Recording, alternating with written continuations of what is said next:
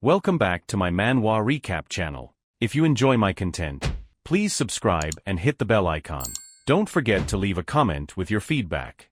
Subscribe now and enjoy the recap. Noise is heard. Many people lie lifeless on the ground. Everything is covered in blood. There are weapons next to people. The voiceover says he thought he would never feel helpless again. Everything around falls and explodes. A man sits in an orange puff of smoke. He is injured. Blood is flowing from his stomach and his head is bowed. He sighed heavily. His whole face is covered in scratches and cuts. He looked ahead wearily. The voiceover said that he thought this time would be different, but it ended like this. He couldn't believe it. The monster growled fiercely in the fire. Its mouth opened wide, revealing sharp, jagged fangs. The last rays fell on the man. The sun was setting. Military planes were flying in the sky. The man remembered his childhood. He became small again. A monster crawled before his eyes. He plaintively called his mother. The boy looks scared. Tears flow from his eyes. His eyes reflect how the monster eats his mother. She piteously holds out her hand to her son. The man thinks that those people were right, because a mediocrity like him cannot achieve anything, no matter how hard he tries. He placed one foot and one hand on the ground.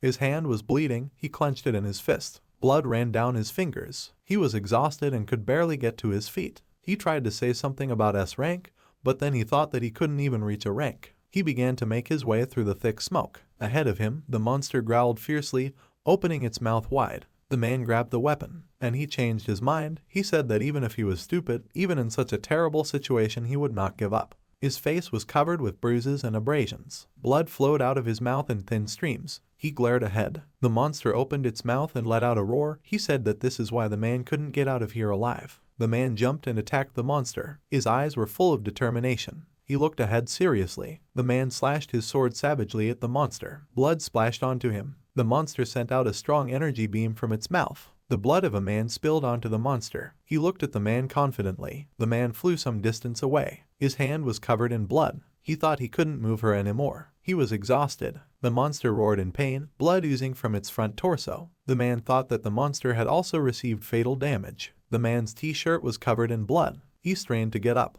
He stood up resolutely. The monster roared and its mouth was bleeding. The man confidently jumped and found himself above the monsters. The monster moved his head. The man resolutely jumped into the monster's mouth. His eyes turned yellow with aggression. He grabbed the sword in his mouth. His teeth were exposed. The monster raised its head. The man tried to grab onto it so as not to fall. He growled. A man was reflected in his yellow eyes. He glared ahead. The man's eyes were covered with red veins. Blood flowed out of the eye in a thin stream. He shouted that this was the last one. The monster spun in a blue whirlwind. He raised his head up. Everything spun in a blue whirlwind. The man pierced his body with a sword. Blood sprayed. He raised his head. The sky shone with moon blue rays. Smoke spread throughout the area. The sky turned blue, sparkling. Rain began to fall on the fluffy trees. The man's clothes were torn. His hand was bleeding. He lay wearily on the ground. The monster lay lifeless next to him. His torso was covered in blood. The man was sweating. He smiled triumphantly. Then the man began to cry from an overabundance of emotions. His face was covered in bruises. The left eye was blood red.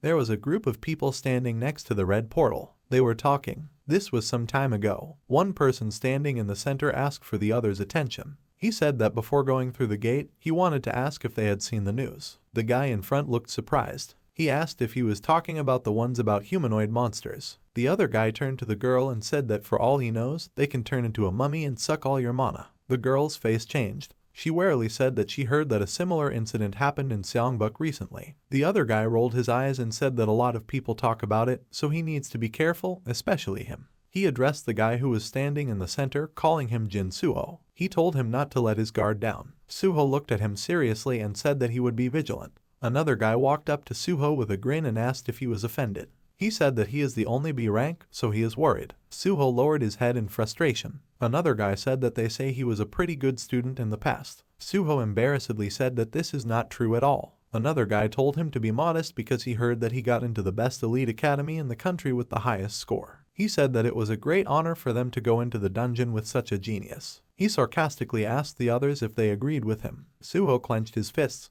He looked down and asked why it ended the way it did. Suho's memories are shown. The teacher looked at Suho and said that Cadet Jin Suho had the highest score. The teacher gave Suho a diploma. The other students started clapping. Suho thought to himself that at first he thought he was talented. He thought that he would be able to avenge his parents and continue to achieve greater heights, However, the entire hall was filled with students. They looked at the stage where Suho was standing. He is awarded a diploma. A drop falls on the table between your hands. He looks ahead, dumbfounded. He thinks that no matter how hard he tried and worked, it turned out to be impossible for him. Something bright is shining ahead. A crowd of people stands in the flickering light, and Suho sits in the dark. He thought that someone had drawn a line, saying that he could not jump higher. Every time fate laughed at him, he consoled himself with the words that he would become better gradually. The table shows Suho's name is B rank in 26th place. However, in the end, in this place, he realized that he was not capable of more. There is a crowd of people in the red space in front of Suho. They chat happily. One guy told them to get ready to go. He asked Suho to go too. The two guys laughed among themselves. They spoke sarcastically,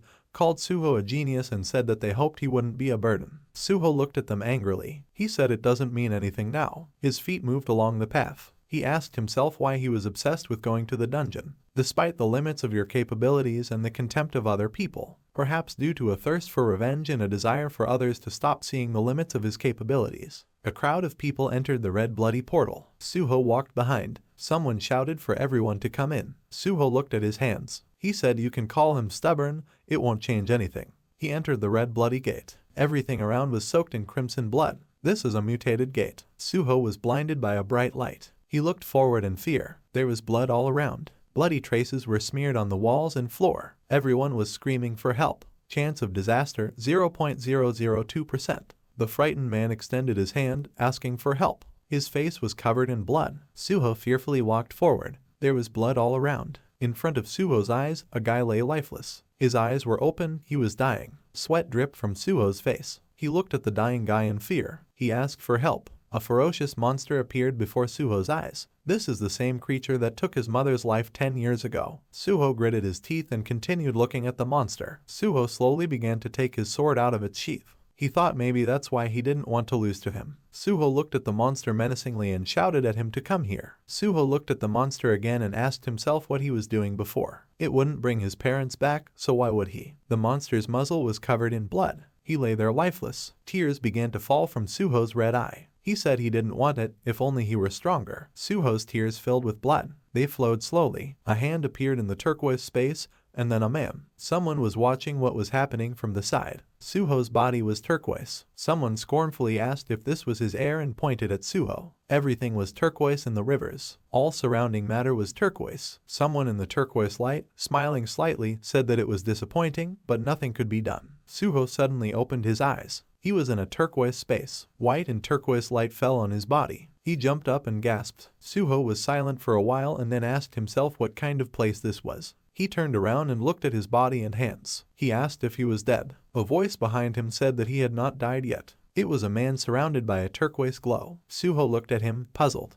The man looked at him proudly. His eyes glowed green. Suho's eyes widened as he thought to himself about the man's ancient attire. He asked with widened eyes who he was. The man stood in a turquoise glow. He said majestically that judging by his impudence, Suho had lost his mind. Suho, barely moving, turned to him. The man looked at him and asked if Suho knew who he was. Suho looked at him angrily and asked him to just tell him who he was. The man touched Suho's chin with his fingers. The fingers were turquoise. The fingers shone in the darkness. The man looked at Suho with a grin and said that he was a sky demon, and Suho is his only heir. Suho looked at the heavenly demon in shock. He, not understanding, asked what he was talking about. His eyes widened in horror. The heavenly demon is known to all fans of the subculture. The celestial demon, glowing turquoise, holds 2 fingers near its torso. He is a heaven beyond the clouds character. We like to call him the strongest creature. Of course, for Suho he was just a fictional hero of the novel. Suho's eyebrows furrowed. He looked ahead. In his mind, Suho wondered if the sky demon was really real, and how would he understand that he was his ancestor. He said it was true, but it was hard to believe. The heavenly demon said that it seems that in the world of Miram and he has become part of the myths. He raised his head, smiling. The heavenly demon continued speaking and said that despite this, there could be no mistake. He is Suho's ancestor and Suho is his heir. The sky demon turned to Suho good-naturedly. Suho asked in surprise if he read his thoughts. The sky demon said it was easier than snapping a finger. Suho stared ahead seriously. His face was tense. The heavenly demon looked at Suho. His body was in a turquoise haze. He thought to himself that Suho had a very evil aura. It is difficult to admit even the slightest possibility that this is true, but no matter how much he thinks about it, it does not look like the result of a spell or magic. Suho turned to the heavenly demon and asked why he brought him here. The sky demon smirked and asked if he really brought Suho here. He looked at Suho from under his brows and said that he was worth nothing. Suho is just a piece of flesh, nothing more. He told him to know his place. After all, Suho is a pathetic, banal creature. Suho looked at him indignantly. The heavenly demon said indifferently that he was looking for another demon here. His only enemy and obstacle on the way. This is a bloody demon. The heavenly demon looked at his hand seriously. He raised his hand up. The heavenly demon said that if it weren't for him, he wouldn't be in such a humiliating position. He shouted and said that he had disobeyed Providence, and so what? Is this a reason to turn him into a spirit? Suho said that he is confused. It is difficult for him to control this world and search for the blood demon without a physical body. The sky demon folded his hands into his turquoise hanbok. Suho continued to look at him. Suddenly, the sky demon's eyes glowed turquoise. He remembered something. He said it might work. Suho looked at him annoyed. He asked what the heavenly demon was talking about. The heavenly demon turned to Suho, came closer and said that he was his heir and he had a useful body. Suho jumped back. He looked at the heavenly demon from under his brows. The heavenly demon placed his hand on Suho's shoulder. He looked at him kindly and told him to give up his body. Suho looked at him in fear, not understanding what was happening. Sweat dripped from his face. The sky demon continued to look at him and told Suho to take it as an honor. He said that he would return to Earth in the mortal coil of Suho. Suho looked at him aggressively and asked if this was a joke. He asked why he should give up his body. Suho's eyes widened in surprise. The turquoise sky demon energy filled the entire area around him and touched Suho. The heavenly demon asked how he dared to forget his place. The heavenly demon moved his foot. His body was covered with a turquoise veil. The heavenly demon looked at him arrogantly and said that he no longer had a choice. His eye narrowed. Suho was sweating. He looked at the heavenly demon from under his brows. He thought that the heavenly demon might resist his martial arts. Suho's hands were covered in turquoise energy. Suho thought that such an ominous and powerful energy was simply passing through his hands. And for some reason, turquoise energy doesn't seem scary. Suho thought that he didn't know what was going on here, however. Suho suddenly raised his head and, confidently opening his mouth, said that it seemed that the heavenly demon was upset because everything did not go according to his plan. The heavenly demon calmly lowered his gaze, sighing. The figure of two people appeared in gray, black and white pixels. They held hands and looked into each other's eyes. One man told another to promise him that he would never harm those in whose veins his blood flowed. He smiled and said that he would protect them no matter the cost. The heavenly demon looked down seriously. This memory came to him again. The sky demon looked up and asked Suho's name. Suho said that the name was Jin Suho and repeated it twice. The heavenly demon smiled and repeated his name. The heavenly demon said that he was ignorant, but he made him the offer of a lifetime. Suho opened his mouth in surprise and asked what was going on. Suho shouted and said that he would get by, no matter what the hell it was. The heavenly demon calmly said that Suho lost his family because of his weakness. Suho looked at him blankly. The heavenly demon touched him with his finger. He continued talking and said that Suho probably kept repeating to himself that everyone would have survived if he had been a little stronger. Suho could have saved them. The heavenly demon looked at him arrogantly. Suho, on fire, looked forward in fear. His mother extended her hand to him. The heavenly demon continued speaking and said that, unfortunately, everything is in the past. He turned to Suho and said that his thoughts were too naive. He should understand this. However, the parents cannot be returned. Suho looked at the celestial Demolin in fear and told him to stop reading his mind or he would kill him. The sky demon laughed. He said that Suho is driven by anger, a thirst for revenge. He continued to look at Suhoti and said that pathetic non-entities, unable to overcome their limit, are driven by smooth emotions. The heavenly demon looked at him and said that Suho was no better. Suho continued to look at him seriously. The sky demon looked at Suho with a grin and said that Suho tried, but soon realized that his limit was a little low. Suho shouted in anger and told the heavenly demon to shut his mouth. The sky demon's eyes narrowed. They sparkled turquoise. The heavenly demon said that he would get down to business. He said that he could help him overcome the obstacle. Suho looked at the sky man in surprise and asked what was going on. The heavenly demon said contentedly that he would do him a favor and tell him that the way the hunters of this world were trained was not suitable for his heirs. Sweat began to flow from Suho's face in a thin stream. Shown as B rank and 26th ranked Jin Suho, he stood in front of other people. A scoreboard was burning in front of him. The heavenly demon told him that he did not need martial arts at all. He looked at Suho arrogantly and said that in all of Murim, there is no art stronger than the heavenly demon martial arts. Suho stuck out his fist and asked if he could really get stronger. He looked at the heavenly demon with confidence. The heavenly demon folded his hands and said that it was true. His greatest techniques will make any idiot stronger, and for someone in whose veins the blood of a heavenly demon flows, it will not be difficult at all. Sweat started dripping from Suho's face. He looked down. The heavenly demon said that it was better for Suho to just hand over his body to him and not resist. Suho thought that he finally had the opportunity to become stronger. Memories of his dying mother came to him. He thought seriously and decided that it wouldn't work. He looked at the heavenly demon and said that even so he would not give up his body. The heavenly demon looked at him seriously and asked if he was really thinking about one thing, but at the same time he was playing a show here. He said it was okay and promised to give him a test. Suho asked questioningly what kind of test it was. The heavenly demon clenched his fist and said that Suho must pass it. He said that he would promise that he would teach him his internal energy and cultivation techniques. The heavenly demon said that if Suho fails the test, then Suzo must give him his body. The heavenly demon narrowed his eyes and said that this was a good offer. He asked what Suho would say. Suho was confused. He thought to himself that it would be more correct to refuse, but the heavenly demon did not say what the test would be. Suho's eyes widened. He thought this was his chance. The sky demon extended his hand. Suho thought that this might be his last chance. He asked himself if he would regret it later. Suho gritted his teeth. He turned to the heavenly demon and asked if he would keep his promise. He smiled contentedly and said that his name was at stake. He asked if Suho thought that he, having transcended death itself, would cherish some kind of internal energy technique. Suho looked at him confidently. He agreed and asked what the test would be. The heavenly demon smiled smugly. He raised his hand and made a gesture. He said that Suho took one step away from his despondency and stood in front of him. The sky demon snapped his fingers. Suho recoiled in fear. Everything around was covered in red. Suho whispered where he was and cursed. The memory of his dying mother appeared before him in the red twilight. In the other corner stood little Suho and his mother. Suho cried. Tears were also dripping from the mother's eyes. She asked her dear son if he would hide here. Tears continued to flow from her eyes. She said that other people will find Suho, and asked if he understood. Adult Suho looked at the memory in fear. He was in a daze. Little Suho told his mother not to leave him. Mom put her finger to her mouth to make Suho quiet.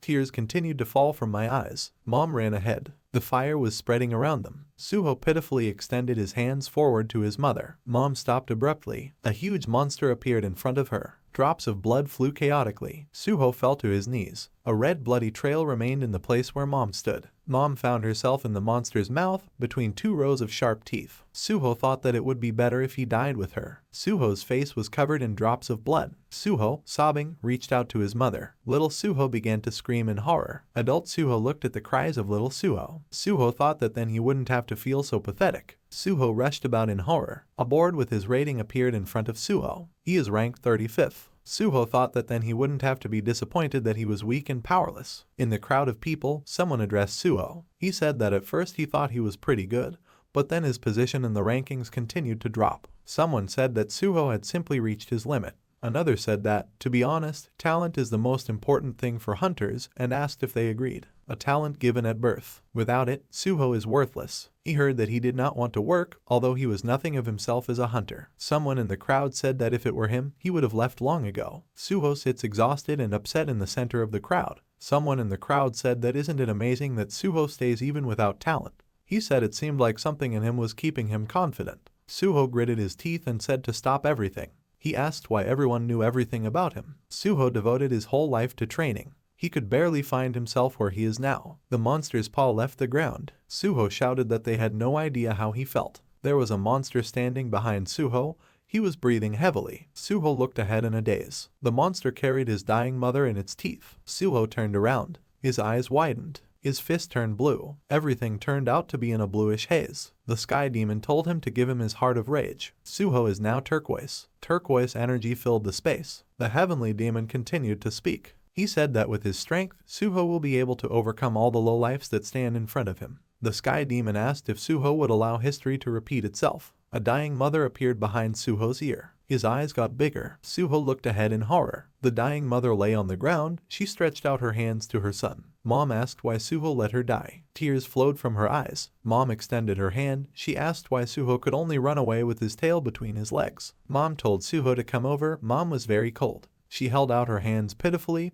her face distorted. She named him son. Suho looked at his mother in shock. Mom asked why he hesitated. Rather, this is his dear mother, whom you long to see. Mom said not to tell him that he was going to abandon her a second time. Suho approached his mother with a sword. She extended her hands to him. Suho fell silent, waiting. He refused. The heavenly demon looked at him in surprise. He believed in what was happening. Suho sharply thrust the knife into his mother's chest. She stepped back, opening her mouth. Blood was flowing from him. Suho said that such methods are wrong. Suho looked forward seriously and said that his mother would never blame him. In the monster's mouth, Mom pitifully extended her hand. Mom shouted to Suho to run. She shouted that Suho must live. Tears flowed from her. Suho said that his mom is not that kind of person. Suho sharply swung his sword around himself. Everything around was broken into small fragments. They were rapidly falling down. The heavenly demon looked at Suho in shock. Suho called out to the sky demon. Everything fell in many pieces. Suho said that it was so disgusting for the heavenly demon to play with other people's emotions. Suho looked forward menacingly. He asked the sky demon if he had won the test. The heavenly demon looked forward seriously. His pupils glowed turquoise. He thought how this is possible, because Suho is a weakling. Suho with the sword shone in light blue. The heavenly demon thought that suddenly the energy around Suho had changed. The heavenly demon said it was interesting. The heavenly demon smiled and said that he accepted that Suho had passed the test. The sky demon turned to Suho. Suho asked the heavenly demon how he could become stronger. The heavenly demon turned away and asked why there was such a rush. There is a way to transfer energy. Suho screamed. The heavenly demon said that he would not take his body for now. He, smiling arrogantly, raised his hands and said that he would only take his body when he asked. Suho stared at him and wondered if the words of the heavenly demon could be trusted. He thought that at least the heavenly demon was really strong. If Suho doesn't give in, he won't do anything, otherwise he would have already taken his body by force. Suho agreed. He looked at the sky demon seriously. He said that if the heavenly demon dared to do something stupid, he would kick him out. He told the sky demon to keep this in mind. The sky demon smiled from the darkness. He said great, naming Suho his heir. He rose above Suho, emitting turquoise energy. He said that in that case, they will see how long Suho can last. The heavenly demon's eyes stared into Suho's eyes. Suho moved away from the sudden surge of energy from the heavenly demon. The sky demon's eyes turned turquoise. Suho suddenly found himself in a turquoise haze. He looked at his body in surprise. Turquoise-colored energy flew into his chest. He looked at his hands and asked what was going on. A turquoise haze was leaving the hand. Suho, shrouded in turquoise, looked forward in surprise. The heavenly demon said that it was an honor to serve him. Suho pulled back. He began to scream, his mouth distorted. Ahead, a shining beam of light flew towards Suho. It was a sword. It shone silver. The sword flew straight over Suho's bond. Suho dodged, frightened by the unexpected attack. He looked back. The sword stuck into the ground. Suho's face was covered in sweat. The heavenly demon continued to speak. He said that he would make an exception and lend his power to Suho this time. Masked samurai with tails appeared in front of Suho in blue lighting. The heavenly demon said that firstly, he wants Suho to defeat these blood cult pests. The samurai crouched down, pulled his sword out of its sheath and looked at Suho. Suho held the knife and stepped back in fear. The sky demon shouted for Suho to kill them. Sweat was slowly dripping down Suho's face. He was in a turquoise haze. Suho was surprised. He bent down and raised his sword with all his might. Suho made a turquoise swirl with his sword. The samurai in front of him was killed. Blood flowed from his body in different directions. The other samurai looked at Suho in fear. The voiceover says that Suho has absorbed the spirit of the heavenly demon. His body has evolved. Suho holds his sword in doubt. He received a new ability tree. A strong energy of turquoise color washes over him. Suho's eyes widen in surprise. He holds a sword, pointing it towards the samurai. Two samurai fly on Suho. Suho obtained a piece of the heavenly demon divine arts. Suho's eyes widen. He looks forward menacingly. He moves the sword from left to right. Suho, shrouded in a turquoise haze, kills samurai. Their blood splashes in all directions. The samurai said it was incredible. They asked in surprise if this was Suho's power. Suho emitted a turquoise light. Sweat dripped from Suho's face. The shadow of the heavenly demon hung over Suho's face. The heavenly demon whispered in Suho's ear that this was only a small part. The more he lets it in, the bigger this part will become. Suho waved his sword menacingly. He shouted if the sky demon really thought he would fall for his words. Sweat was rapidly dripping from Suho's face. He thought that he just needed to concentrate. He thought that first he needed to deal with the enemies in front of him. Suho shouted and spread his arms. A blue scoreboard came out of his hand. Suho used the ice spear ability. The samurai in front of Suho plunged into a blue haze. Their eyes plunged into darkness. They turned black. The samurai flew back. They were surrounded by blocks of ice from all sides. Blood poured from their chests. Suho looked forward menacingly. He bared his teeth. A turquoise whirlpool swirled around him. All the samurai plunged into the ice. Suho used the freeze ability. He used the ice spear ability. Suho jumped over the samurai. The samurai raised his head in fear. Suho sent his icy energy towards them. Everything around became turquoise. Suho looked forward in anger. A drop of blood dripped next to Suho's shoes. There was a scratch on Suho's face. He looked forward in rage. The heavenly demon thought that Suho had good concentration. Suho sighed. The heavenly demon thought that once he got this body, he could turn it into something worthwhile. He looked down, lost in thought. He thought that there were too many samurai for a beginner. Suho stood alone. Dozens of faces with blood-red eyes looked at him. Sweat dripped from Suho's face. The heavenly demon looked down and said that he couldn't let Suho die here, so he would help him a little. Suho bared his teeth. He said that he did not need the help of the heavenly demon. The sky demon shouted sharply and told Suho to let go of the sword. Suho's eyes widened in a turquoise haze. The sword fell next to Suho's leg, hitting the ground. Suho stepped away in fear and, stammering, asked what the heavenly demon was doing. He stood there in a daze. Suho wondered why he couldn't move. Samurai were flying above him. They looked aggressively, holding their swords at the ready. Suho stood motionless. A turquoise flame hung over Suho. The heavenly demon said that everything in the world of Miram depends on his steps. Suho looked ahead in fear. His pupils shrank and turned turquoise. Suho continued to stand. The samurai were approaching. The heavenly demon said that this is the heavenly demon divine art, the first technique. Suho took a step. He stepped on the ground and a turquoise light came off of him. This is the stride of the heavenly demon's dominance. Suho walked confidently. A turquoise whirlwind swirled around him. His body glowed turquoise. The samurai around him were approaching him. Suddenly, the whirlwind around Suho expanded and knocked all the samurai off their feet. Black and turquoise energy scattered in different directions. The samurai flew off in different directions. Their mouths opened and turned black. The samurai's eyes turned black and sunken. Everything around was spinning in a turquoise whirlwind. Ashes from the black energy quickly fell down. Suho stepped back. He found himself under a foggy, cloudy sky. He stepped back in bewilderment and asked in surprise whether he really did it himself. The heavenly demon stood behind Suho. Suho looked at him confused. The heavenly demon looked at Suho smugly. He said that his strength would not be enough for such a thing and called Suho a useless worm. Suho's eyes widened. He tried to say something and fell silent. Suho fell to the ground. He thought in surprise about the strength in his body. The heavenly demon looked down on him and said that he knew it. Suho's face distorted. He bared his teeth and glanced sideways at the heavenly demon. He said, "Just don't say that." He didn't finish and, holding out his hand, said, "Wait." The heavenly demon smiled slyly and looked at Suho. He grinned. Suho thought he had been fooled. Signs appeared on the blue board. They said that Suho defeated 124 bloody ghosts. The next board said that Suho had extracted the blood ghost's inner energy. The last board said that the mastery of the divine arts had been increased.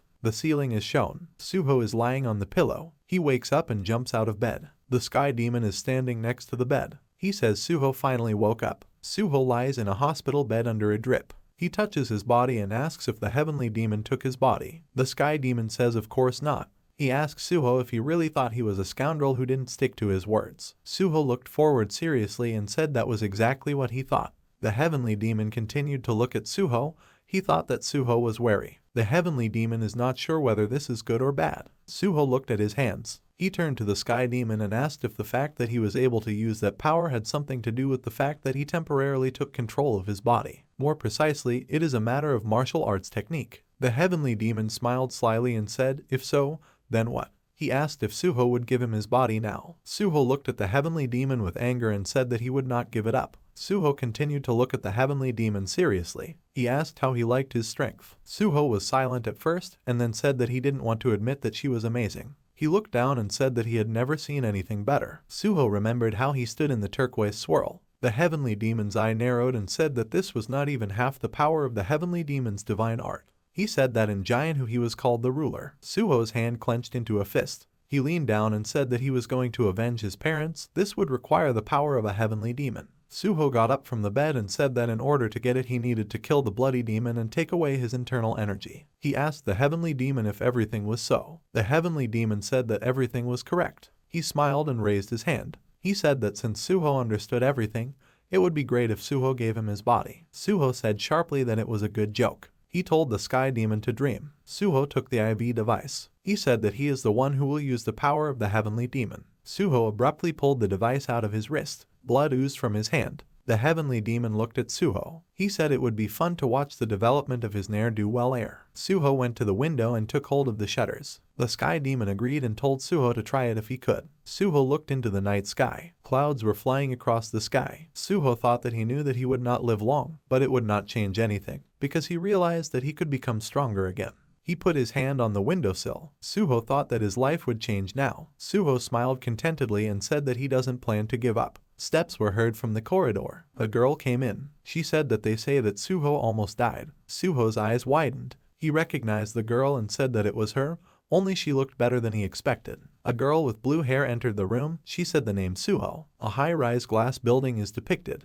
The employee says, turning to the commander, that he received a call from management. They ask him to check the report about the mutated gate. The commander held papers and folders. He said that he would take a look and asked for it to be sent to him by email. The employee continued to say that they keep asking about interviews about new monsters. The commander apologized and said that this matter was beyond the authority of their department. He asked to bring materials related to this. They will try to stop all reporting. He said that he would prepare everything. Someone said, turning to God, that there is no other battlefield other than this. Another employee asked what management was going to do. He thoughtfully held the little machine in his hands. He said that this is the 8th time an incident has happened with a humanoid monster that drained the mana from the hunters. He held in his hands an image of dozens of samurai under a blood-red sky. He said that in addition, a mutated gate appeared. Tomorrow morning news promises to be funny. He swore. Another employee said they still didn't have a good idea on how to present it.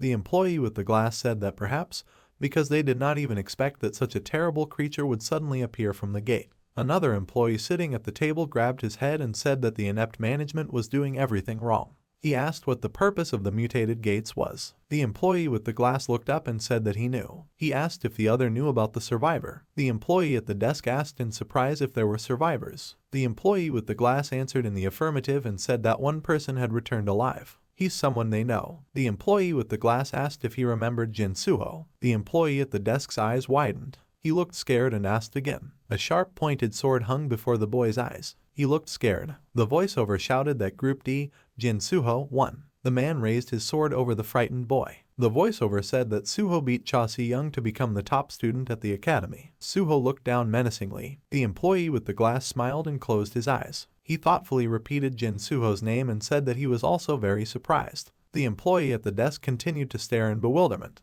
He said that, to be honest, he was even speechless for a while. He even thought maybe he had some kind of trick. Then the employee asked himself what cunning thing an ignoramus could have. He leaned smugly against his chair and said that Suho was probably just lucky. He turned to the employee with a glass and told him to stop thinking about nonsense and get back to work. He continued talking and said that the cup employees department has been doing very poorly lately, so he should get into the game. He named the employee Huey Seok. Huey Seok frowned and said that the employee at the desk had a bad temper. Huey Seok turned around and said he was leaving. He said that they graduated a long time ago, but the employee at the desk continues to ramble when it comes to Jin Suho. The employee at the desk remembered the moment when Suho raised his sword above him, defeated him. He was breathing heavily, sweat dripping from his face. He looked ahead fearfully, and Suho looked down at him confidently. The employee at the desk took out a cigarette and a lighter. He put his fingers through his hair and said that Suho still goes to dungeons, insulting him. Suho glanced at the girl and called her Cha Si-young. She held a pack of juice in her hands and said that it looks like Suho hasn't forgotten her name yet. Suho looked at her seriously and rudely said to go home, because he had nothing to say to her. Si-young apologized and said that she had something to say. She sat down. She asked if Suho would listen to her. She looked at Suho seriously and said that she told him to stop being a hunter because he has no abilities. She continued to look at Suho with a serious look. She asked how much more she would have to repeat before Suho understood. Suho looked at Si-young with concentration.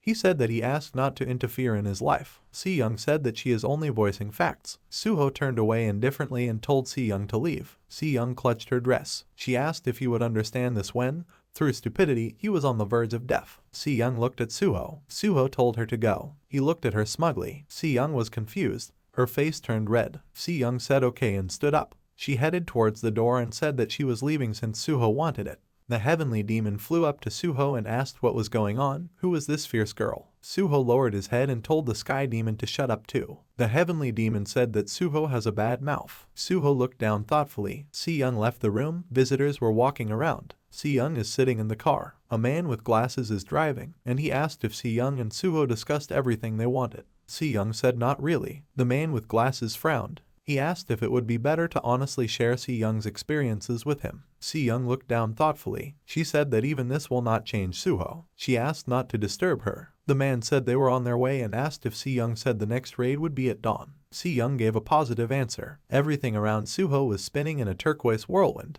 Jets of turquoise energy swirled from side to side. Suho sat intently in the lotus position. His eyes were closed, and a turquoise field of energy was spinning around him. Suho looked ahead seriously. His eyes opened smoothly. A scoreboard appeared in front of him. The board said that Suho had obtained the heavenly demon divine arts mind inner energy technique. The sky demon smirked. He said that just think, Suho just now studied it, how slowly. He continued talking and said that he had mastered this technique back in the day, but Suho interrupted him. He was sweating and said he was tired, asking the heavenly demon to shut up. The sky demon looked at Suho with narrowed eyes. He called him a scoundrel and wondered how Suho learned this technique so quickly, because even for his air it is incredibly strange. Suho continued to sit in concentration, looking at the floor. Suho holds a phone with a map. Suho asked if he was sure this was the right place. Suho and the sky demon entered the tunnel. Suho said that this is where the F-rank gate is, where trainee hunters go for training. The heavenly demon said that he was sure. He identified the bloody demon by the stench. He said that Suho definitely came here. They walked forward in a turquoise haze. Suho said that he doesn't understand what the point is in sucking mana out of trainees. He asked why a bloody demon would do such a thing.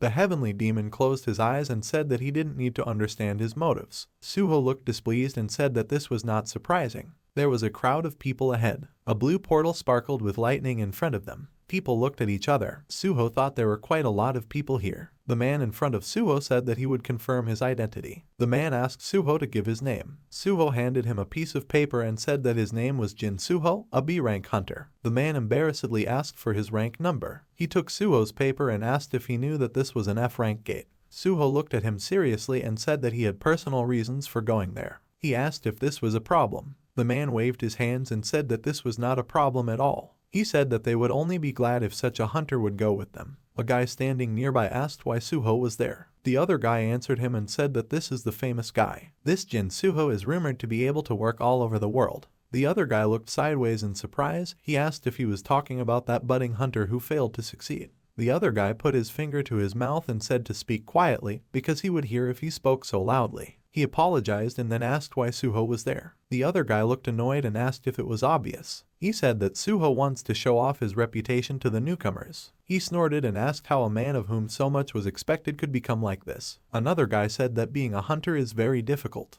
The first guy said that if Suho had not passed into the academy with the highest score, he would have lived well as a B-rank hunter, but nothing could be done. He said life wasn't fair and asked if the other agreed. Suho stands confidently in the dark. A group of laughing people stands next to a sparkling portal. They talk to each other. Suho stands away from them, near the wall. Suho thought that once upon a time he too was excited to go to dungeons because he hoped to become stronger one day. Suho looks forward contentedly in the shining flames. He smiles. Suho goes through the yellow sparkling gate. The heavenly demon thought that this was just funny because his air was fixated on his past glory. Suho looked down. He looked menacingly at the heavenly demon and told him that he asked him not to read his thoughts without permission. The heavenly demon smiled smugly. He said that Suho looked so pathetic that he couldn't help himself. He looked at him and said that Suho seemed to want to take advantage of his power, but he was still connected to his worthless past. Suho looked ahead and remained silent. Suddenly, someone contacted Suho. The embarrassed girl stood in front of Suho. Suho asked what she needed. She became even more embarrassed and began to mumble, but then said that she wanted to get Suho's autograph. Her cheeks turned pink. Suho asked again in surprise. The girl continued to hand Suho a piece of paper. People around began to whisper. One guy asked if the lazy guy with the highest score had found better things to do. They bared their teeth and looked aggressively towards Suho. Suho and the girl looked sideways at them. Another guy asked why come and take the place of newcomers. The girl blushed and said that she was probably not good enough to get Suho's autograph. Suho took her piece of paper and asked what she was talking about. She waved her hands and, blushing, said that she had said something completely wrong. Suho, holding a piece of paper, asked what she meant. The girl looked down and said that she was one of the survivors of the dungeon that Suho had cleared. If it weren't for Suho, she would have died then. She survived thanks to him. Suho looked at the girl in confusion and surprise. He asked himself if he really saved anyone. He considered himself incompetent. The girl stood shyly in front. Suho smiled contentedly. He handed the piece of paper back to the girl, turned around and said that he would sign it later. The girl took the piece of paper in surprise. She gasped and bowed. Suho turned to her and said that when they cleared the dungeon, if she didn't change her mind, he would sign the paper. The girl perked up, her eyes widened, and her face broke into a smile. She bowed several times and thanked Suho for the future autograph and for saving her then. The girl went to her friend. She was delighted and held her hands on her cheeks. Suho looked at her. He thought she was very happy and turned away. Suho walked forward and told the Sky Demon that he said that only a rank and above hunters could deal with the blood ghosts. The Heavenly Demon glanced smugly at Suho and said that everything was correct. He said that in general there are a lot of monsters that are superior to them. Suho calmly looked ahead and said that the strongest of those who would go with them had a C rank. The guy in the windbreaker looked pleased. The Heavenly Demon smiled slyly and said that if Suho did not save them all, they would die. Suho took out his sword. He looked forward with confidence and said that he could not reverse his decision on the first day. A group of hunters stood in front of a blue shining portal. The girl with the clutch in front of them said that those who go to the dungeon should stand up. The girl introduced the C-rank hunter, Kang Byung-chul. Today he will be their commander. Byung-chul stood contentedly. The girl continued talking and said that they had to try very hard to get Byung-chul to come here, so others need to listen to him carefully and learn. She told them to remember to be careful while they were in the dungeon. The hunters unanimously said okay. The girl remembered that they had another special guest here, a B-rank hunter, Jin Suho. Suho stood behind everyone, and everyone in front of him turned around. Suho confidently walked forward. The girl said that since he will participate in this raid, she is sure that there will be no incidents. Byung-chul good-naturedly extended his hand to Suho. He greeted him and said that it was an honor for him to meet him. Suho looked at him in surprise. The Sky Demon looked down suspiciously. Byung-chul and Suho shook hands. The Sky Demon wondered if he was just another one who wanted to start a fight with him. Suho looks at the floor. The guy opposite him says that Jin Suho is worthless and only got his rank due to his past reputation. Byung-chul smugly said that he will pass Suho's level when he proves that he is stronger than him. The Sky Demon in the turquoise haze continued to look at Suho and Byung-chul's handshake. He was confused and wondered what this fish-like scoundrel was doing. Byung-chul continued to smile good-naturedly and hold Suho's hand. The hunters began to pass through the gate. The gate emitted a blue glow. Someone from the crowd said that it was very dark here and asked if something would happen to them. Byung-chul turned to them and told them not to be afraid, it was just an F-rank dungeon. He said if they believed in their abilities and acted as they should, nothing would happen to them. Suho looked at Byung-chul seriously and thought that this was all nonsense. He said that anyone would notice at first glance that this place is not F-rank, the minimum here is a rank and above. He wondered if Byung-chul was really a hunter. Around them there was a dark blue space in which smoke spread. The Heavenly Demon said that such pitiful people always talk a lot. There were such people even in his time when he ruled Muram. He raised his head smugly. Suho turned away from him and told him to shut up. He thought that in any case he was an uninvited guest here. Nothing will change even if Suho tries to do something. He looked down and thought that he could only try to use Byung-chul. Suho turned to Byung-chul and said that since he was appointed in charge, he would follow his orders. Suho said that he thought it would be good to form a vanguard and a rear. He asked what Byung-chul would say. Byung-chul smiled embarrassedly and said that of course it was necessary. Suho wondered what Byung-chul was doing, what he was trying to achieve. He wondered if he needed him to decide even such mundane things. He thought that he, Jin Suho, was his stepping stone towards B rank. Byung-chul, with his hands in his pockets, turned back and addressed the others. He said that it would be difficult for them to see because of the fog and asked them to stay close to each other. He enthusiastically told them to remember that their enemies are not only monsters, because such a difficult hike is already a kind of test for a hunter. Suho and the Sky Demon looked at Byung-chul. Suho thought that he was still a simpleton. The Heavenly Demon smiled contentedly. Suho looked sideways at him and said that he asked him to be quiet. The Heavenly Demon looked down and asked if Suho could really handle it, if he had any idea what was hidden in the dungeon. Suho stood behind everyone and held his sword tightly. Sweat began to drip down his face and he asked in surprise if the Sky Demon knew where they were. The Heavenly Demon grinned and said why Suho was asking such obvious things. Suho glanced sideways at the Sky Demon and asked where they were. The Sky Demon in the black and turquoise haze grinned. He said they were below us. The ground cracked under Suho. All the hunters began to rapidly fall down. They screamed in fear. Suddenly everything around turned burgundy and red. Sticky red matter appeared around them and they were stuck in it. Suho extended his hand and started shouting something. He shouted for the guys to run. Everything around was covered with red material. It enveloped. The hunters' faces were full of horror. Suho shouted again for everyone to run. Suho looked up menacingly, and the girl cowered behind him. Suddenly Suho's face changed. It was distorted with surprise and horror. Two legs dangled above the ground. Red matter dripped from them. In front of them hung the body of Byung-chul. Red material flowed down his torso and face. The hunters looked at the dead body in fear. Suho held his sword and walked forward. The sky demon smirked and said that they had caught them from the start. Suho looked ahead in fear. The girl walked, her legs gave way. She reached out and pierced the guy's shoulder. She grinned and shouted angrily. Suho's eyes widened in surprise. The girl raised her head, looked forward, and asked Suho to save her. Suho looked ahead, puzzled, and cursed. Byung-chul's lifeless body lay on the ground. The face was covered with veins, and the eyes were deathly pale. The girl in front of Suho smiled sarcastically and shouted at Suho, calling him a hunter. Tears were streaming down her cheeks. Suho looked at the girl in surprise. Suddenly her eyes lit up with a pink flame and she flew up to Suho. She leaned against him and there was a blow. Suho defended himself. He shouted for everyone to leave. The girl continued to attack. Everyone around was screaming, and the girl flew up to Suho at full speed. Her hair stood up and her face and eyes became sparkling pink. Suho thought that he had already guessed that it was a bloody ghost, but since when? The heavenly demon flew up from behind. He looked forward with concentration and said that just recently, when they entered the gate. Suho looked forward in surprise, sweat running down his face. The girl approached, smiling maliciously. She attacked Suho, but he defended himself with his sword. Suho threw the girl into the distance. She flew away, streaking through the air. Suho also calved. The heavenly demon repeated in a serious tone that she became like this as soon as she came here. Suho looked forward resolutely. The girl, shrouded in red haze, crawled along the ground. Her eyes shone white, and large drops of tears flowed out of them. The sky demon smirked. Suho turned to him and asked if he knew anything about this dungeon. The heavenly demon said that of course he knew. This place is one of the many blood demon prisons created in the past in Murim, the mirror of evil deeds and sins. The girl confidently holding the blade flew up to Suho. She continued to cry. Suho looked wary. The heavenly demon continued to speak and said that those who had done wrong were gathered here and turned into monsters.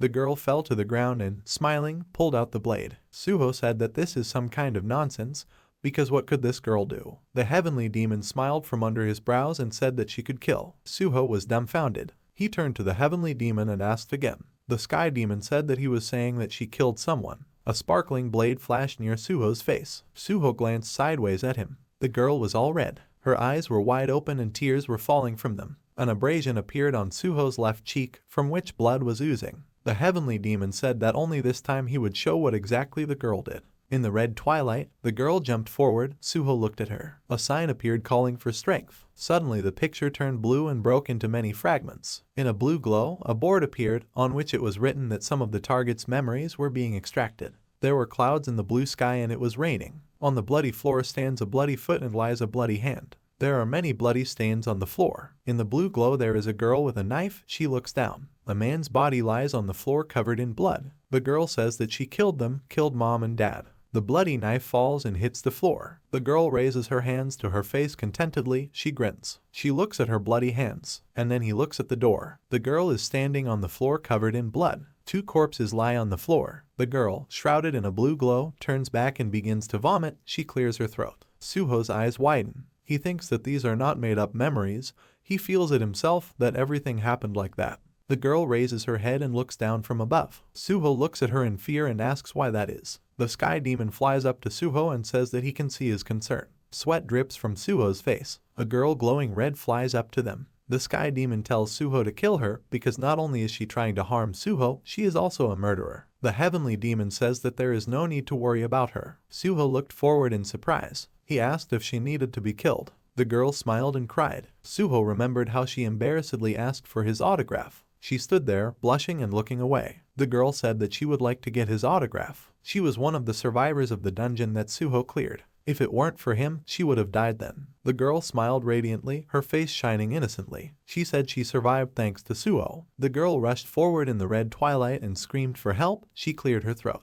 Suho threw his sword. The sky demon swam up to him and asked what he was doing. Suho looked forward confidently. The heavenly demon said that she was trying to kill Suho. He had no reason to keep her alive. Suho raised his hands to his face and said that the girl asked to be saved. He said that the sky demon himself said that he needed to become stronger in order to stop running away like before. The heavenly demon looked down on Suho. Suho said that this also applies to finding out the truth. He extended his fist and said that he needed power, but now he had it. He looked at the sky demon, then looked forward confidently. The heavenly demon opened his mouth in surprise. The girl stood up and continued to approach Suho. Suho thought that he would definitely be able to survive if he killed her now. His heart began to beat wildly. It emitted many turquoise lights and radiances. Suho took a step. His eyes widened. He looked ahead in fear. Suho thought that if this was the only way to get out of here, he would be disgraced for the rest of his life. In the darkness, the girl walked towards Suho. She soared into the sky. Suho repelled her blows. Suho thought it would be better to die here. His hands were in a turquoise haze. Suho was surrounded by a turquoise dome of energy. He looked forward seriously and said that if he couldn't change anything, he didn't deserve to live. The sky demon looked at him in horror. He shouted what he was trying to do. His mouth opened in surprise. He shouted that Suho had not yet fully mastered the foundation of the heavenly demon divine art.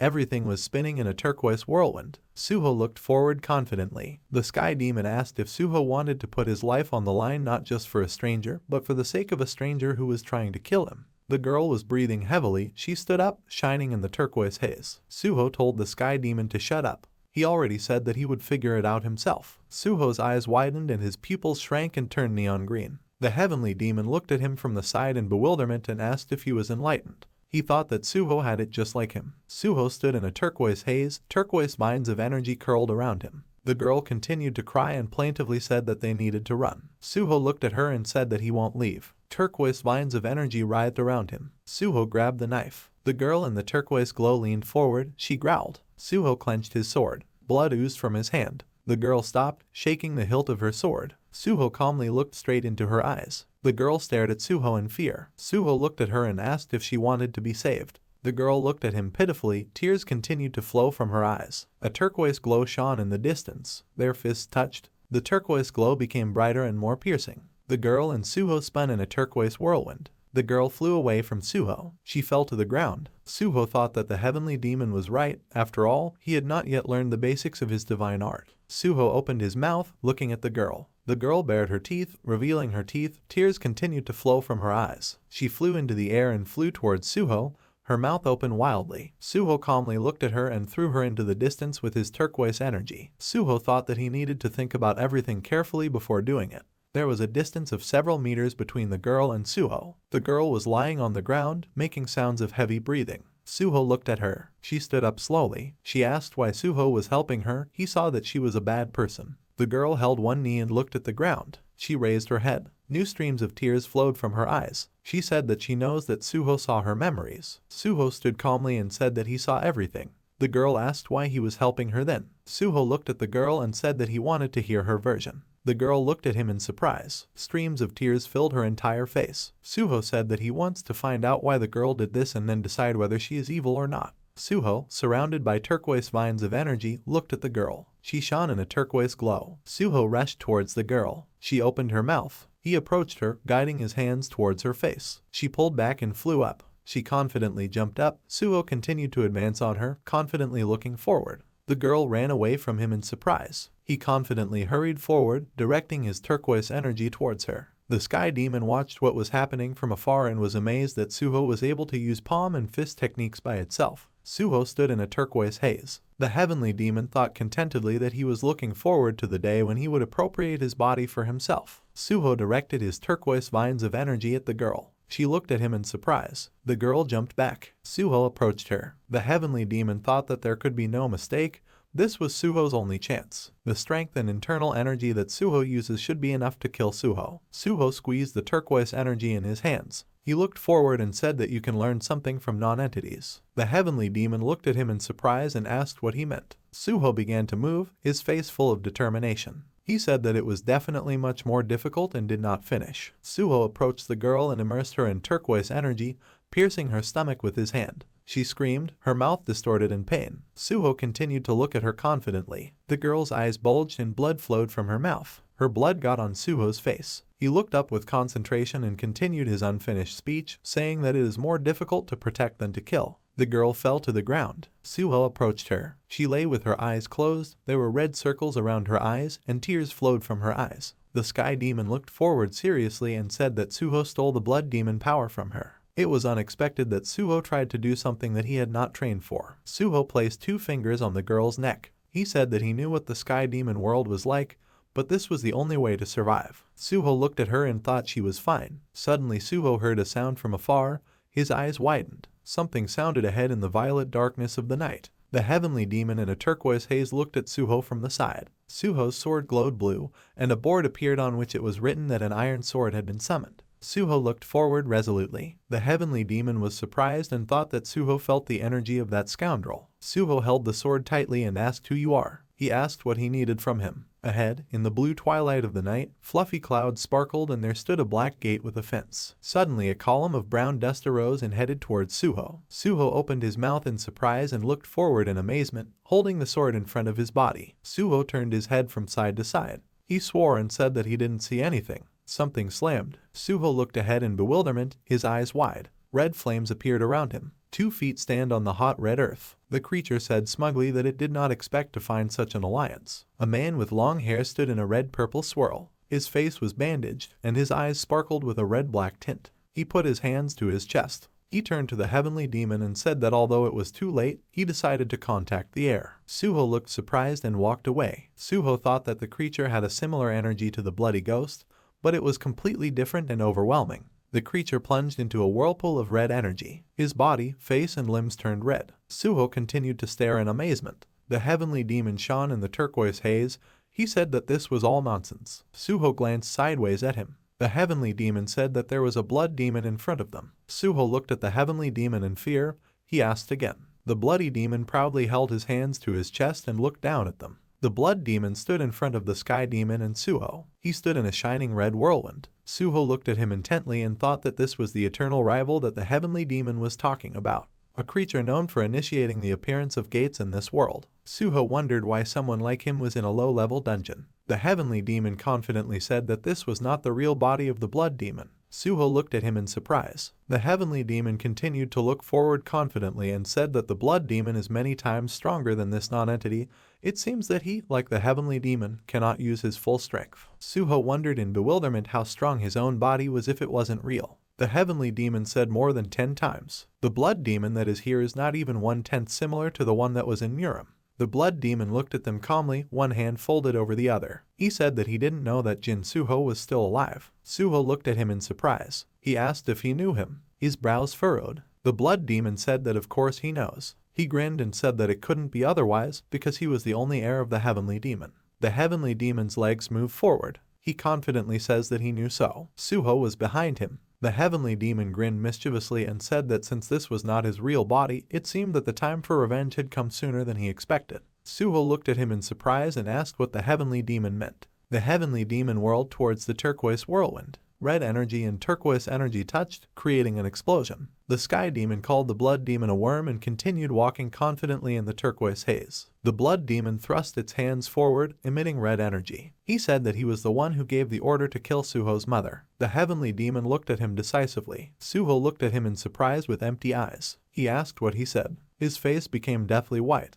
The eyes were sunken, they looked ahead emptily. The blood and sky demon energy formed a red turquoise circle. They stood in an energy vortex. The blood demon chuckled and said that people were indeed stupid. Suho looked at him dumbfounded. The blood demon narrowed his eyes and said that no matter what misfortune happened to people, they would chalk it up to simple bad luck. Suho's eyes widened. The bloody demon laughed and turned to Jin Suho and said that he was very naive. The sky demon narrowed his eyes and thought that this was dangerous. Even though he only had 1/10 of the strength of the original, he was not someone that a newcomer like Suho could defeat. The heavenly demon thought that he had no reason to interfere, which meant that only death awaited him. The bloody demon looked forward militantly in the bloody light. The skull hung on Suho and held his neck. Suho turned to the sky demon and said, looking down, that the blood demon was not someone he could defeat now. The heavenly demon gave a positive answer and said that he would most likely deal with Suho in an instant. Suho asked if the sky demon could handle him. He glanced sideways at Suho and asked again. Suho looked at him and asked if he could win using his current body. The heavenly demon looked at him in surprise. His eyes lit up with enthusiasm. He said that of course he could, since they would both have 1/10 of the strength, he had no reason to lose to him. Suho glanced sideways at him and told the heavenly demon to prove it.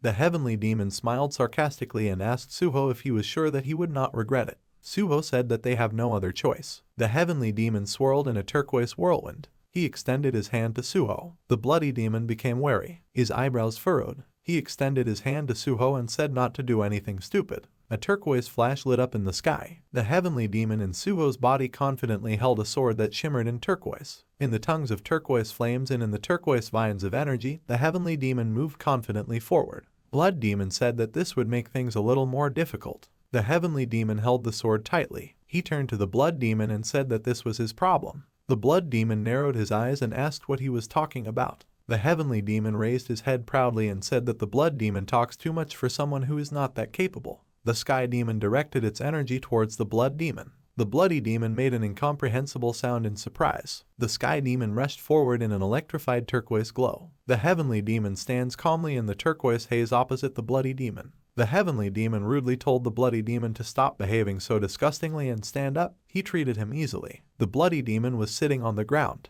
He asked if it was so obvious, because it didn't even tickle, so he decided to play along as if he was dying, so that the heavenly demon would be happy. The blood demon said that the heavenly demon would not succeed until it got used to the body. The heavenly demon confidently said that both of their bodies were insignificant, but it was better than the blood demon's body, which grew up in complete chaos. The blood demon looked at the heavenly demon and suggested that they check if it was true. The shadows of the demons' bodies glowed red and turquoise in the thick fog. The blood demon and the sky demon stood close to each other, fighting. Their energy touched and a white flash was formed. The heavenly demon thought that, as he thought, it was difficult to regain his instincts right away, but even so, he would not lose to the blood demon. The heavenly demon in Suho's body looked at the bloody demon with determination. He moved his sword hand back and thought that he would not lose to the bloody demon. The blood demon raised his sword. Shining lightning bolts emanated from the sky demon's sword. He looked ahead with determination. The sky demon's turquoise energy vines shot towards the blood demon. The blood demon bent down, he jumped back and leaned down, emitting vines of red energy from his hands. The sky demon walked towards the blood demon,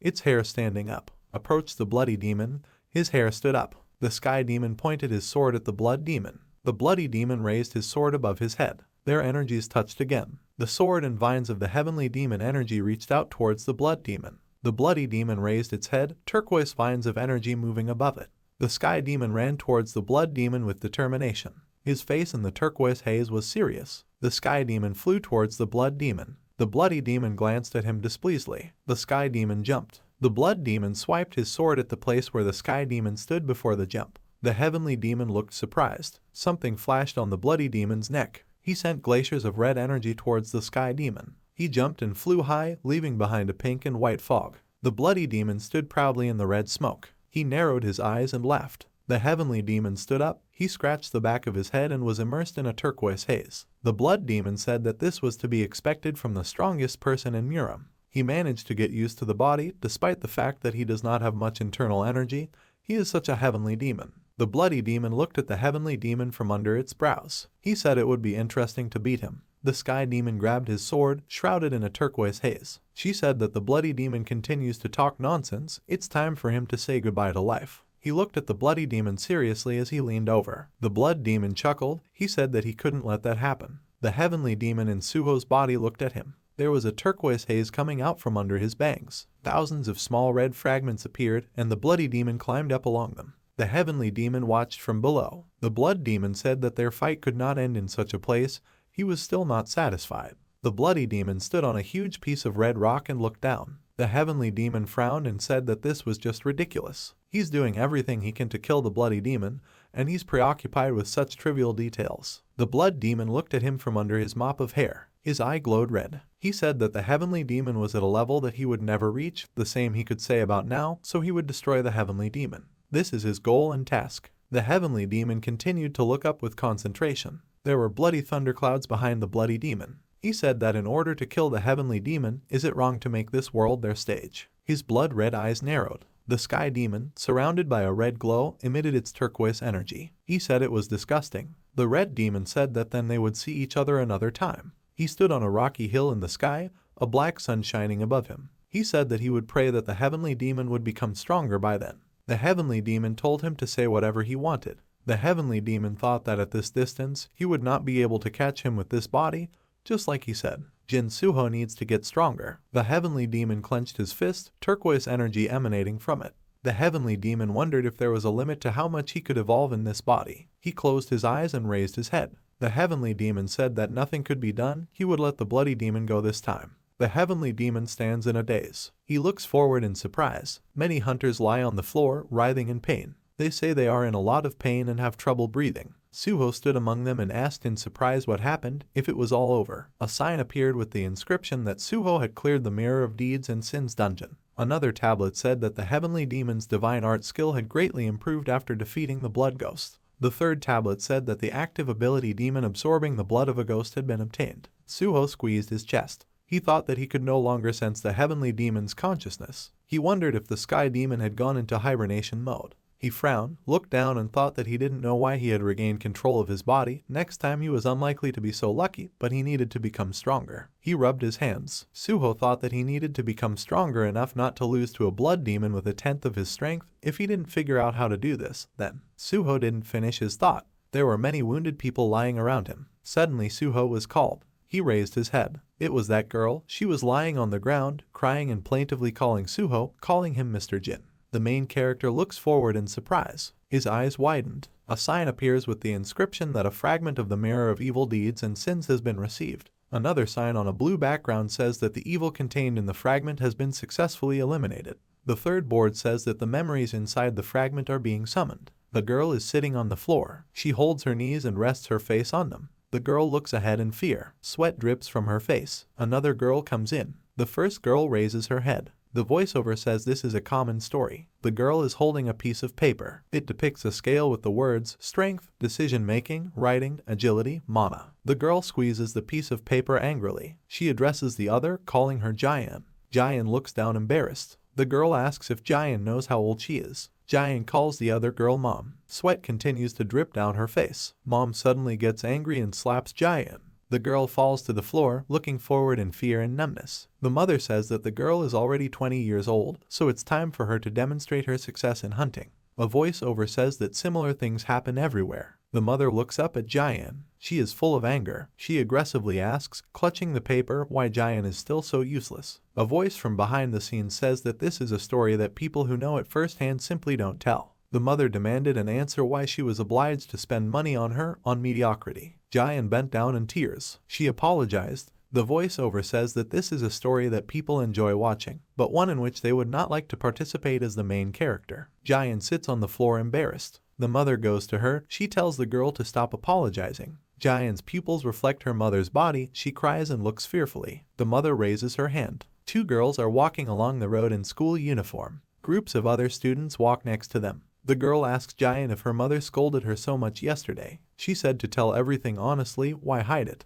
Jayan embarrassedly clutched her shirt sleeve. The girl asked if she was cold. She said that Jayan always wears long sleeves. The girl looked at Jayan excitedly. She also said that she could just catch a cold quickly. Another girl said that it is 27 degrees outside today. Jayan looked sideways in embarrassment. She looked at the display window, behind which sat a man shrouded in red haze. Jayan asked if this person always sold something here. The girl asked if she had noticed, and she assumed that it was because Jayan rarely comes here. She smiled and said it was quite a popular spot with lots of cute things. A man in a red haze, wearing a black cast and a black robe, asked if they wanted to buy anything. Jayan pointed a finger at herself and asked if she was talking to her. He handed the item to Jayan. She looked surprised. She asked if it was a fragment of a mirror. The man said it was a talisman. Jinan looked at him questioningly and asked again. The man smiled slyly from under his brows, his eyes shining under his helmet. She continued to hold out the talisman and said that she needed a talisman. The talisman emitted a red glow. The girl next to Jayan enthusiastically hugged her and told her to take the talisman because it is so beautiful. She smiled and said that they had tests next week and the talisman only cost 1,000 won. Jayan stood in front of her in confusion. It was reflected in all the small glass sides of the talisman. She asked if she thought she needed him. Suddenly, in the glasses, her eyes turned red and her face began to smile maliciously. Jayan decided that she would take one. The man handed over the talisman and thanked the girl. He remained standing under the black material and red haze from behind, and the girls continued to walk on. Jayan thought whether it would work or not, looking at the talisman enthusiastically. But it couldn't be worse, especially since it only cost 1,000 won and it's also beautiful. The man smiled slyly. The girls walked forward, leaving a trail of red energy behind them. A building with glass walls is shown. The voice says that when he calls their name, they should come and collect their result. A guy stands calmly in front. The voice says Park Saram. He replies that he is present. Lee Hyun Suk. There is also, Yu. Jian looks down in fear and says that she is here. She approaches the teacher. He gives her a piece of paper and tells her to be harder. Jian embarrassedly says okay. Jian's hand holds a piece of paper with a rating scale. She looks upset and says she knew the talisman wouldn't work. Her friend looks back at her and asks what kind of talisman she is talking about. Jian says that the one she bought a couple of days ago, it looked like a fragment of a mirror. The friend looks surprised and says that she doesn't know what she's talking about. She asks if she is sure that she bought it with her. Jian looks at her puzzled and says that he is definitely with her. She thinks what's wrong. Maybe she mixed something up because she was tired. Jian stands in front of the door. She thinks to herself that she has been worrying a lot lately. The girl takes hold of the door handle. Jian says that she is at home and comes in scared. In front of her, her mother's face can be seen from the darkness. She looks menacingly at the girl from top to bottom. Her eyes look at her confidently from the darkness. Jinan looks scared, sweat running down his face. Mother holds a piece of paper. She screams for her father to look. She says his pathetic daughter brought it. Jian stands behind, shyly taking one hand in the other. The father calmly says that she has bad results again. He picks up a wooden stick. Jian stared at them in fear. The father tells her to follow him. The door slams shut. Father pushes Jian and says stand there. His mother stands behind him in the shadows. The girl turns to address her dad. Father tells Jian to stand in front of him and tell him what she did. Her father looks at her from the darkness. His face is not visible. Jian says that she brought bad results. The father said that not only this, but what else, demanding to say. Sweat filled Jian's entire face. She said with difficulty that she could not live up to her parents' expectations, despite the fact that they give her money. Jian screamed in fear as she fell back sharply. Something hit her. She began to grunt and squeal. Her parents looked at her from the darkness. Her father threateningly ordered her to stand up. Their eyes sparkled ominously in the darkness. Jian was crying. She looked pitifully at her parents. Tears flowed down her cheeks. She said, "Dad." Jian was trembling. From the darkness, the mother said indifferently that the father had not finished speaking yet. He had not even started yet. Jian quietly trembled on the floor. The father lifted the oblong object onto his head and, raising his head, looked down at Jian. He said that he could not believe that he had such a worthless daughter. He said that it was a disappointment. Jian raised her head to him. The father's face lit up blue. He asked what it was. Jian looked forward in fear. Tears streamed down her face, and a blue glowing stream of energy flew out of her chest. She wondered if she had made a mistake somewhere. She asked herself why they treated her this way. Large drops of tears flowed down his face. She looked ahead with annoyance. Everything was illuminated blue. A large butterfly sparkling blue flew out in front of her. Jian thought that she was weak. If only she had strength, and that's all, this wouldn't happen. Her eyes narrowed. Sweat ran down his face, tears mixed with it. The parents asked in bewilderment what she was talking about and stood aside out of fear. They asked what she was doing. Jian stood up. She looked at them in hysterics. Veins filled her eyes and sweat quickly ran down her face. She said in a fit that it was power she needed. She just needed to become stronger and kill everyone. If she does this, then everything will be resolved. Jian was reflected in the broken glass and smiled evilly. The father walked away and said that whatever it was, she could not escape punishment. He ordered her to stand up. The heroine grabbed an oblong object. She looked ahead with empty eyes. The parents stepped back in fear. They opened the door and hurried out. Jian grabbed the knife and walked towards them, waving the sharp object. She screamed furiously. Veins were visible on her face. Everything around turned blood red. Opposite the portal stood a group of people. Someone standing by said that he was sure that she had gone mad and killed the hunter can. And that's not all, she had attacked them too. People were talking animatedly, pointing fingers at each other. Someone else picked up the conversation and said that because of her they almost died. Jian stood shyly in the corner, her head down. The girl said excitedly, it looked like Jian was possessed by someone. The guy across from her said it didn't matter, the fact remained they could have died because of her. An older girl turned to them and asked them to wait until they decided what to do. They needed to understand the situation. Suho stood behind, leaning against the wall.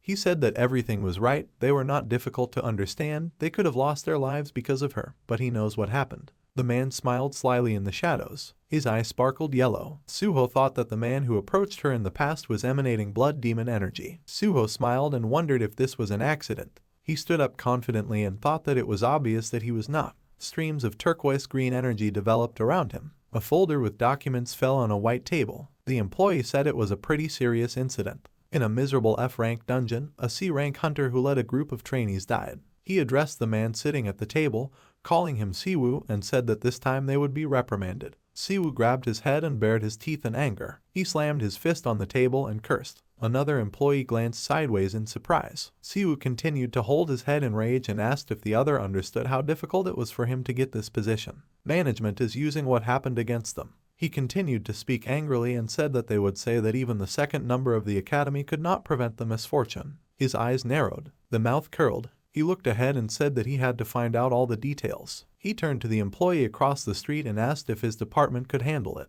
The employee asked who he took him for because he had already found out everything and something surprised him. Siwoo arrogantly told him to lay everything out as there was no time for fooling around. The employee said the name Jin Suho. Siwoo's eyes widened. The employee put a photo of Suho on the table and said that he had been spotted in that dungeon, as well as an unknown monster capable of draining mana from a person. He looked up and asked if this seemed like a coincidence. Siwoo was silent for a while, then said that he had to go. The employee turned to him in surprise. He said that he was from another department and had a lot of work to do. Siwoo headed towards the exit. He turned to the employee and said that he was asking for help and asking in a kind way. The employee looked at him in fear. He thought that it was impossible to refuse him when he was in this state. He thought that everything was very difficult. A blue portal shone in the distance, emitting a glow. Someone said seriously that he wanted to hear about everything that happened. The girl asked who suddenly became angry. A crowd of people stood in front of Jian.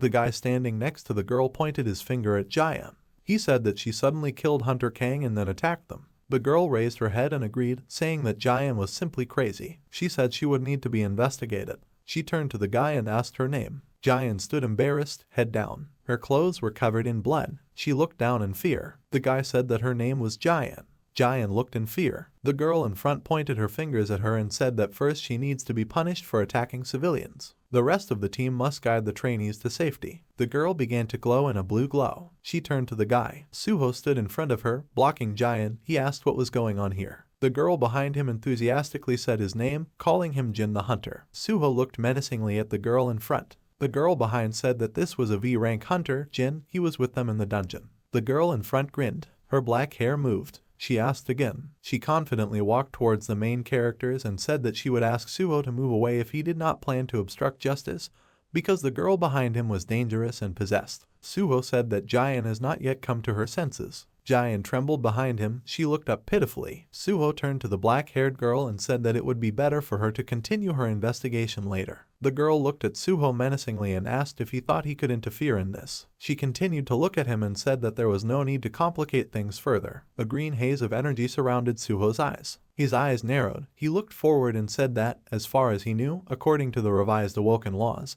any victim of the dungeon being protected, regardless of the circumstances, was the top priority. The girl's head rose. She confidently looked up. Her face was plunged into a blue haze. She apologized and asked who said Jian was a victim. Her body and hair were covered in blue energy. Someone behind took a step forward. The girl turned around sharply and rudely asked who dared to go to the crime scene. Her face took on a frightened look. Her eyes widened. Her mouth opened. Sweat flowed down her face. The director stood behind him. Director Kim Siwoo walked behind. He moved forward confidently. The girl bowed low and said that she apologized, that she was rude because she did not see that it was the director of Siwoo. Siwoo looked ahead indifferently and told the girl to leave because he would figure it out himself. The girl raised her head in embarrassment and said that the higher authorities had entrusted this matter to her. A dome of purple energy formed around the director. He looked down furiously and told the black-haired girl to leave here. The girl was taken aback. She continued to look down and thought, how come? This is the aura of the second person in the S-Rank Hunter Academy. She thought that she could not compare with him. The girl quickly bent down and asked for forgiveness. She said she would inform the relevant departments that Siwoo's director had taken charge of the matter. The clothes of the main characters and Siwoo fluttered in the wind as they stood opposite each other. Siwoo looked forward confidently. He turned to Jin Suho and said that they had not seen each other for a long time. He continued talking and said that he heard that he was still working as a hunter. He asked if his life was good. Suho looked at him menacingly and asked why he came. Siwoo smirked and asked if Suho had heard the news. He is now the director of the association, so this incident is under his jurisdiction. Suho looked at him seriously and said that this is great news. He asked if Siwoo had come to brag, if he needed to be praised for becoming a director. Siwoo said of course not. Siwoo approached the main character. He smiled and put his hand on Suho's shoulder. Siwoo said that now it is much more important to listen to Suho's interesting story.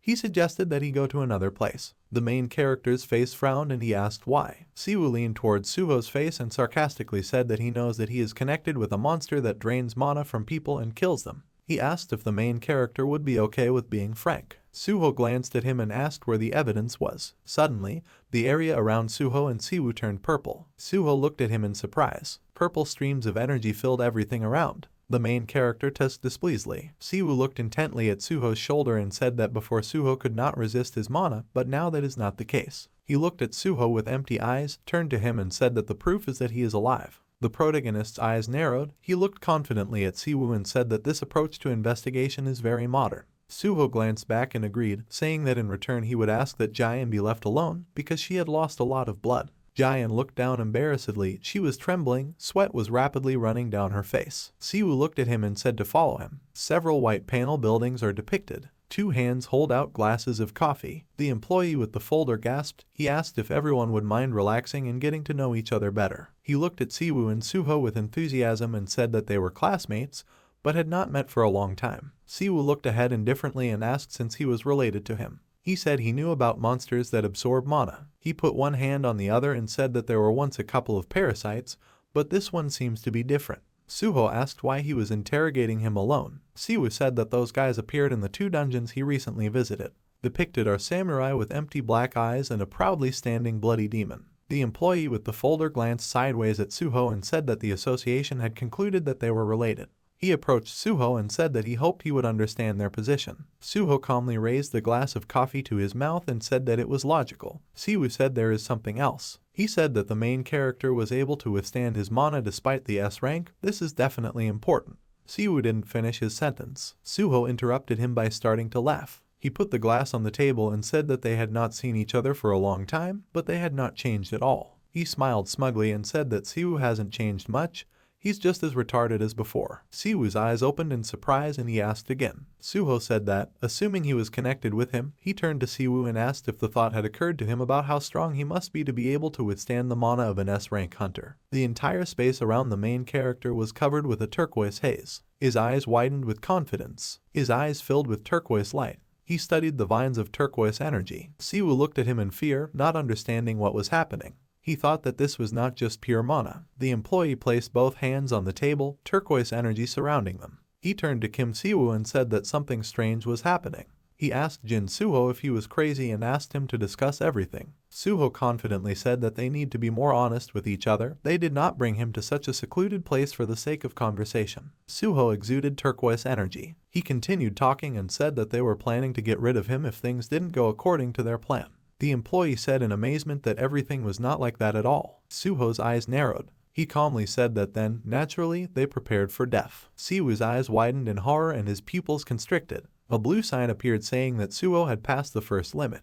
The second sign said that the suppressed skill had been released. The third sign said that the gaze of arrogance was activated. The fourth blue sign said that you would be shown information about the feature. Suho looked down smugly in the turquoise haze. The fifth blue tablet said that skill name, a look of arrogance, your eyes look down on the world coldly and arrogantly, you will not succumb to the pressure of your enemy. The stronger the enemy, the more your physical abilities increase, but you will become cold-blooded from time to time. Siwoo slumped behind the seat. His eyes widened in horror. Sweat dripped from his face. He thought that he remembered those eyes. The eyes of the main character became turquoise. He looked up proudly. Siwoo thought that was when he saw such a look. Under the blue sky, crowds of people are sitting in the stadium. Screams and shouts can be heard. The voiceover says it was several years ago. Several people enthusiastically raise their hands to the sky and smile. The announcer says that the next match will begin soon. The huge screen shows 2 people, young Suho and Siwoo. The blonde with a match in her mouth looks languidly and says that a guy named Siwoo will most likely win.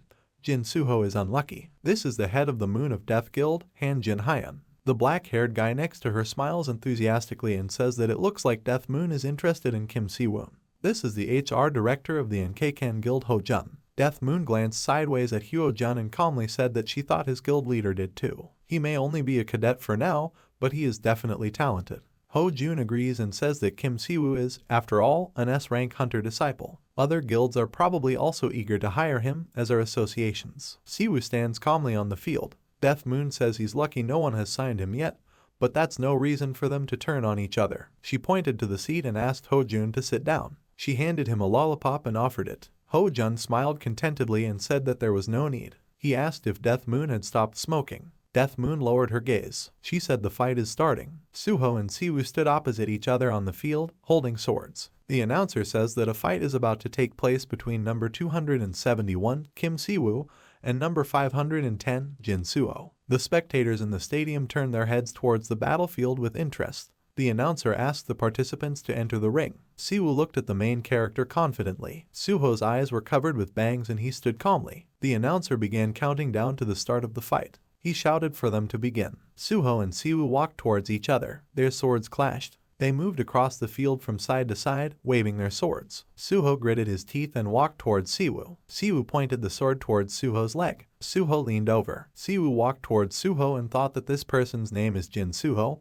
He doesn't know who he is, but he doesn't have any extra time for such a person. Siwoo looked forward confidently. He thought that he would finish him off in an instant. Suho stood confidently, his eyes turning turquoise. Siwoo's eyes widened in fear. He pulled back. The spectators in the stadium looked down questioningly, their mouths open. Someone asked what happened. Someone said that Kim Si-woo almost won. He must have a nasty character and is trying to fool Jin Suho. Someone else asked incredulously. Suho stood opposite Suho. Si-woo thought it was strange, but he sensed danger. He wondered why Suho wasn't worried at all. The main character stood in a turquoise haze. He confidently held the sword. He headed towards Si-woo. He opened his mouth in surprise and pulled back. Suho's hair flew out as he rushed towards Si-woo, pointing the sword at his head. Siwoo began to fall backwards. Suho continued to advance. Suho's eyes were full of confidence. His sword flew next to Siwoo's head. He clenched his teeth and glanced sideways at the sword. He thought that Suho's blows were becoming more accurate. Why was that? The spectators looked at the ring in surprise. Someone asked what was wrong with this guy. He suddenly became very good. The spectators opened their mouths in amazement. Someone said that this was strange. The man in the suit turned to the girl and told her to collect information on Jin Suho. She needs to take him to the guild. Another man in a suit spoke on the phone, addressing the head that there was another newcomer who had attracted everyone's attention. Siwoo gritted his teeth, his face covered in scratches. He raised his sword and walked towards Suho. Suho stands confidently. Siwoo leaned over. He turned to the main character and asked who he was. Suho asked how to understand the question. He furrowed his brows. Siwoo gritted his teeth in anger. He said that he had not been told that such a person would be here. He asked if he was from some wealthy Suho family or from abroad. He asked who he was and cursed. Suho calmly looked at him and said that it is indecent to guess what others are like. Siwoo furiously told him to answer which of the two options. Suho continued to look calmly and asked why he would tell him anything. Siwoo grabbed the sword. He said that then he would make him say. He opened his mouth with determination and walked towards Suho. The main mouth continued to stand calmly as it raised its sword. Siwoo shouted furiously that it was obvious anyway. His eyes were wide open with anger. He said that it probably had to do with his rich parents. Suho looked ahead with empty eyes. Siwoo looked at him with wild eyes and said that it is clear that Suho is one of those people. He looked at him with enthusiasm. Everything around Suho turned turquoise black. His body was plunged into a turquoise haze. He looked at Siwoo with empty eyes. He looked at him in fear. Something flew past his ear. Siwoo didn't understand what was happening. He glanced back. The main character walked forward furiously, swinging his sword. The sword flashed in front of Siwoo's face. He yelped in surprise. Suho's eyes shone turquoise. Siwoo pulled back. He looked at the main character in fear, not understanding what was happening. He thought that he was on a completely different level than before. Siwoo fell on his back and gasped. He looked ahead in awe. Beads of sweat ran down his face. He landed behind the white line. A beep was heard. The announcer said the fight was over and Jig Suho won. Siwoo looked at the line in shock. Suho pointed his sword at him. Siwoo raised his head in surprise, his mouth open. Suho's eyes sparkled turquoise. He looked calmly from top to bottom. Sweat ran down Siwoo's face as his eyes widened and his mouth fell open. The main character's eyes became even more turquoise. Siwoo thought that these were the same eyes that were making the hell out of him. Drops of sweat quickly ran down Siwoo's face. The employee called Kim Si-woo. He asked him to answer. Siwoo continued to look ahead with puzzled eyes. Everyone was in a turquoise haze. The employee tugged at Siwoo's shoulder, saying that he was an S-rank hunter so he could convince him or something. Suho clenched his teeth, closed his eyes and grabbed his head. He thought he suddenly had a headache. He asked himself why he did this. He thought why there was a need to make a scandal out of such a trifle. The employee looked at Suho in surprise and asked if he was sick. He smiled shyly, raised his hands and said that this is probably true. He knows that Suho has recently become stronger, but it is dangerous for him to fight an S-rank hunter. If he stops what he's doing now, they won't report what happened to management. Suho held his head and lowered it down. He thought it was strange. He was not that kind of person. He asked himself if it was because of his new ability. A blue board appeared with a new ability. A heavenly demon suddenly appeared next to Suho. He smiled sarcastically and tisked, saying what a pity because he really wanted to see Suho in a rage. The main character turned to him in surprise. He asked if he controlled it. The heavenly demon continued to smile and said that it was not at all. Siwoo sat down. The employee held his hand. The heavenly demon said that Suho did it all himself, that's his nature. He was in a turquoise haze, smiling contentedly and looking into Suho's face. The main character glanced at the heavenly demon with surprised eyes. Suho looked forward in surprise, a bead of sweat running down his face. He asked again. The heavenly demon said that it was exactly like that. He said he had his doubts at first, but Suho is definitely his heir and seems to have plenty of talent. He looked down thoughtfully. The heavenly demon grinned and said that although he was not even close to his match, he chuckled. Suho looked down seriously. He thought that now he felt the urge to kill. The main character's eye turned turquoise and widened. He thought that he wanted to get rid of everyone who annoyed him. A strong impulse coming from within pushed him to such a thought. He thought this had happened before. Suho let go of his head and looked thoughtfully, curling his mouth. He thought his head hurt and cursed. Siwoo stood up and addressed Jin Suho, ordering him to draw his sword. Suho looked at him calmly. The employee shouted to Siwoo and said that Suho had calmed down a little, there was no need to do anything stupid. Siwoo looked ahead with wild eyes and indifferently told him to shut up. His eyes stared at the main character. He thought that if he didn't do anything now, it would happen again. Suho raised his head and looked menacingly. Voices behind the scenes said in surprise whether Kim Siwoo is so weak. Another voice agreed and said that he was completely defeated. Siwoo sat behind the white line. Suho stood opposite him. The voice behind the scenes continued to speak and said that guy fights well, but how can you lose to someone unknown? The voiceover insulted Siwoo and said that he had disgraced his mentor. If he were not capable of anything else, then he would not have defeated him. Another voice said that he behaves like a genius, but in reality he is a disgrace, so he fell down. Siwoo gritted his teeth. He calmly ordered Suho to take out his sword. The employee opened his mouth in horror, said the name Kim Siwoo and asked him to calm down. Suho continued to look confidently. Siwoo said that he won't lose to him this time, he doesn't care how much stronger he has become. He clenched his teeth and looked forward furiously. The employee gritted his teeth and furrowed his brows. Siwoo said that he will defeat Suho at any cost. The employee hit Siwoo, who leaned forward. The employee shouted that he needed to come to his senses. Siwoo grabbed his head. The employee recoiled. His mouth twisted. He wondered frighteningly if it was the end for him, if he would kill him. He carefully said that he did not hear him when he asked in a good way. Siwoo calmly raised his hands to his face. He thought that he had to think rationally, now he couldn't defeat him. The main character shone in a turquoise glow. It emanated turquoise sparks and streams of energy. Siwoo thought that, judging by the reaction, it was so because he was clearly an order of magnitude stronger. Siwoo clenched his sword. He turned to Suho and said that he was worried, but he would not apologize because he was still under the supervision of the association. Siwoo closed his eyes and bowed his head. Suho told him to do as he knows, just to let him out of here as soon as possible. Siwoo raised his head and said that he believed that he wanted him to keep who Suho really was as well as the information about this girl a secret.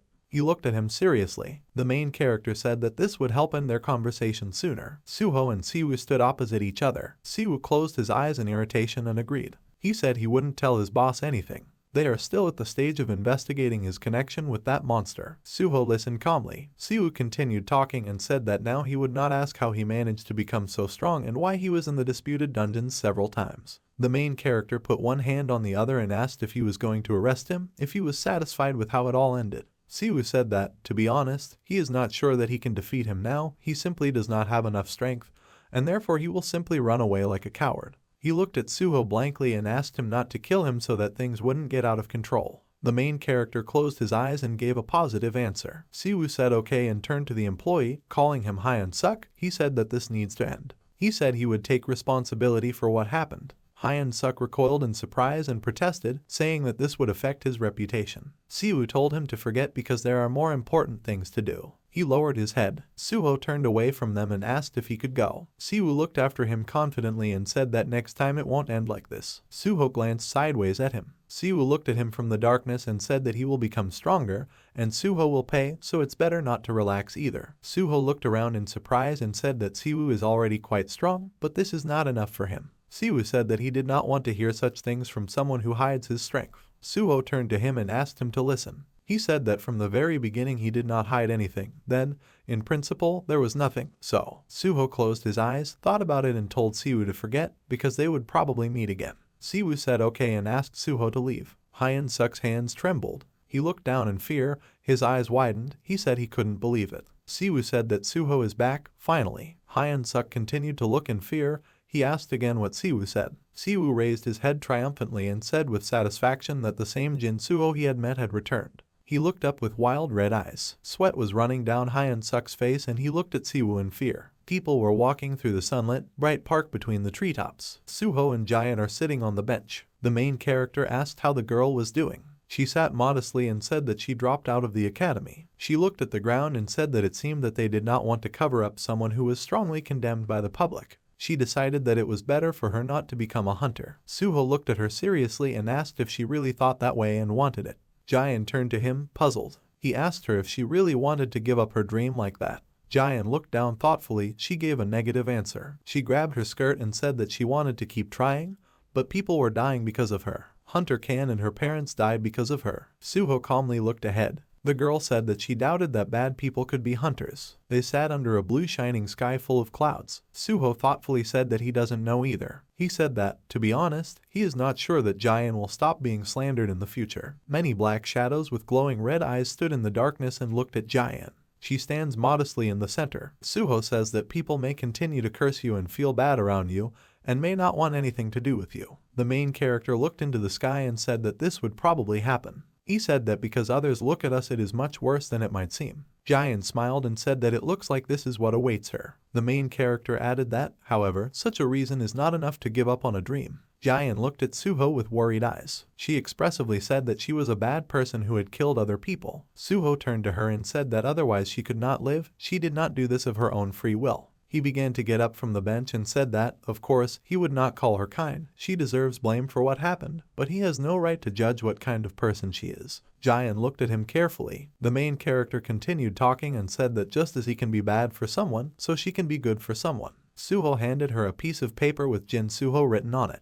He said that if she dreams of becoming a hunter, then it is too early to give up. She needs to continue to fight, but, of course, the decision is hers. Giant's cheeks turned red, and large drops of tears appeared at the edge of her eyes. She took a piece of paper. Suho looked at her calmly. Giant said that she understood, tears flowing from her eyes. 2 streams of tears filled her face. She grabbed the piece of paper and thanked Suho. A bright beam of light leaks through the azure blue broken glass. Shards of glass break on the floor. The man's eye narrows and he looks down. He sits on a busy side street. He extends his hand with the shard of glass forward. The glass shines with bright light. The man in the smiles contentedly. He looks up to the light and says that it looks like the first attempt failed. Part of his face is illuminated by sunlight and glows. In a snow-white hall with a luxurious white chandelier, a man with a red and yellow robe climbs up the steps to a pedestal. The people below watch, sighing. A man touches a large chest, puts his hand on it and calls the thing holy. He looks at the object excitedly and says that he, Raymond, cannot hold back his tears, knowing that they will forever endure pain in this cold coffin. Sobs and sounds are heard inside the coffin. Tears flowed from the eyes of the man in the red robe,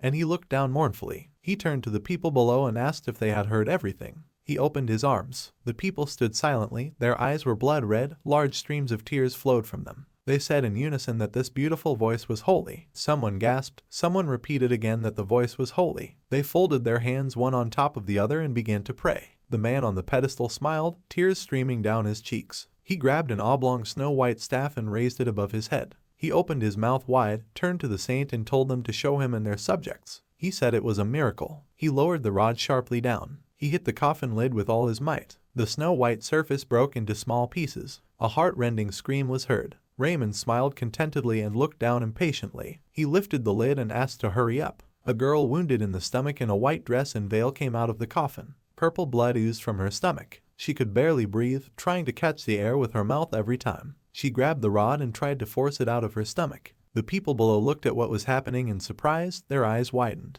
Blood sprayed from the girl's stomach. Tears continued to flow from people's eyes. They said it was the power and mercy of the saint. The girl stood in the silver glow with her eyes closed. Her dress and veil fluttered. Blood continued to flow from his chest. She looked ahead reverently with her big eyes. Sweat dripped from her face. The people below began to pray and bow. Someone said that this is the second coming of God. They began to gasp convulsively and give thanks that the saint had taken their place in the coffin. Their eyes were wide open. They honored the saint. Raymond stood next to the saint. Everyone shouted hooray, rejoicing. Raymond turned to the girl, who looked at him confusedly. He looked at her and, calling BQ Young, told her to smile because she is a saint, she needs to be happy for others. His eyes were wide open. They looked at the saint frighteningly. She looked down sadly. Raymond said it was not proper for a saint to be sad. She looked down and said that she was obeying him, calling him Father Raymond. The people below continued to rejoice and honor the saint. Raymond stared ahead with empty eyes. He grinned contentedly. A man with long black hair and snow-white skin appeared from around the corner. He looked with red eyes at what was happening. Suho stood in the middle of the room, engulfed in turquoise streams of energy. He threw the sword away and threw it back. He jumped from one place to another, landing differently. His face contorted in concentration. He continued to swing his sword. The main character clenched his teeth and looked confidently. His face was covered with sweat. He thought that this was some kind of nonsense, even though the heavenly demon was the best in Murim. But how could he manage to use swords that he did not touch so freely? The sky demon sat on a rocky dais in front. He smiled contentedly and said that Suho seemed upset. It's quite natural that a simple boy wouldn't touch him. Suho carefully bent his knees, striking a pose. He held the sword confidently and told the heavenly demon to be silent. Jets of turquoise energy headed towards the main character. He clenched his teeth with effort and said that he could not concentrate. He pointed his sword forward, crouched down and parried the attack. Behind him, the sword stabbed into the ground. He glanced sideways, puzzled. Another sword flew past him. He turned to him too. Ahead, in the turquoise haze, the heavenly demon sat calmly in the lotus position. Suho extended his hand and said that time is up. He sat down on the floor and said that he no longer had the strength, suggesting that he rest. The sky demon chuckled and called him a weakling. Suho looked at him displeasantly and asked if he thought he was just incredibly strong for him. Sweat quickly ran down his face. They sat on a green meadow among low trees. Suho said it was interesting anyway. He said enthusiastically that the heavenly demon had created such an illusion himself. The sky demon stood up and snorted. He smiled smugly and said that for him it was a piece of cake. He raised his head and said, even though Suho is not worthy of this, but for now it is better to hide him from the blood demon and teach him a couple of techniques while they are here. He is too weak to go to those places called the dungeon. He displeasantly told him to shut up, because he knows, but even with a B rank you can get some kind of recognition there. Suho looked down thoughtfully and thought that the energy that was putting pressure on Kim Siwoo, he was able to collect in such large quantities thanks to the rapid development of his martial arts. Suho exudes turquoise energy. His eyes shine turquoise. He thinks that he still can't use it properly, it's better not to consider it his at all. The heavenly demon says that Suho's strength was not enough, so he gave his body to him. If he were more useful, he would be able to finish off the bloody demon. The main character looked at him displeasantly and asked if he was still scolding him for what had already happened. Suho's phone suddenly made a sound. He looked at the screen and asked what it was and who it was. He stared at the screen, stunned. The heavenly demon flew up to him and smiled. He asked what was wrong. Suho continued to look in surprise. The heavenly demon's eyes widened.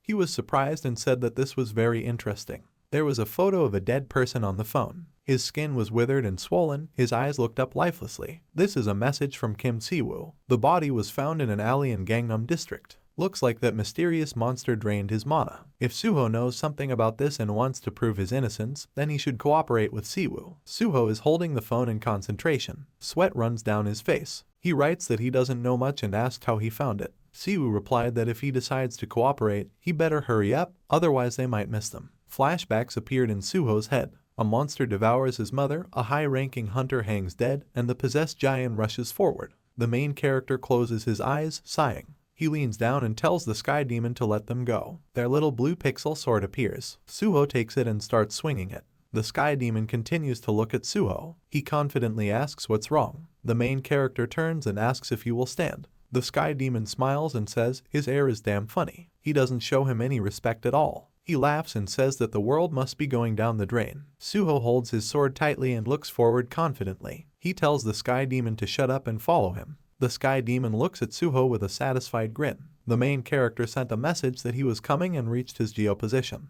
The sounds of people are heard. The crowd stands in front of the person. He keeps his hands in front, protecting the area behind the yellow tape. The roar of a car is heard. People are asking me to explain to them what happened. Suho gets out of the yellow car. They shout to the cameraman to film what is happening. Siwoo stands calmly, smoking a cigarette. Suho glanced at him and asked if it was here. Siwoo gave a positive response. The man fencing the area said that crowds of people should not come here as they were still investigating. The red-haired man was shoved with his hand. He frowned, swore and asked who was pushing him. He glanced sideways in fear, realizing that it was the director, Kim Siwoo. He confidently walked forward. A man in the crowd shouted at another to get out of the way and sharply asked if he knew how terrible the director was. The man fencing the area approached Kim Si-woo. He said it was a relief, he already thought that they would send some low-ranking hunters. He looked desperately at Si-woo and said that he didn't expect to see him here. He asked who was with him. Si-woo glanced sideways at Suho. He said that this was his assistant and he had temporary permission to investigate a case with him.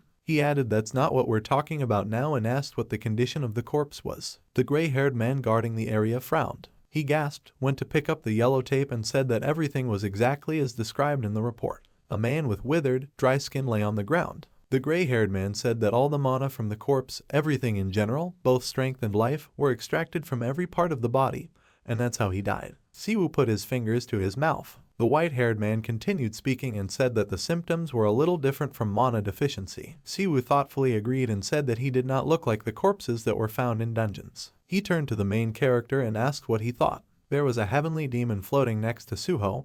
He said that he was sure that this was the blood demon absorption technique. The heavenly demon flew up to the corpse and placed its hand on its torso. The palm exuded turquoise energy. He said that the energy core was completely destroyed. He could not resist the technology and died. The heavenly demon snorted and said that this is exactly what a blood demon does. Suho looked at Si-woo and said that he agreed with him. Si-woo took a step forward and said that they had discussed everything. The gray-haired man said that we need to start an investigation. Si-woo looked at him and said to stay away from reporters and photojournalists. Dozens of paparazzi stood behind them. Si-woo glanced down and said that first they should explore the surrounding area. The voiceover says that according to the documents, the victim is Cha Myung-suk, 36 years old. He and his wife Yoo Hyo-in, the same age, live together. The portrait is of a thin man with prominent cheekbones. A hand knocks on a brown door. The voiceover states that their first priority is to gather information from her. The figure of a woman with long hair appeared in the doorway. She looks calmly and asks who they are. She put one hand on the other and said that she had no idea what her husband was doing or where he was. She continued to speak confidently and said that her husband was not doing well in business,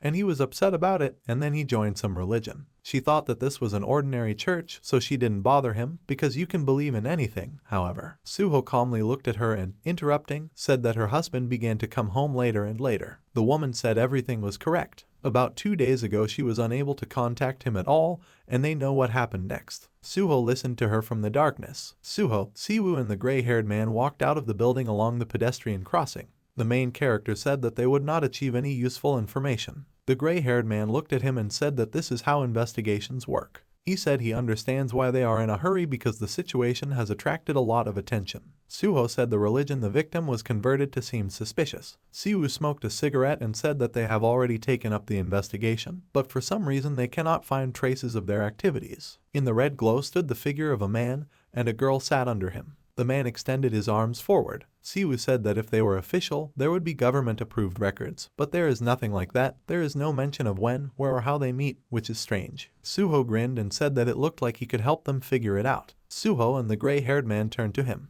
The main character smiled contentedly. Si-woo was silent. He looked at Suho and asked how exactly, and asked not to engage in nonsense. The gray-haired man began to sweat, opened his mouth in surprise and said that Si-woo was right, because even the headquarters of the hunters and their investigation bureau could not cope with the search. He said it was dangerous to simply go after suspicious organizations, especially religious ones. Suho looked at them from under his brows. He turned to the gray-haired man, calling him Investigator Ankh, and said that he respected his opinion, but turning to Kim Si-woo, he asked if this was not why he called him here. He asked if he could get down to business. Si-woo looked down thoughtfully and snorted. Investigator Ankh said that he completely forgot to ask which organization Suho was from if he could join the investigation of such an important incident. He asked if he was related to the director. Si-woo turned away and said contemptuously that Suho was his rival at the academy and once his colleague. Suho and Si-woo's eyes narrowed as they looked at each other angrily. The voice said it was until she died. The yellow glow streamed through the large golden doors. In the glow from the door crack lay the corpses of several people. There were pools of blood around them. A guy was sitting in front of them. He sighed and held the girl's body. A trickle of blood flowed from the corner of her mouth. The guy held the girl and asked her to open her eyes. Tears streamed down his face. The girl lay lifeless. The guy's eyes widened in fear. A voice behind him said it was too late. He raised his head. His entire face was covered with scratches and bruises. The wounded Suho stood in front of him. He told Si-woo to give up because the girl could not be saved. Large streams of tears streamed down Si-woo's face. He looked ahead dumbfounded. Suho's turquoise eyes looked down confidently. A man's hand is holding a leaflet that says providing faith and salvation miracles come to those who ask for them. Are you still deceived by something like this? If miracles come to those who ask, then the gates would not open and people would not perish. A man in a mustard hoodie with glasses and a man in a burgundy robe stand on a busy alley. A man in a robe shouts and tells people to pay attention because they can be saved. He turned to a guy in a mustard hoodie, called him a handsome young man and offered to read the leaflet. He smiled radiantly. The young man asked what it was. Propaganda words were written on a white piece of paper. On another piece of paper, in a red bloody glow, it was written that people should stop falling for this lie. They will provide them with happiness and ways to solve any problems. They will allow the warriors fighting for humanity to rest peacefully. The Church of Salvation is with them. A girl in a white dress sits in front of a white column surrounded by red curtains. The voice on TV says that a major corporation will provide more support and invest a large amount of money in this matter. There was a TV behind Raymond. The voice continued to say that firstly, the Salvation Church and all the orphans in it will receive about 20 billion won. Raymond asked the girl if she heard. These are the voices of people wanting her to save them. The girl continued to look down mournfully. Raymond asked her if she really didn't see those who wanted to hear her words and feel her touch. Raymond approached her and took her by the chin. He said that now she had to say what she needed to remember. He raised the girl's head and directed it towards him. She looked at him confusedly and said that for the sake of saving the world. Suddenly she sighed, looking with frightened eyes. Everything became dark. In the darkness, only Raymond's eyes were visible. He grabbed her tightly by the face. The girl continued talking and said that for the sake of the whole world. Raymond smiled contentedly. Sweat was running down the girl's face. She looked at Raymond in fear. She finished by saying that it was all for the sake of the blood cult. Investigator Ankh looked down and said that their situation was difficult. Suho and Siwoo continued to glare at each other. Siwoo invited Suho to smoke and handed him a pack of cigarettes. Suho raised his hand, thanked him and declined. Suho said that the situation here is different and that one is in the past. Siwoo looked at him indignantly and asked again. Suho looked at him calmly. In the memories, he stood covered in scratches and looked down. Siwoo looked sarcastically to the side and agreed. He suggested getting back to business. He said that this was a religious group, so he asked how Suho managed to get involved with the Church of Salvation. The main character said that he has a special ability. Siwoo looked at him confidently and asked which one. Suho raised his hand to his body and said that if he used it, he could easily find her location, but he had to fulfill a condition. Siwoo brought the cigarette to his face and said that it looked like he wouldn't tell him what the ability was. He asked what the condition was. Suho raised 2 fingers and said that he needed permission to investigate the matter alone for 2 days. He looked forward confidently. Investigator Ankh and Siwoo looked at him in surprise. Ankh looked at him dumbfounded and said that it would be difficult because they don't even know what his ability is. He opened his eyes indignantly and said that the reporters covering this case also put a spoke in their wheels. Siwoo looked at him and said that if something goes wrong, he will have to make Suho a scapegoat. Suho thought that he was right because he is the only one who knows about the blood demon and the blood cult. Against a blood-red background, the face of the bloody demon appeared in profile, with a man in a cash register sitting underneath him. The main character thought that this incident was attracting more attention than it should. He grinned and said that if it was necessary, he was used to this kind of thing. Investigator Ankh asked in surprise. Suho looked at Kim Siwoo, turned to him and asked if he could convince his superiors. He said he thought he could handle it, judging by how suddenly he called him here. Siwoo calmly said that he didn't like that he wasn't sharing any information. He bowed his head and said he would take care of it. He looked seriously at Suho and told him to remember that he only had 2 days. He wouldn't help anymore. Suho closed his eyes and said that it will be as he says. Siwoo turned to Investigator Ankh and invited him to go. Ankh chuckled. Siwoo approached Suho and said that he too, despite the exclusive right to investigate, no one should see him in action. Ankh looked in surprise from one to the other. The main character said that he understood, turned to Investigator Ankh and said that they would see each other again. Ankh extended his hand in embarrassment and asked if this was possible. He turned to Siwoo excitedly and asked if everything would be okay. He said that he would not dissuade them since they had already agreed on everything, but no one could find out anything from them. It was useless to even mobilize the entire association. Siwoo raised another cigarette to his mouth and asked the investigator if he could entrust an important matter that would affect his future to someone he hated. Investigator Ankh said that would be difficult. Siwoo said he did too. He raised his head thoughtfully. His eyes narrowed and he asked why he couldn't afford it. And there can be only one reason. Perhaps he is so reliable that he will be able to ignore his own hatred. Suho stood in the turquoise glow and stood proudly. Siwoo said that we will find out after a while. Later they will understand what is happening. Houses are depicted against a background of sunset. The heavenly demon says that this is an interesting situation, however. He turns to Suho and says that he does not meet his ideals, but he fully meets the standards of this world. The corpse of a man with withered skin lay motionless. The sky demon continued speaking and said that Suho was too strong for someone whose abilities had not been fully developed. The heavenly demon and Suho were walking in an alley between two houses. The main character asked if the heavenly demon was interested and why he decided to be at enmity with such a person. The heavenly demon smiled slyly and glanced sideways at Suho. The sky demon asked if Suho saw his eyes. They reflected the desire to kill, which is stronger than anything a person is capable of. If Suho fails to resolve this matter, he will definitely kill him. Siwoo stands in the purple twilight and looks forward menacingly, his eyes covered by his bangs. Suho turned away and said that he knew. The sky demon looked at him. He said it was just funny. He asked why Suho allows himself to be treated like this. He hovered next to Suho, exuding a turquoise haze. He said that first some Cha Si-young was looking for him, now this Kim Siwoo is looking for him. The sky demon asked if they shouldn't thank Suho for what happened. The main character told the heavenly demon to shut up. They don't talk about such things so easily. Suho glanced at the heavenly demon with empty eyes. The sky demon's eyes narrowed. He said that Suho was very boring, but then said that he was sure he had his reasons. The sky demon flew forward and asked what he would do now. He turned to the main character and said that with his current abilities he was unlikely to be able to track the bloody demon. Suho said only if he doesn't help. The heavenly demon looked at him imposingly and asked why he should help him. Suho smiled sarcastically and said that the heavenly demon wanted to take control of his body and now he needs his help. His eyes narrowed. He turned to the heavenly demon and asked him for help if he planned to achieve what he wanted.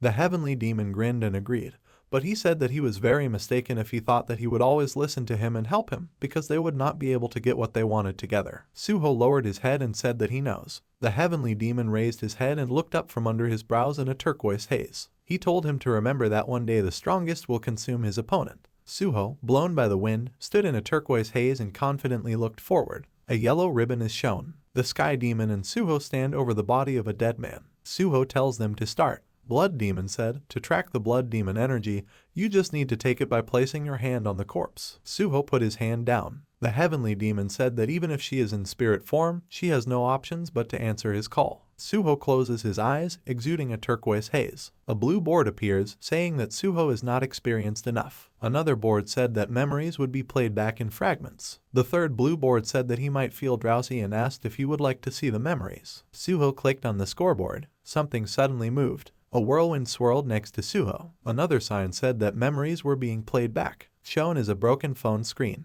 The man puts his nail to his teeth and says in despair that he shouldn't have used the company's funds for investment.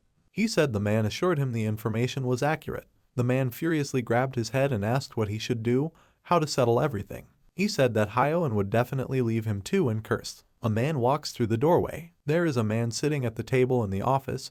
He looks at him and asks who he is. The man says he looks worried. The red-haired man smiles and says that he heard he was in trouble, turning to Cha Myung-seok. He says he thinks he can help. The man at the table looks at him in surprise and asks if he is Mr. Raymond, the one who runs the orphanage. Raymond puts his hand on his shoulder. The man looked in amazement and asked how he knew the information in their company. Flowering pink mandalas are depicted. Raymond shines in the golden glow. He smiles. His eyes turned red. He said to trust his Church of Salvation, because a saint is the only one who can reach heaven and perform miracles. He extended his hand to the man. The irises of his eyes turned pink and he stared blankly ahead. Raymond asked if he didn't want to lose his family and company. Raymond's ominous figure was reflected in the man's red crimson eyes. He smiled. The man automatically agreed and said that he was worthy of salvation. The dead man's wife, Hai-ying, stood motionless in the middle of the room and asked her husband if he would go to church again. Myung-suk put on his jacket and gave a positive answer. Hyo-en said that she didn't mind that he was religious and asked if everything was okay. She said that he somehow started going there too suddenly. She looked after her husband excitedly and asked if this was a normal church. Myung-suk's face distorted. He shouted how many times he had to repeat that she was fine.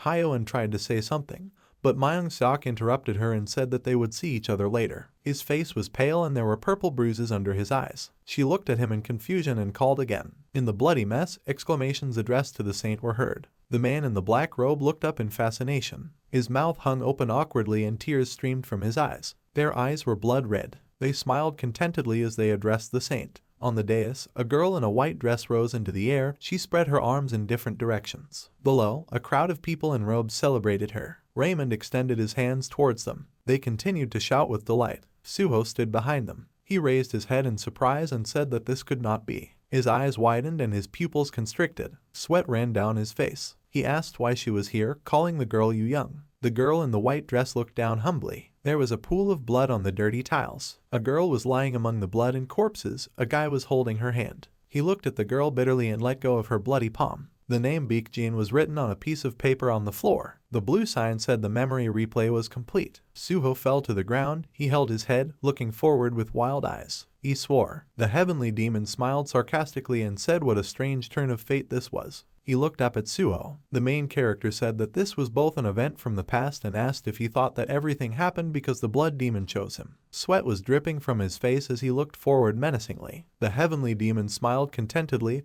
turning away. He said, "Who knows, because he is only guessing and will not speculate on his meaningless intentions, but anything is possible." Suho continued to look at him intently. He turned away and thought. The sky demon said that maybe the blood demon did this to kill him while he was young.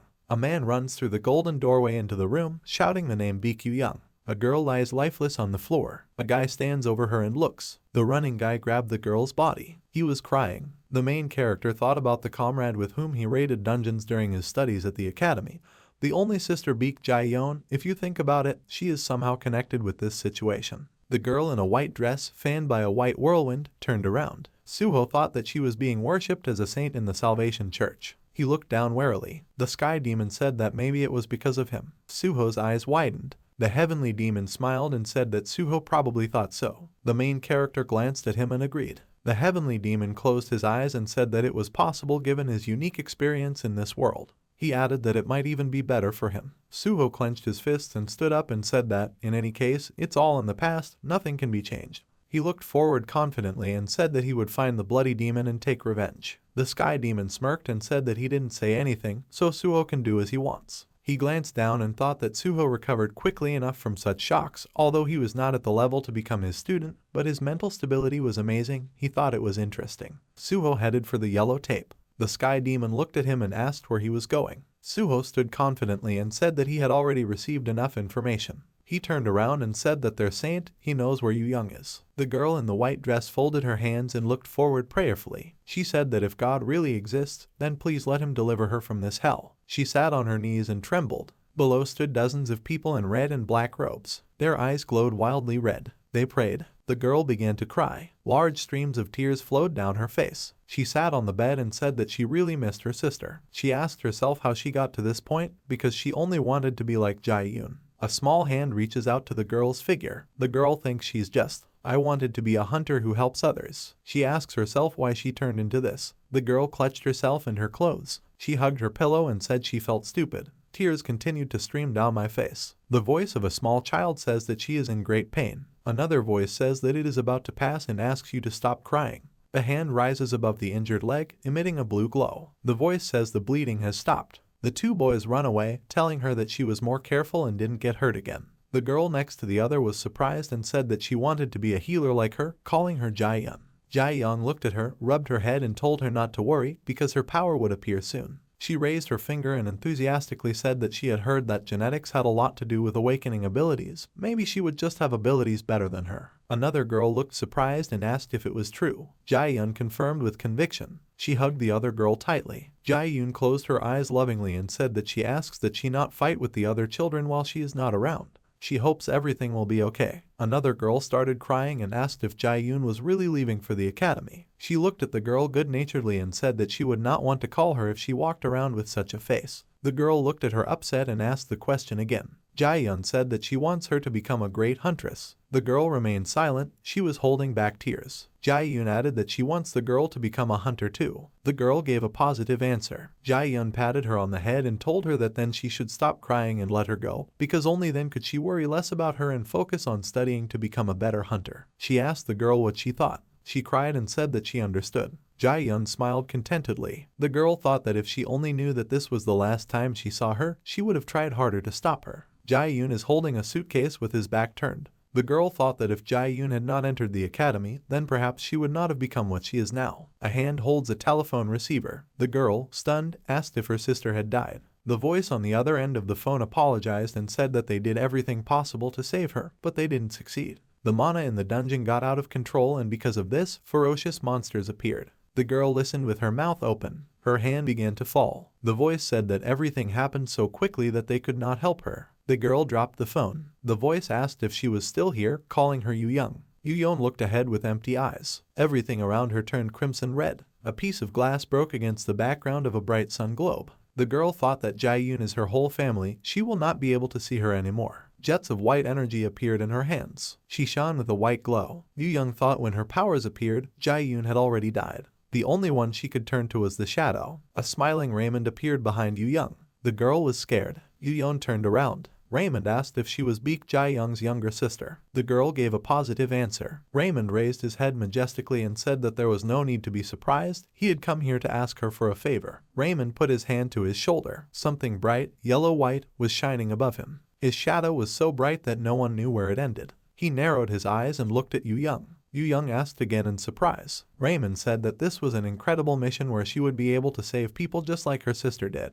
Raymond extended his hand. Yu-young looked up at him and repeated his phrase. She asked if she could really become like her. Raymond said of course and smiled contentedly. He asked if she was her only sister. The girl looked puzzled. She extended her hand to Raymond. She agreed and said she would do it. She looked forward with determination and said that she would help people as long as she could. Raymond smiled a contented, sinister smile. After this, Bishop Raymond asked Yu-young to call her father. Their hands touched. In the center, under white curtains, stood a girl in a white dress. A halo sparkled above her head. So she became the messiah of the Church of Salvation cult. Yu-young leaned her cheek against the pillow. She said that this is just a healing ability, but they call it a miracle or salvation. She smiled good-naturedly and said that they were so funny because she couldn't even save herself. Two legs take a step forward. Suho and the Sky Demon stand in front of a two-story panel house. Suho says this is the place. The Sky Demon raises his hand and says that it looks like he's right. He feels the blood demon energy and is even stronger than before. Both look forward resolutely. Suho's eyes narrowed.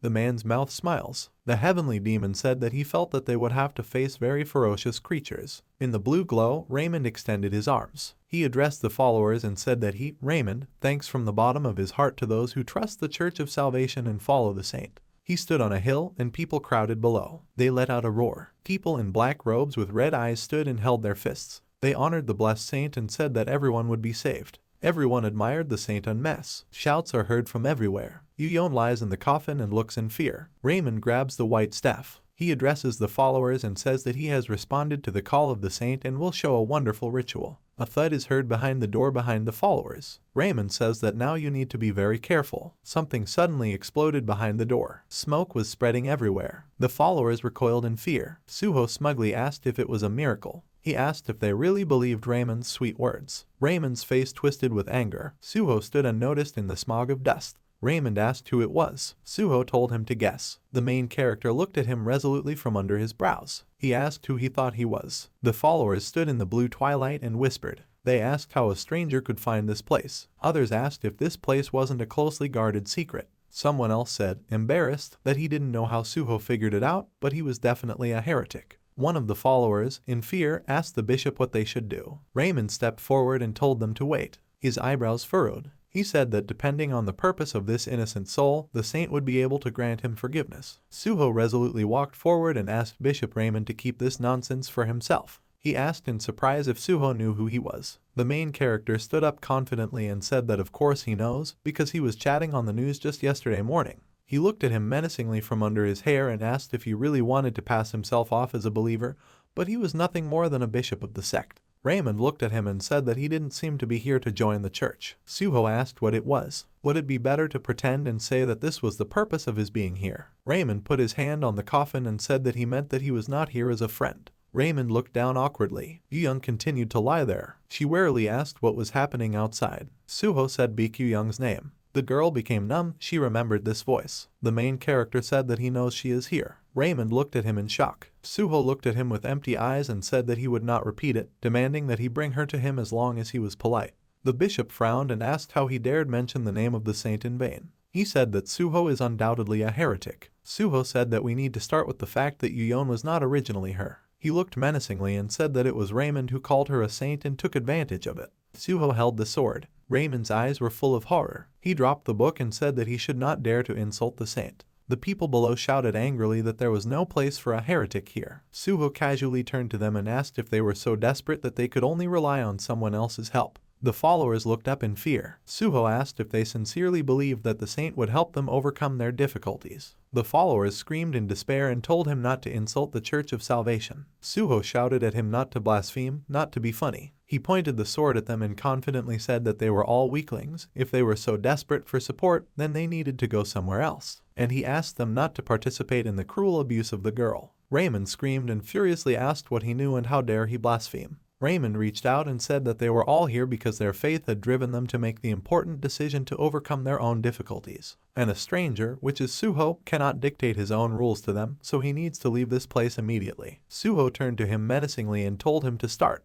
Raymond asked again in surprise. Turquoise vines of energy emitted by the heavenly demon rose up around him. He stood upstairs in the turquoise twilight and looked at what was happening. Everything was plunged into a turquoise haze. A heavenly demon was reflected in Raymond's pupils. Raymond said he couldn't. A sky demon with glowing green eyes flew up to Raymond and said that he, the spawn of a blood demon, should follow him. He got scared. The main character stood in the turquoise swirl and watched. Raymond asked who he was. One light bulb after another began to break. The followers looked at each other in horror and asked what was happening, whether it was a power failure. They looked fearfully at the empty pedestal with a white coffin. Someone said he disappeared. Someone asked where the bishop had gone. A voice was heard from behind. He said here. Siwoo lit a cigarette and told everyone to stay in their seats, calling them cultists. He looked at them indifferently and said that they would all rot in prison. Investigator Ankh looked at him, was surprised and said that Suho literally pointed them to their shelters. Now he understands why Siwoo brought Suho into this matter. Siwoo looked at the employee menacingly and told them to deal with them first. He turned to Song Hee-seok and furiously asked why he was frozen in his tracks. Song Hee-seok looked at him displeasedly and said that firstly, he is from another department, so why was he called here and ordered to do all this? One of the followers came forward and shouted that since things had turned out this way,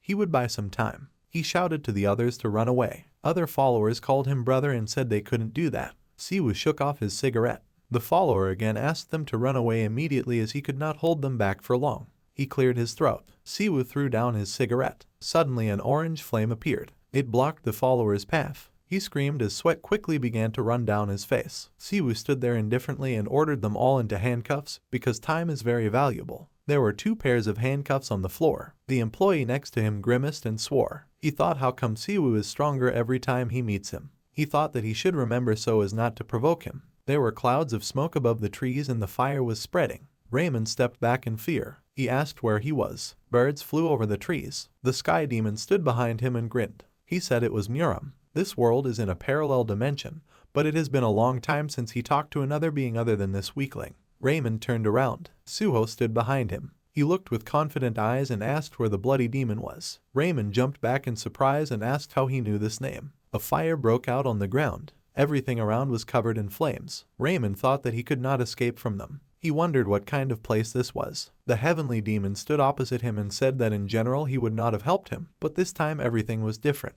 A strong, blinding beam of turquoise energy appeared. Raymond looked forward in surprise. Standing ahead was the figure of a heavenly demon. He turned to Raymond. He looked in horror. The heavenly demon raised his head and, looking down, asked Raymond where his master was. The ground smoked before Raymond's feet. Covered in cold sweat, he wondered what was going on here because he had just been in church. The demon quickly flew up to him. Raymond, putting his hand forward, said that he did not know why they were attacking him, but he was sure that there was a misunderstanding between them. The demon asked about the misunderstanding, and the wide-eyed priest asked him to calm down. A strong pulse of green energy shot out around the demon. Raymond's mouth opened wide in horror. The cold-eyed demon asked if he was going to pretend that he didn't know anything when he reeked of the blood of this pest. The main character asked about blood, and the demon, calmly turning to him, said that this is one of the blood arts, which blood demon often uses. Raymond furrowed his brows in irritation, and the demon said that he infuses blood into his subordinates and shares his powers with them. Remembering the man with long hair and a sinister smile from Giant's memories, Suho turned pale and widened his eyes in amazement.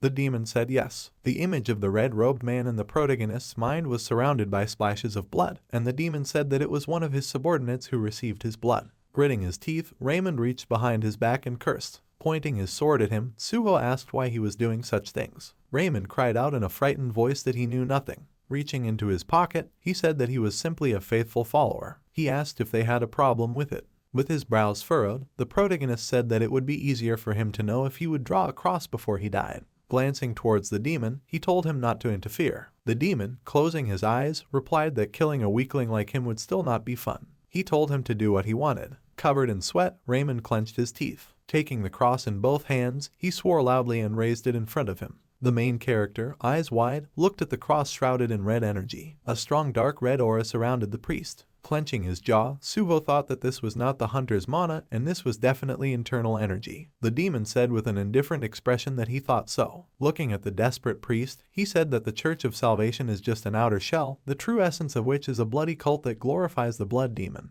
Looking at the image of a man with long black hair on a cross, the main character asked if it was Blood Demon's face. The demon said yes. He said that he would not deny that there was a chance that they performed rituals involving human sacrifices to fully resurrect the blood demon. The main character frowned decisively in response. The priest looked fearfully at the green energy surrounding his feet. Looking at Suho, who was shrouded in a green aura, Raymond thought in amazement that this was the same power that he had.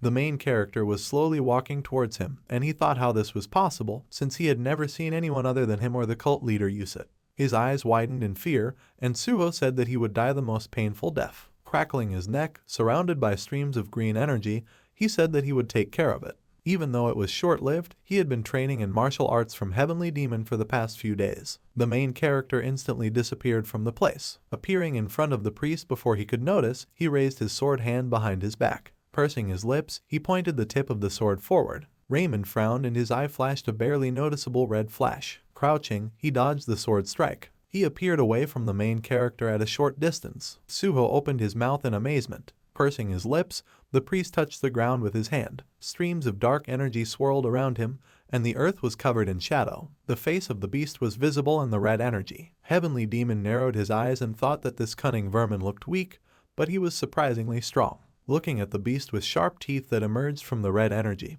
he thought that this was the Blood Demon's technique, Blood Panther, and it was not something that any person could handle. Raymond ordered the beast to attack, and Blood Panther immediately jumped to attack the main character. Jumping to the side, he thought that it was fast. Turning to his opponent, he swung his sword. With one blow of his sword, he cut the Blood Panther in half. Looking at the bloody energy floating in the air, Suho became wary. The Blood Panther's body knitted itself back together, and the beast, baring its teeth, turned its head in his direction. The main character turned towards Heavenly Demon, who, placing his face in his palm, said that this is a Blood Panther created from blood and it is stronger than it looks. Blood Panther opened his mouth and the demon said that in order to defeat it, he needed to master what he taught him at the end of the training. Raymond, laughing evilly, said that he should have taken the opportunity to leave when he was being polite. The beast jumped into the attack, and he shouted that today another young lamb would be sacrificed. He wished him a warm welcome in the next world. Turning around, Suho looked up. The demon looked at him boredly. Blood Panther jumped to attack, and the main character, placing his hands on his hips, sighed. Shrouded in green light, he looked forward resolutely and said that he would try. Siwoo stood among his subordinates as they handcuffed the cultists. A man in a red hood, passing by, said that everything would be resolved as soon as Bishop Raymond returned. Siwoo looked at him, taking the cigarette between his teeth. The cultist, frowning, shouted that the Church of Salvation would not obey people like him. The palm quickly approached his face, and he shouted that humanity is always suppressing great truths, and everyone who dares to slander them will end up in hell. Without taking the cigarette out of his mouth, Siwoo slammed his face onto the floor. He stopped his hand just before the cultist's face hit the floor and said that he didn't care how dedicated they were to their faith. Siwoo told them to just quietly surrender because they had committed crimes. Loosening his grip, he said indifferently that if they resisted, he would have to use more force than necessary. Turning to the other two cultists, he told them to watch their language as well. Their faces were tense in fear, and he said that otherwise they would trip and accidentally fall, just like him. Inspector On asked where Raymond and Suho had gone. Siwoo said that he is confident that Suho will take care of this. Throwing his cigarette on the floor, he said that he is an obnoxious person who constantly tries to solve the problems around him alone. He asked what Yuon's condition was. Inspector On said she had lost consciousness. Siwoo crushed the cigarette with his shoe, and On said that she was not malnourished or in poor health, so she would probably wake up soon. Siwoo said he was glad to hear that. There was silence, and he took out another cigarette from the pack. Inspector On said the inspection bureau mentioned that he had a special connection with her sister. Siwoo brought the lighter to the cigarette. Exhaling tobacco smoke, he said that it was old news, just like the person who told it to him. A dark silhouette watched them from the darkness, and Siwoo said that this was already a thing of the past. The silhouette smiled ominously, narrowing its eyes. The main character exchanged blows with the beast. Having landed opposite, he remembered the words that, in simple words, he was still far from reaching his level. The bloody energy that made up the beast's body was being restored before our eyes. Suho clicked his tongue in irritation. He remembered how Heavenly Demon told him that Heavenly Demon divine art is an ideal art that can do absolutely anything, be it sitting art, standing art, lying art. Standing opposite the main character among the trees, the demon said that he still lacks the skill to achieve this. Suho asked what he should do. The demon's eyes flashed green and he replied that he needed to follow the straight path, starting with sitting art.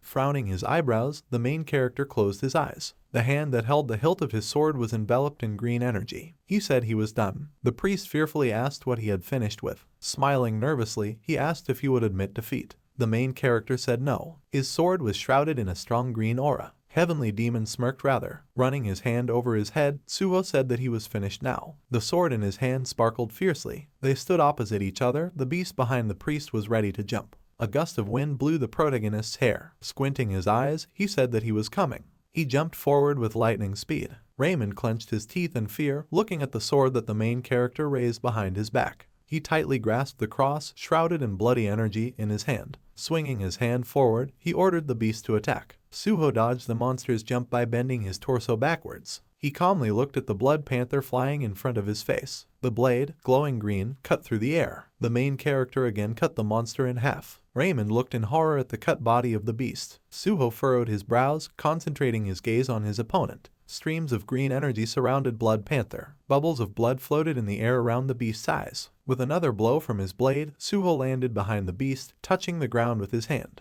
The beast fell to the ground and Raymond asked how this was possible. With his eyes widening in shock, he exclaimed that this was not something that normal mana could handle. The wind blew leaves from the trees, and the main character replied that it was funny. He asked if he thought he was the only one with such powers. Raymond frowned desperately, and another wave of cold sweat ran down his face. The cross in his hand emitted even stronger streams of energy, and he ordered the beast to tear it into pieces. The beast opened its mouth wide, and the main character put his sword forward. He waved his palm upward. Green energy hit the beast from below in the jaw. Suho performed 3 swift piercing strikes. Blood Panther fell to the ground again. The main character continues to maintain his focus. Raymond clenched his teeth even harder, and a thin stream of blood began to flow from his nose. Blood Panther charged furiously. Pixels surrounded the protagonist's face. A dialogue box informed him that he had used the freeze skill. Suho touched the ground with his hand, covering it with an ice crust. The monster's paws slipped on the ice. The beast lost its balance, and the protagonist swung his sword, emitting sparks of green energy. Blood Panther opened his mouth wide, and the main character hit him in the neck. The beast fell on its back to the ground. Suho quickly moved through space, covering the ground behind him with ice. The beast, out of control, was approaching the priest.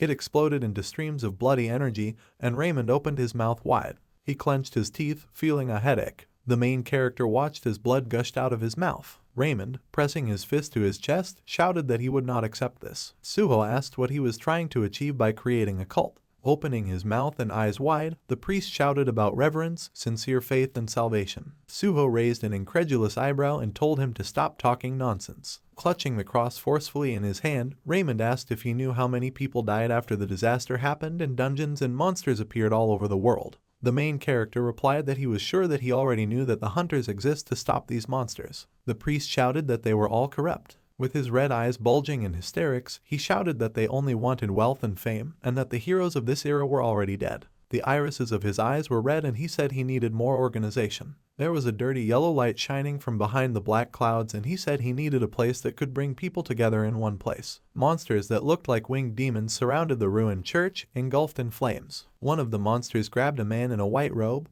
who screamed in horror. The priest, sitting inside the church with a bloody child in his hands, asked on the phone if they could hear him. He shouted that they urgently needed reinforcements because their gate had opened. Hearing the answer, he turned his gaze to the phone in horror. The interlocutor apologized and said that it would be difficult for them to send them help because, according to their policy, they do not interfere in the affairs of other states. There was a serious gash on the child's forehead, and Raymond asked if they hadn't sent a large amount of support to Kenya. The interlocutor, sighing, replied that he was being intrusive. A man in a business suit, sitting in a dark office, asked what they could get by helping them. He had glasses on his face and said that he would speak directly. He explained that this world is ruled by capitalism, and people so stupid who are ready to invest in a business without profit simply do not exist. Raymond objected, saying that people were dying. He opened his eyes in horror when the man asked him if he didn't understand that wars are very profitable. Concluding the conversation, he said that, fortunately, the war was still going on. Raymond looked at his phone screen in despair. Scrolling through his contact list, he prayed for someone to answer. However, no one came to his aid. Surrounded by flames, Raymond listened to the voice of the answering machine, saying that the subscriber was unavailable or that the number did not exist. He said he had no choice but to watch the church helplessly crumble. The strength left his hands. Raymond said his wife and child died because of these selfish hunters. The protagonist asked if the reason he accepted Blood Demon's offer was because he promised to give him power. Raising his arms to the sides, Raymond shouted yes, and the very fact of serving him already made them more complete. With his eyes wide open, he shouted that others had also received salvation under his name. Having changed the Church of Salvation to a blood cult, he said that this was their only resting place. Remembering how they worshipped a giant portrait of a demon, he said that they would gain even greater power, drive out all the hunters, and use these powers to save others. Squinting, the main character lowered his eyes down. He said that there is no salvation in deceiving others. The priest's eyes narrowed. Suho, with a melancholic expression on his face, said that he once thought that lying could make things better,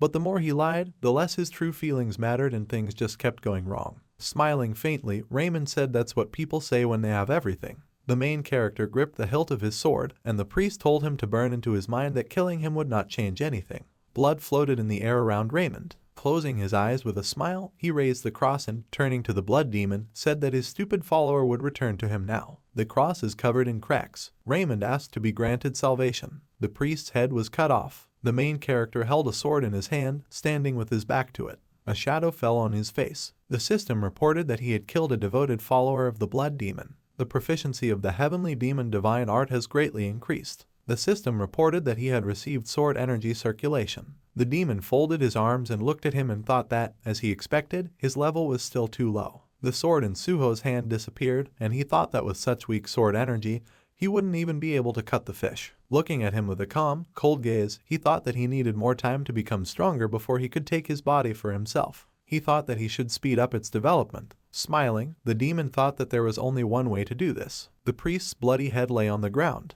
The main character, standing in the shadows, looked thoughtfully at Raymond's face. Imagining himself praying, surrounded by blood, he thought that perhaps he really had been a savior at first, but it had all gone to waste because he had decided to rely on someone else. Turning around, he addressed the demon, to which he responded with a smile. Suho asked with a serious expression if he knew what Blood Demon's true purpose was. Looking down at him, the demon said that he had said before that he had no interest in the intentions of a nobody. Frowning his eyebrows, the main character decisively said that it was time for him to think about it.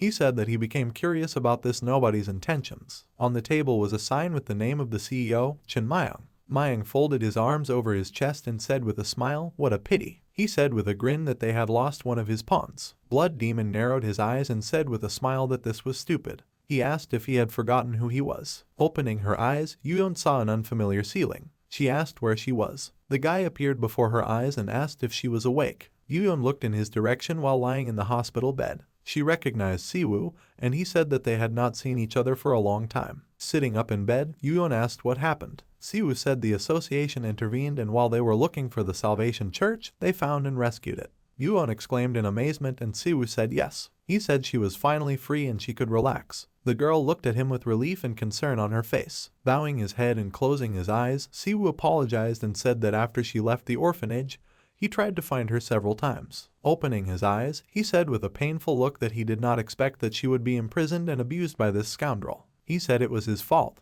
Yuyeon asked how this could be his fault. Looking down with tears in her eyes, she said that it was all her own naivety that was to blame. She told him not to blame himself. Siwoo's clenched fist twitched. Looking at her, he said that they were dealing with the remnants of the Salvation Church, but it was an even bigger problem than they expected, so it would take some time. He said he would do everything in his power to take care of it as quickly as possible so that no one else had to suffer like she had to. Yuyeon thanked him with a smile. She said that she had seen him on TV and heard that he had become the youngest director of the Hunters Association. Siwoo jerked when he heard these words. Yuyeon said that she was a little late but congratulated him. Looking at her smile, Siwoo remembered her older sister's face. Frowning, he looked down gloomily and remained silent. He said that she should live in a government-provided apartment for a while. He said that he had sorted out the paperwork so she could rest easy. He told her to contact him when she left the hospital. Yuon obeyed and thanked him. Rising from his seat, Siwoo said that if there was nothing else, then it was time for him to go. Yuon called out to him. Siwoo looked at her and she was confused. Fingering her fingers, she said that before she passed out in the church, she heard Suho's voice. Siwoo furrowed his brows tensely and she asked if he had come to her aid.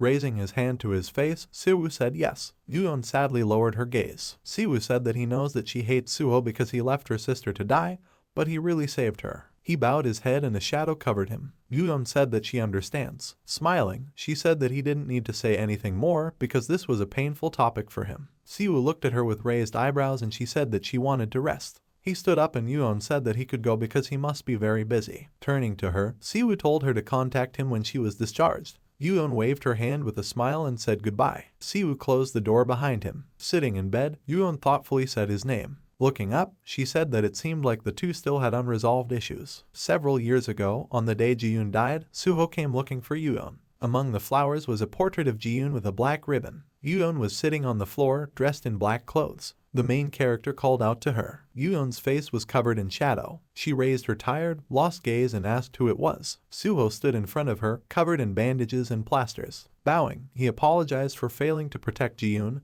and as a leader, he has no excuse. Yuon silently looked into space, her eyes wide. At first she wanted to be angry with him. Remembering her sister dressed in a white dress, she wondered why he let her die since she was such a good person. She wanted to ask him why such a good man had to die. Tears appeared in her eyes and Yuon opened her mouth. Blood ran down Suho's bandaged hand. He stood in front of her, looking down. Looking at him, so beaten, for some reason she couldn't bring herself to say anything. Pursing her lips, Yuon asked why. Clenching her hands into fists, she asked why he didn't protect her. Clenching his hand into a fist, the protagonist replied that he was too weak. His face was hidden in shadow and he said that he was not strong enough to protect her. Yuon asked if that was all. Without looking up, Suho said yes. Yuon clutched the fabric of her dress in her hands. With her head down, she asked him to leave and said she didn't want to talk to him anymore. The main character pursed his lips bitterly. He apologized and Yuon didn't respond. She knew it wasn't his fault. She was too young back then and she just needed to let her emotions out. Her tears began to fall onto the floor. She needed to express her pain. Yuon started crying a lot. She wanted someone to see how much pain she was in. She sat on the floor, curled up into a ball. 4 days later, she learned that he had lost his mother when he was just a child. The full moon was shining in the sky, surrounded by a scattering of stars. Yuon raised her eyes melancholy. Looking at the night sky outside the window, she hugged her knees and said that they could both be more honest. A voice on TV announced the third nominee for Best Actor. A guy with dark hair appeared on the screen and a voice said that to say that he was the biggest star of this year would not be an exaggeration. He said it was actor Kang Min-hyun, and in the actor popularity poll, he was the most popular for 6 months in a row. The main character was watching TV, and the host said that he did a great job playing the role of a killer in persona, taking the drama industry by storm. The demon thoughtfully said that now such pimp-looking guys are successful. Standing behind the sofa, he said he looked like a guy from a brothel. He asked if a man could look like that. The main character, folding his arms across his chest, said that he didn't think he was in a position to say that. Resting his face in his palm, he said that times have changed and beauty standards are evolving. Frowning and closing his eyes, the demon said that there is something wrong with this world, because it is the epitome of beauty. Rolling his eyes, Suho responded with indifference. The host announced that the Best Actor award went to Kang Min-hyun. He said the award will be presented by last year's winner. The main character indifferently said that he still won, which, however, is not surprising because his drama reached 30% viewership. The demon frowned with displeasure. Min-hyun said into the microphone while holding several bouquets of flowers that he was honored to receive such an incredible award. He said with a smile that he wanted to thank from the bottom of his heart everyone who helped him get here, his family and the audience who loved and supported the drama. The bespectacled man said that he was unknown for 7 years until he achieved success in his 30s. He asked what the secret of his success was. Min-hyun said thoughtfully that he wasn't sure. Smiling, he looked ahead. He said it's quite a long story, so it might be difficult to share on stage. An article online states that the Best Actor award went to Kang Min-hyun, as expected. The photo showed a happy Min-hyun with flowers and an award. One commenter asked if he hadn't been criticized for his terrible acting before. Another commenter said his recent roles were incredible, like he was a completely different person. He said his role as a killer gave him chills. Another commenter said, laughing, that he even thought he might be the real killer. Under the light of dim night lamps, sobs and pleas for mercy could be heard. The woman, sitting on the floor, said in horror that she would not tell anyone anything. In front of her stood a man with a knife, wearing a hood and a mask on his face. The man raised the knife and the woman shouted at him not to come closer. There was a loud scream. Blood splashed across the asphalt. Blood flowed down the blade of the knife. Minhan smiled on the TV screen and said that he would try to deliver even more impressive works and showcase better acting. The hooded man took off his mask and Minhan said that he again wanted to express how honored he was to receive this award. After thanking the audience, he said that this was the end of his speech. The mask was covered in blood and the man smiled. The host thanked Minhan for his words. Minhan's face was hidden behind the mask. An airplane flew over a tall building in the blue sky. Someone was talking to the mother. He was wearing slippers, and the clean floor under his feet showed a clean reflection. He thanked her for calling to congratulate him and asked her to convey her gratitude to everyone else. Opening the curtain, Minhan said that he will be back this year during Chuseok. She answered him something, and he said with a smile that this time everything would really be okay because his company had approved his vacation. As he ended the conversation, he said that they would see each other during Chuseok. Looking out the window, Minhyun sighed. His gaze was cold and expressionless. Looking out the window, he saw himself in work clothes. He closed his eyes. Exhaling, he opened his eyes again. In the mirror in front of him stood him, dressed in the clothes of a prison inmate. Frowning, Minhyun closed his eyes. Slowly opening his eyes, he saw a man in a hood.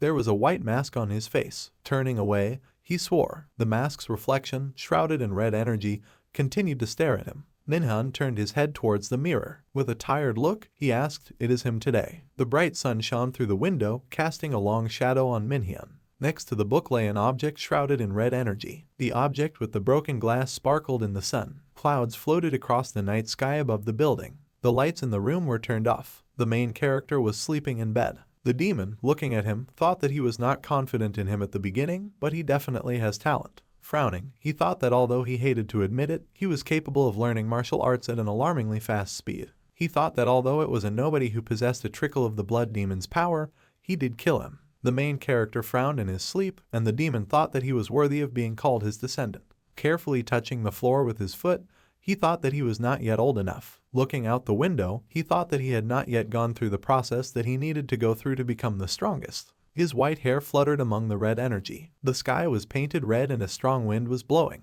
In front of the demon, the ground was littered with mountains of corpses. Looking at the corpses, he thought about a life and death situation. The guy leaned on the sword with his bloody hand. He rose to his feet. Before him was a giant skeleton, and the demon thought that he could reach great heights when he could surpass death as it stared him in the face. Squinting his eyes, the demon thought that, however, this opportunity did not come just like that. He looked at his palm. Then he clenched it into a fist. Smirking, the demon thought that, however, they could still do. He thought that since the opportunity had not yet presented itself, he just needed to create it. Slyly narrowing his eyes, he told him to prove it if he was a vessel worthy of serving even him. Suho was sleeping on his back and the demon told him to prove that he could survive alone without relying on his help. The poster showed Minhyun removing a white mask from his face. Someone said that there are 10 minutes left before the stream starts. Minhyun and a woman in a pink suit were surrounded by a film crew. He thanked one of the workers. The woman greeted him. She smiled and said that she was a reporter from BS Entertainment, Song Hyeju. Minhyun smiled back and said that he was glad to meet you. While straightening her hair, Hyeju lowered her eyelids slightly and blushed, admitting that she was, in fact, a fan of his. She said Persona was very good. With her hands folded in her lap, she congratulated him on the second season of Persona, the Masked Serial Killer. Minhyun said that all this was thanks to the staff who helped with production. Scratching the back of his head, he smiled awkwardly and said that he didn't do it alone. Hyeju said that he doesn't need to be so humble since he won the Best Actor award. Crossing her legs, she said that this time she was really rooting for him to win. She asked how he felt after receiving this award. Smiling awkwardly, Minhyun asked her not to tease him. Hyeju, blushing slightly, said that she heard from their mutual friend, director Lee Youngju, that he has a good character and is kind to the people around him. She narrowed her eyes, looking into his eyes. She said that she wanted to ask if he had anything to do after this interview. Minhyun asked awkwardly. The girl looked at him with a smile, without taking her eyes off him. Minhyun closed his eyes with a smile and said that he was going to go home and rest. A voice in his head told him to stop. He opened his eyes wide in alarm. The brooch on Hyeju's chest flashed red and a voice asked what he was doing. The reflection on the brooch showed a masked man who told him that the victim had just appeared in front of them. He asked if he didn't agree. Minhyun's gaze, surrounded by a dark aura, became blank and Hyeju called out to him. She worriedly asked if he was feeling unwell. Minhyun said that he was going to rest. He said with a confident grin and a blank stare that he thought he would be bored doing this alone. He narrowed his eyes. Coming out of the portal, Suho said that this dungeon was quite difficult. The demon stood behind him, and the main character said that it was difficult in different aspects. The demon replied that he relied on his internal energy. Rubbing his neck, Suho said that it was more important to win and survive. Looking away, he said that he did not know how things were in Murim, but in this world, the only people who win are the people who will stop at nothing to survive. Sighing, the demon said that he agreed with this. Looking at him, the main character asked if there was any information about the traces of Blood Demon. Raising his head, the demon said that there was nothing yet. He said that he would surely reveal himself soon. Suho agreed and noticed something. On his phone screen there was a call from Jayan. He picked up the phone and Jayan fearfully asked if it was Suho. Frowning, the main character asked what happened. Jayan apologized for calling him so suddenly. Dressed in a white t-shirt, she asked if she could ask him for a favor because she felt like he was the only one who could help her. Squinting his eyes intensely, Suho said that he would help if he could. He asked what happened.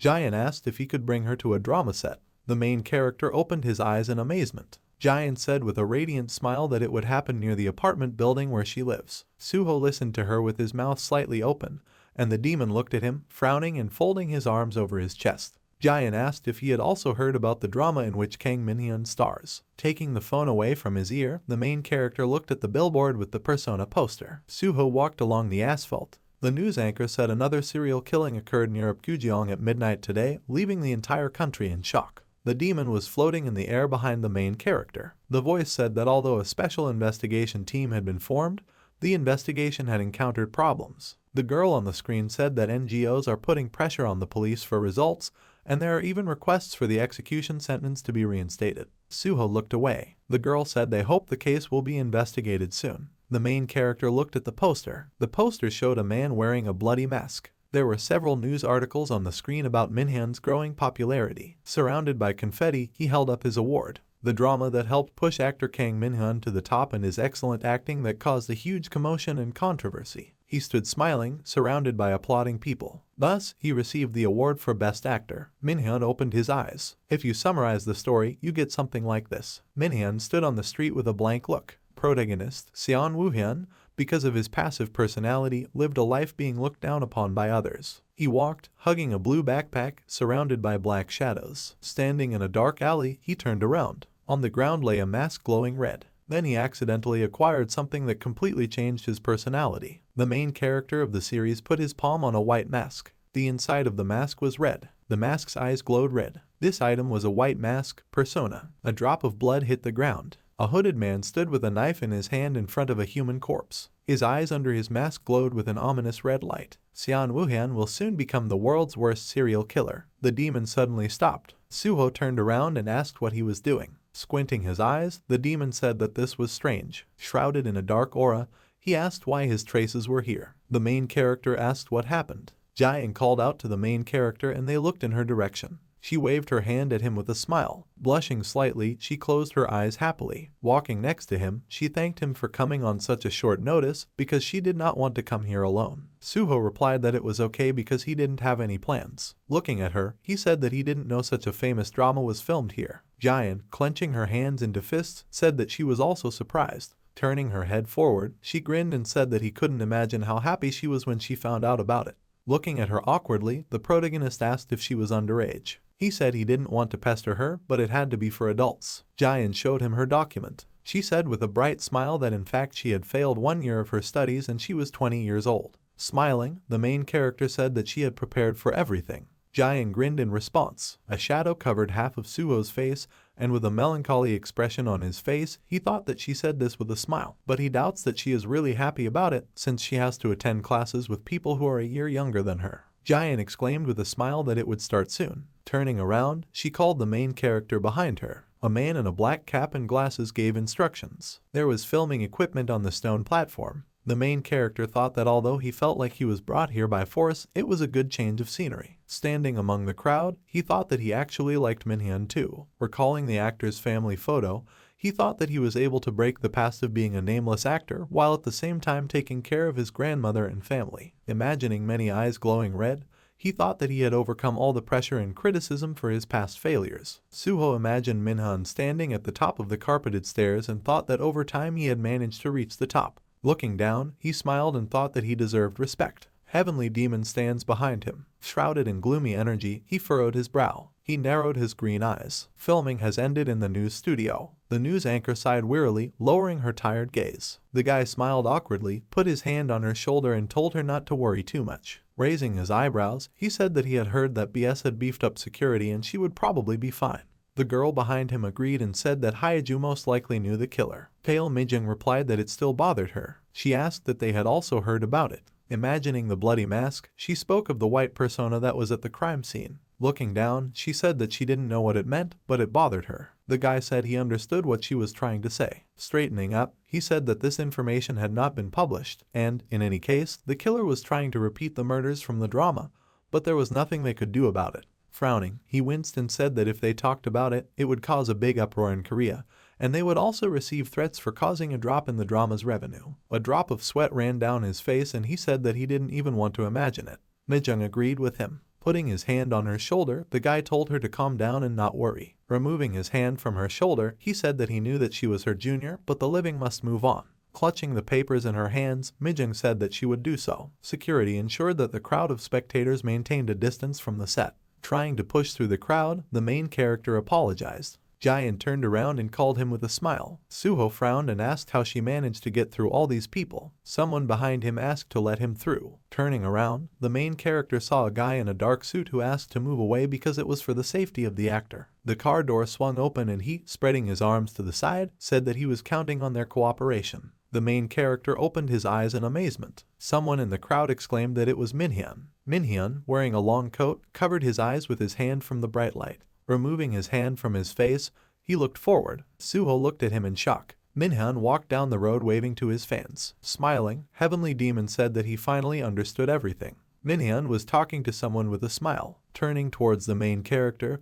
he stopped smiling. The main character looked at him with his mouth slightly open. Nodding, Minhyun smiled good-naturedly. Suho's eyes widened in horror. The actor walked further along the road, and he looked after him. The demon, standing behind the shocked Suho, congratulated him with a smile. His face broke into a sly grin. Minhyun picked up the white mask. He placed the mask shrouded in red energy over his face. The demon congratulated the main character on finding another fragment of the blood demon. Minhyun removed his hand from the mask and the director announced the start of filming. Suho and Jaein watched the filming. He called out to Jaein. Jaein turned to him with a smile. She worriedly asked if he was feeling well, because he was covered in cold sweat. Suho asked how many people Seon Woohyun killed in the drama. Jaein began to count on her fingers, puzzled. She said he killed 5 people. The main character frowned in horror. Minhyun was surrounded by a bloody aura and she said that this would be the 6th one. The girl was breathing heavily, sitting on the ground. The killer grabbed her by the face. She began to tremble as the white-masked killer looked at her calmly. The girl asked in horror how he got here. The killer narrowed his gaze. He swung the knife. Blood splattered onto the brick wall. The girl's weakened hand fell to the ground, bleeding.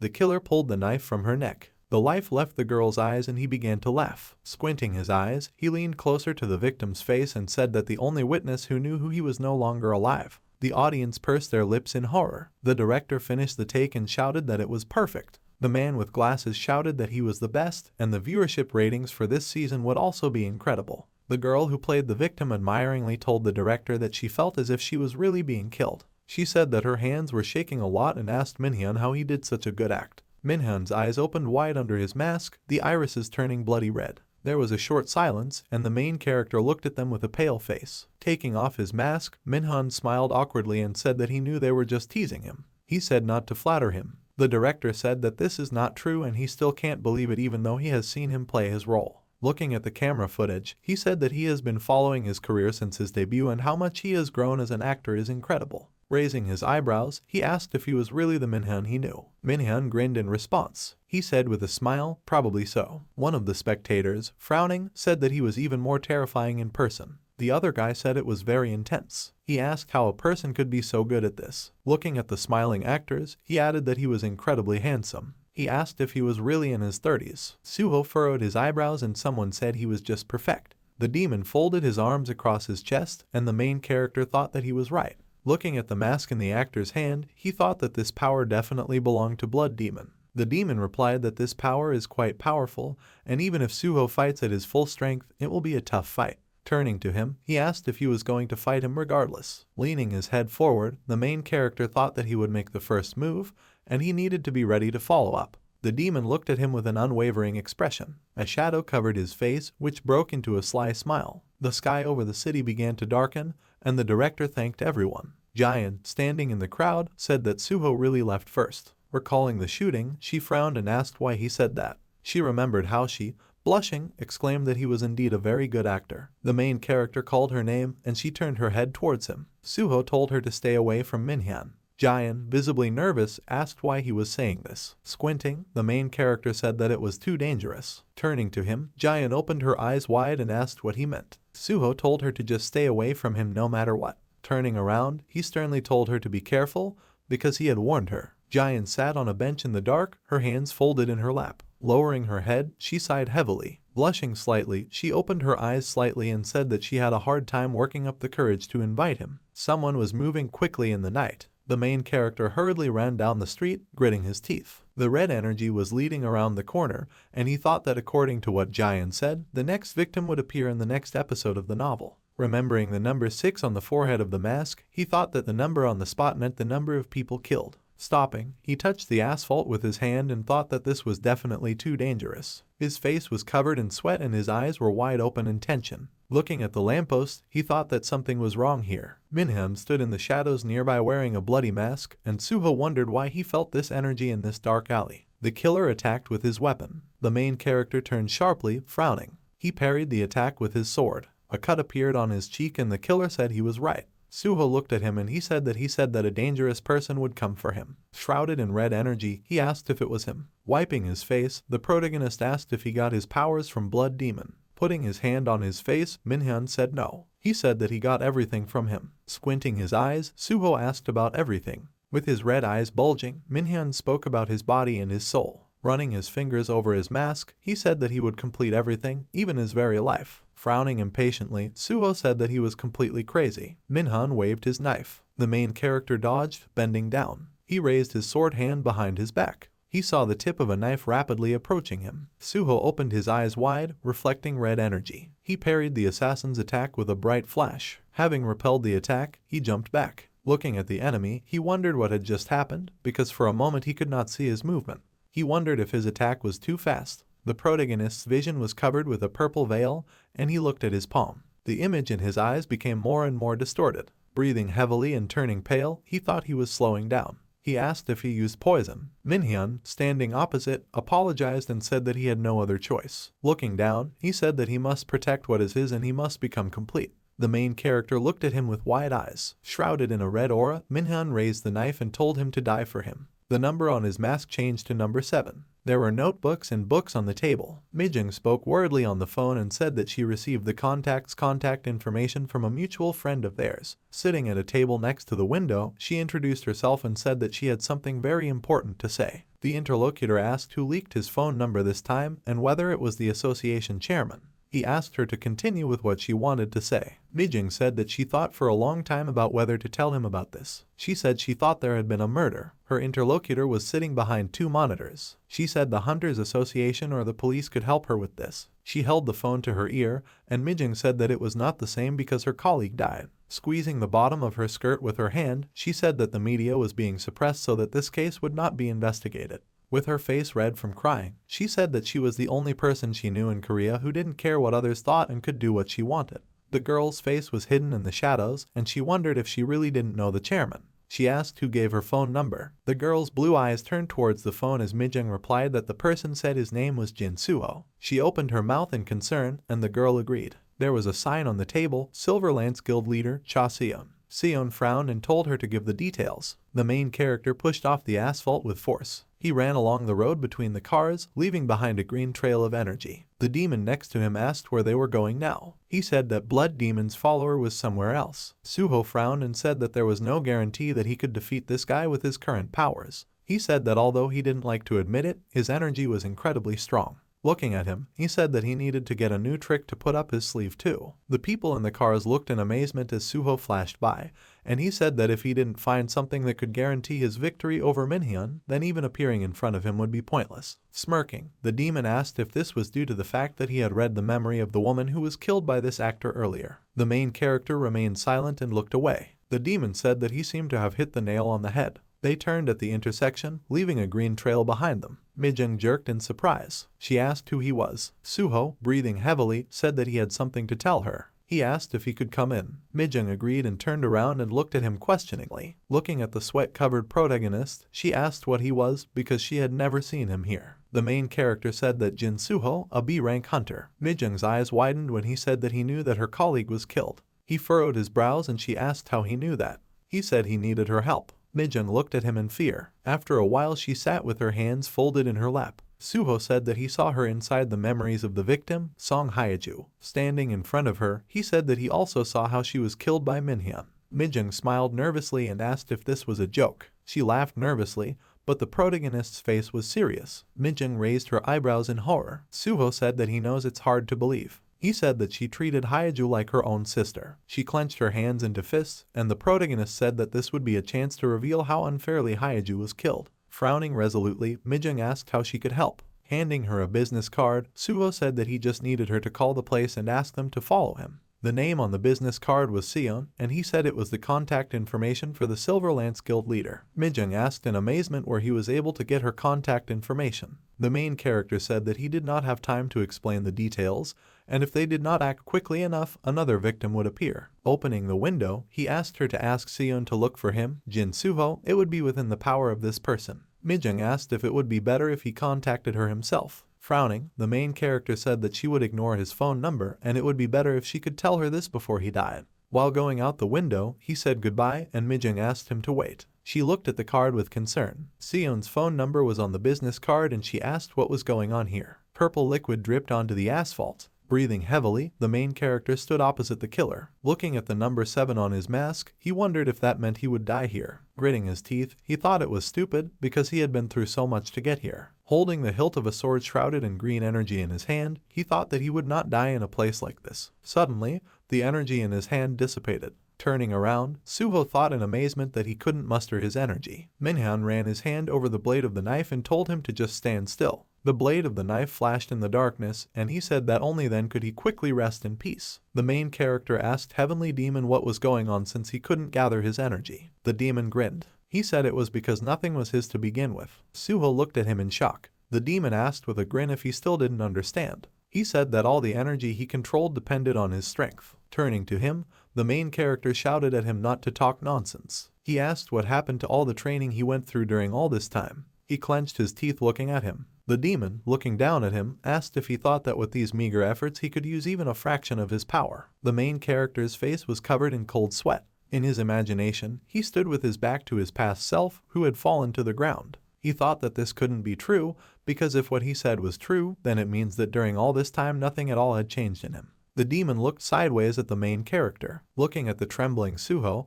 he thought that he had really done well up to this point. He had become stronger and was even able to accumulate some internal energy. His green eyes were cold, and he thought that it would be impossible to learn his techniques with this level of effort. Minhyun swung the knife, and the demon thought that it was an imitation at best, and he could only fight the fragment of a blood demon if he relied on its energy. The killer raised his hand with a knife, and the demon thought that, however, if his guess was correct, the moment was near. The main character dodged the blow by jumping to the side. After doing a somersault, he looked at his opponent. Wiping his face, he mentally cursed and thought that he needed to buy time somehow. He thought that once Sion came here, the tide of the battle would turn around. Minhyun spread his arms out to the sides and Suho asked if he also received a mirror from Blood Demon. Minhyun said yes. Lifting his face up, he closed his eyes and asked how he could forget about this, because this is the moment when he was chosen. Frowning, the main character said that he was not chosen, he was simply taken advantage of. Without lowering his face, the killer replied that he didn't care as long as he could be useful to him. Suho asked why he kills people, especially 6 people. Looking at him, Minhyun asked if he didn't tell him. Holding his knife hand to his chest, he said that in this way he could become complete so that he could become a true actor. As he sweated, the protagonist asked if this was so important to him that he needed to kill other people for it.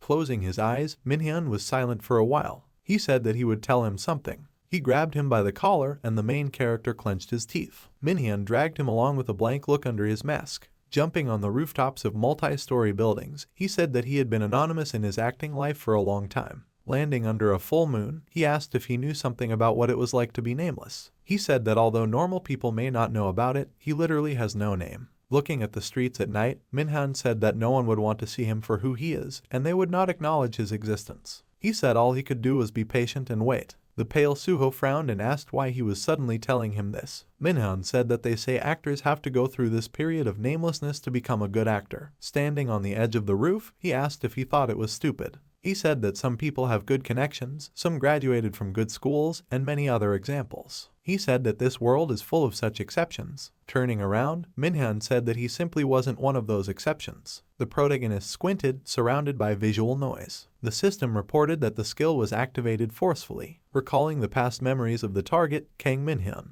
Minhan, before the eyes of the protagonist, soon gave way to emptiness. Minhan worked so hard at acting because it was his only dream. The sun was setting over residential buildings. Cockroaches were running across the floor of the house. Even though he was born into a poor family, even though he had nothing, he thought that he could become an actor if he worked hard. There were visible stains on the table. The plate broke with a loud sound. Little Minhan called out to his mother, who was coughing and crouched on the floor. He asked if she was okay and if she wasn't feeling well. The mother replied that she was fine, it was just a cough. Minhan apologized with a worried expression and said that he shouldn't have asked her to send him to the acting academy because it made her work too much. The mother replied that this was not so, and it did not hurt her at all. She said with a weak but kind smile that she really liked that he could do what he wanted to do because she could not afford such a life. The boy's sad face turned red and she said that she hoped that at least he could live such a life. Minhan thought that his dream cost him his mother's health. He stood on stage in front of an almost empty hall of uninterested people. His acting wasn't getting better at all. Unfortunately, he was not one of the chosen ones. There were articles on the phone screen about Minhan's mediocre talent.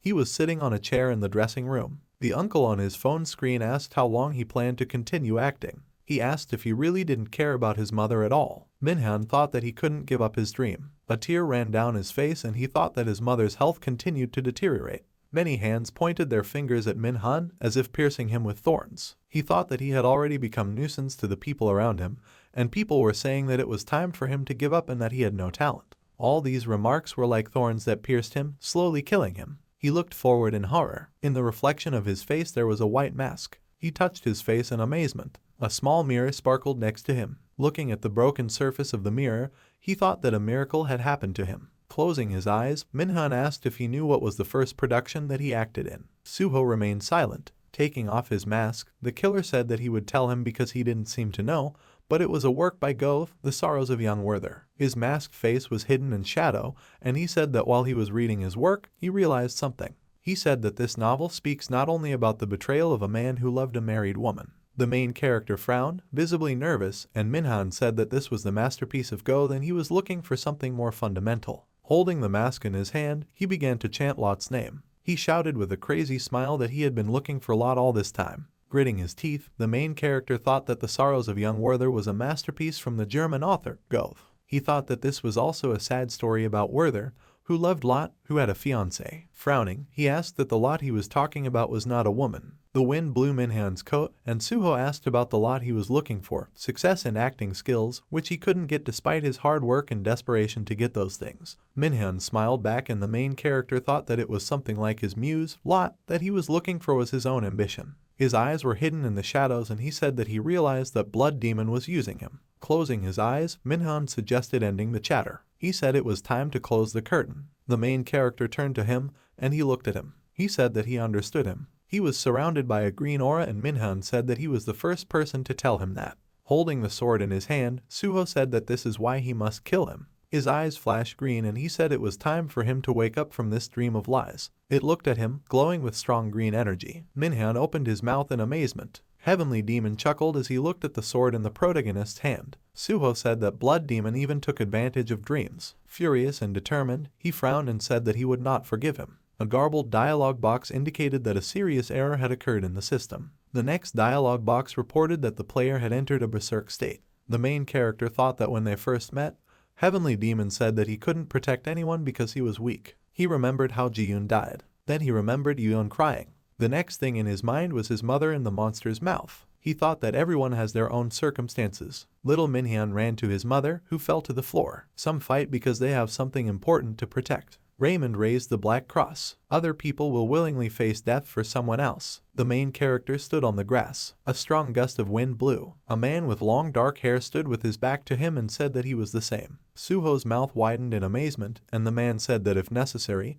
he would fight to protect what was dear to him, and he would hurt others if he saw fit. He began to turn his face, along which blood was flowing. His eyes glowed green in the shadows. The glass around him shattered, leaving them in a black space. Blood flowed from green eyes. Minhan looked at the protagonist in amazement, surrounded by green energy. Blood flowed from the main character's eyes, and he said that, unlike Blood Demon, he does not treat people like toys. A strong pulse of green energy struck around him. Minhan stood tensely in front of him, and Suho said that he had previously said that he had no other choice because he needed to protect what was his and even asked him to accept it. With his green eyes widening, he said that in that case, he also had to accept something. He said that he cannot blame anyone even if he dies here. Minhan laughed as he brought the mask up to his face and agreed. He disappeared from the place. Waving his hands, he threw several knives. Gritting his teeth, the main character parried the knives. He opened his eyes wide. The system reported that player's system is collapsing. Suho knelt down, surrounded by a flow of energy. Minhan landed on his knee as he jumped back. Looking at his sword, the protagonist thought that the flow of his internal energy was very smooth. Imagining the energy flowing through his body, he thought that something had changed, and now his body was naturally circulating power and collecting it into his energy core. Looking to the side, he wondered if this was the true power of the heavenly demon divine art. Squinting his eyes, Suho caught the knife by the blade. Grinning, Minjun told him not to be distracted when he fights him, because he might get hurt. The bloody knife fell to the ground. Raising his palm, the main character smiled and asked, "Hurt?" After a moment of silence, Minhyun looked down and said that, just like that person said, he is quite interesting and he will become an amazing subject. Clenching his hand into a fist, Suho said that his pathetic tricks wouldn't work on him anymore. Minhyun opened his eyes in amazement, not having time to react or move. The main character struck with his sword, and the killer blocked the attack at the last moment, crossing his knives in front of him. Their blades made sparks, and Suho said that he had already warned him. Frowning his brows, he said that he would die here. With his eyes wide open, Minhan said that he couldn't believe it. He said that he accepts that he is the strongest opponent he has faced. Enveloped in red energy, he pushed him back and said that it looked like he would have to take this fight seriously too. The main character braked with his hand. Enveloped in green energy, he agreed with his eyes wide open. Disappearing from the place, he told him to continue talking nonsense. Minhan did the same at the same moment. Finding themselves very close to each other, they crossed their blades. Strong streams of green and red energy collided, equal in strength. Parrying the blow, Suho thought that he had seen this man in his thoughts some time ago. He wondered who it was. Minhan continued stabbing. Remembering the man with long hair, the main character wondered if it was really him. He gripped the hilt of his sword tighter. He started to attack Minhan. They dodged each other's attacks and he thought he didn't know. They found themselves face to face, eyes wide open. After exchanging a few more blows, they jumped away from each other. Surrounded by bloody energy, Minhan raised his knife hand. Suho exhaled slowly and steam came out of his mouth. Frowning determinedly, he thought that he knew what he should do now. Ice covered the blade of his sword. Minhyun said with wide eyes, "Swallow falls." The main character frowned and said, "Heavenly Demon Ice Sword Art. First form." He used Heavenly Demon Ice River Gush. They found themselves with their backs to each other, surrounded by ice crystals. The ice exploded, breaking into sharp pieces. Blood dripped onto the ground. Minhyun fell to his knees, his hand lying on the ground in front of him. Snowflakes were falling from the sky. The main character behind him said that he lost. Placing the blade of the sword on his shoulder, he said, "It's time for the ending credits to appear." Closing his eyes, Minhyun said that it was a pretty wonderful ending, although it wasn't perfect for him. The main character's face was in shadow and he said that he could be a good person, even better than he thought, for the sake of his family and fans who believe in him. Raising his face, Minhan asked what he was trying to say. With his arms spread out to the sides, he asked if he understood that his sins were irredeemable, because he was a murderer who had taken the lives of 6 people. He said that such stories should end in a clear victory. Suho lowered his green eyes and Minhan said that viewers want to see a good ending where the hero kills the enemy. He looked into the distance with narrowed eyes, and the main character asked if that was why he wanted to become perfect, wished for success, and was looking for Lot.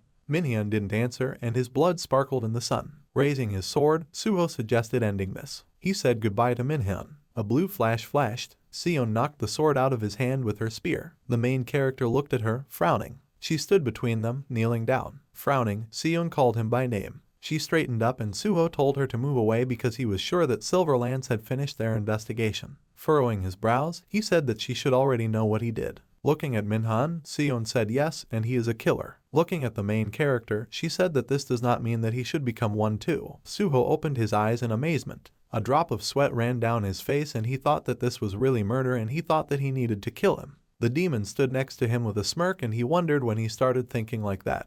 The demon looked at him slyly from the shadows. With his eyes wide open, the protagonist asked when he would stop. Looking down sadly, Sion asked how long he was going to bear everything on himself. She said he's done it before and he's doing it again. Suho called her by name. He suddenly turned pale and frowned. Running forward, he shouted to her about the danger behind. Minhan jumped to the top and the main character said that he was too pushy. Minhan said that this way he will be caught by hunters and sent to the police, and his name will be in the headlines of all the news. Closing his eyes, he said that this would be a very boring ending. The main character asked what he was talking about. He opened his eyes wide in shock. A red pistol appeared in the killer's hand. He pointed the muzzle of the gun at his temple. Pale Suho shouted to him to stop. Looking at his mask, he wondered if the reason why the number 7 was still on the mask was because of himself. Minhan said that every good story needs a twist. Closing his eyes in a smile, he said that this time it was truly goodbye. Reaching forward, he called his lot by name. Standing with the stump of his hand extended forward,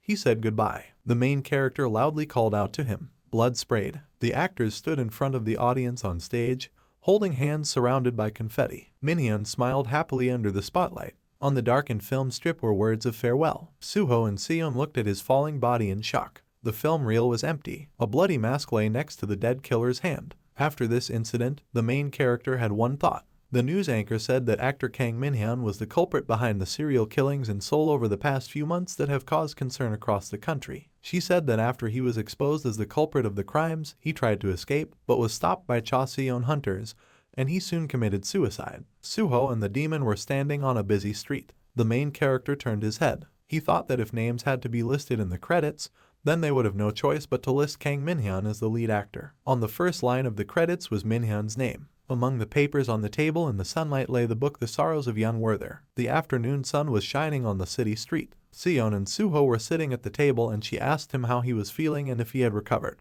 The main character replied that he was fine. Looking at the worried Sion, he said that worse things happen in a hunter's job, and this time they didn't have enough time to begin with. Sion asked when he found out that Minhyun was the culprit. Suho looked away. Looking down, he said one of the victims was someone he knew. He asked how she was able to find him so quickly. He added that he would have already killed him if she was delayed even a little. Recalling how she left through the door, the main character said that he actually thought that she would not help him after that incident, even if it meant that he would die. Frowning, Sion looked down and asked how she could do such a thing to someone who saved her life. Closing his eyes, Suho raised his mug and said that it doesn't matter anymore because it's in the past. He added that this time, in a sense, she saved him. Sion, leaning forward slightly, retorted that he had already won the fight. Having placed the mug on the table, the main character finished the sentence for her and said that she simply did not want him to become a killer. He said he knew it. Smiling slightly, he thanked her sincerely. Looking at Sion, who raised her eyebrows sadly with red eyes, he thought that if she had not found him at that moment, he would definitely have become a killer. The demon was looking at him from behind with a smirk and the protagonist thought that it would be dangerous for him to lose himself because that is exactly what the heavenly demon wants. Frowning her brows, Sion looked down and spoke about the day Minhyun died.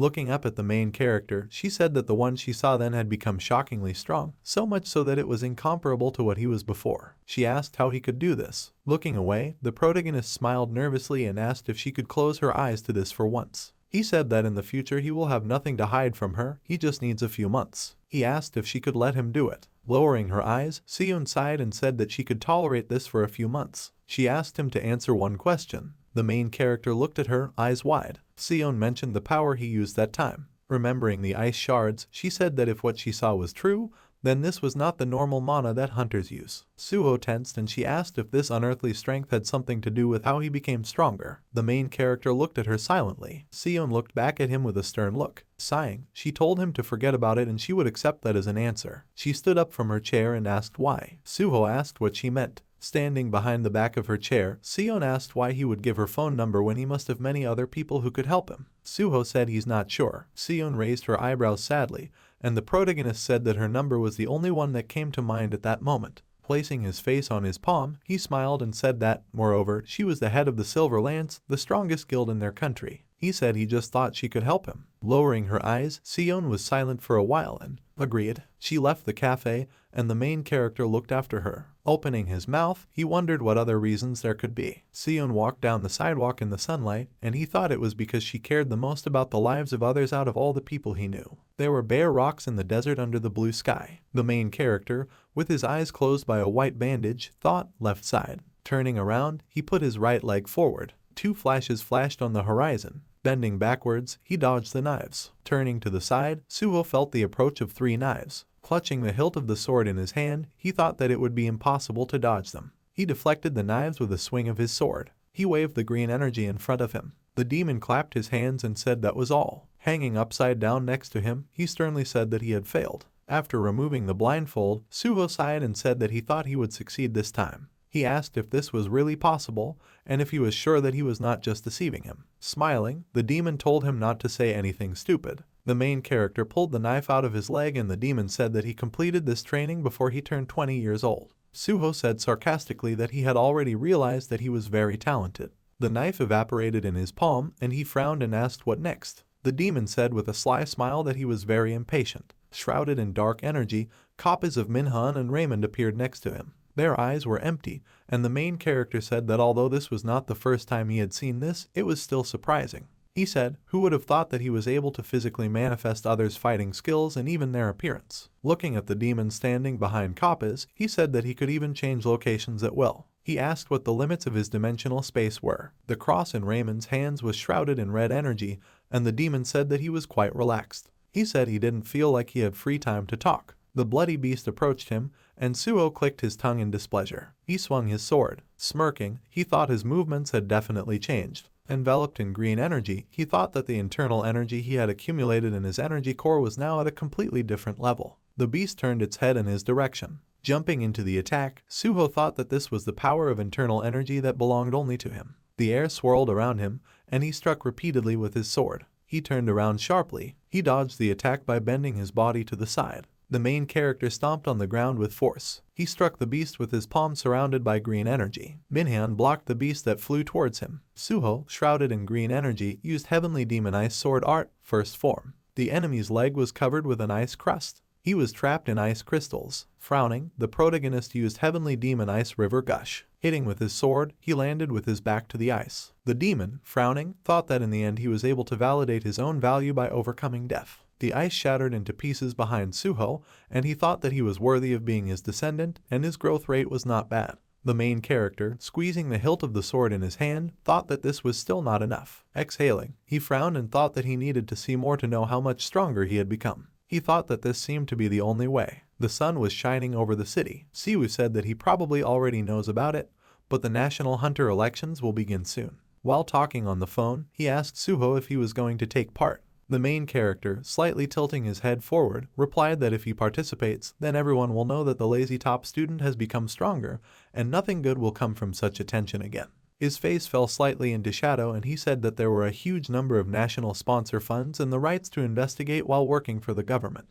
Siwoo said about access to 5-star hotels throughout Korea with other benefits. The main character opened his eyes in amazement. Siwoo said that in exchange for disclosing himself to the government, a new identity would be created for him to use it while he worked for them. Suho responded that he had much more advantages than he thought, and now he understands where his taxes are going. Siwoo looked aside and said if he has problems with this, become a director himself. He said that if he went to work for him as his successor, he would give him a taste of it. The main character told him to forget about it. Scrolling through his contacts list, he thought that it seemed like he really had no choice because he couldn't hide forever. Putting the phone to his ear, he thought that getting investigative rights was a great advantage. Looking towards his phone, plus he said that he would participate in the elections. Siwoo smiled and said that he knew he would answer like that, so he already wrote it down. He said that it would happen tomorrow at 2 o'clock in the afternoon at the Hunter Association's Gangnam branch. Suho, wearing a hood, walked among the crowd. The guy with earrings in his ears noticed him, and he clicked his tongue in displeasure. The guy with red hair said with a smile that he couldn't believe that such a famous person visited the association.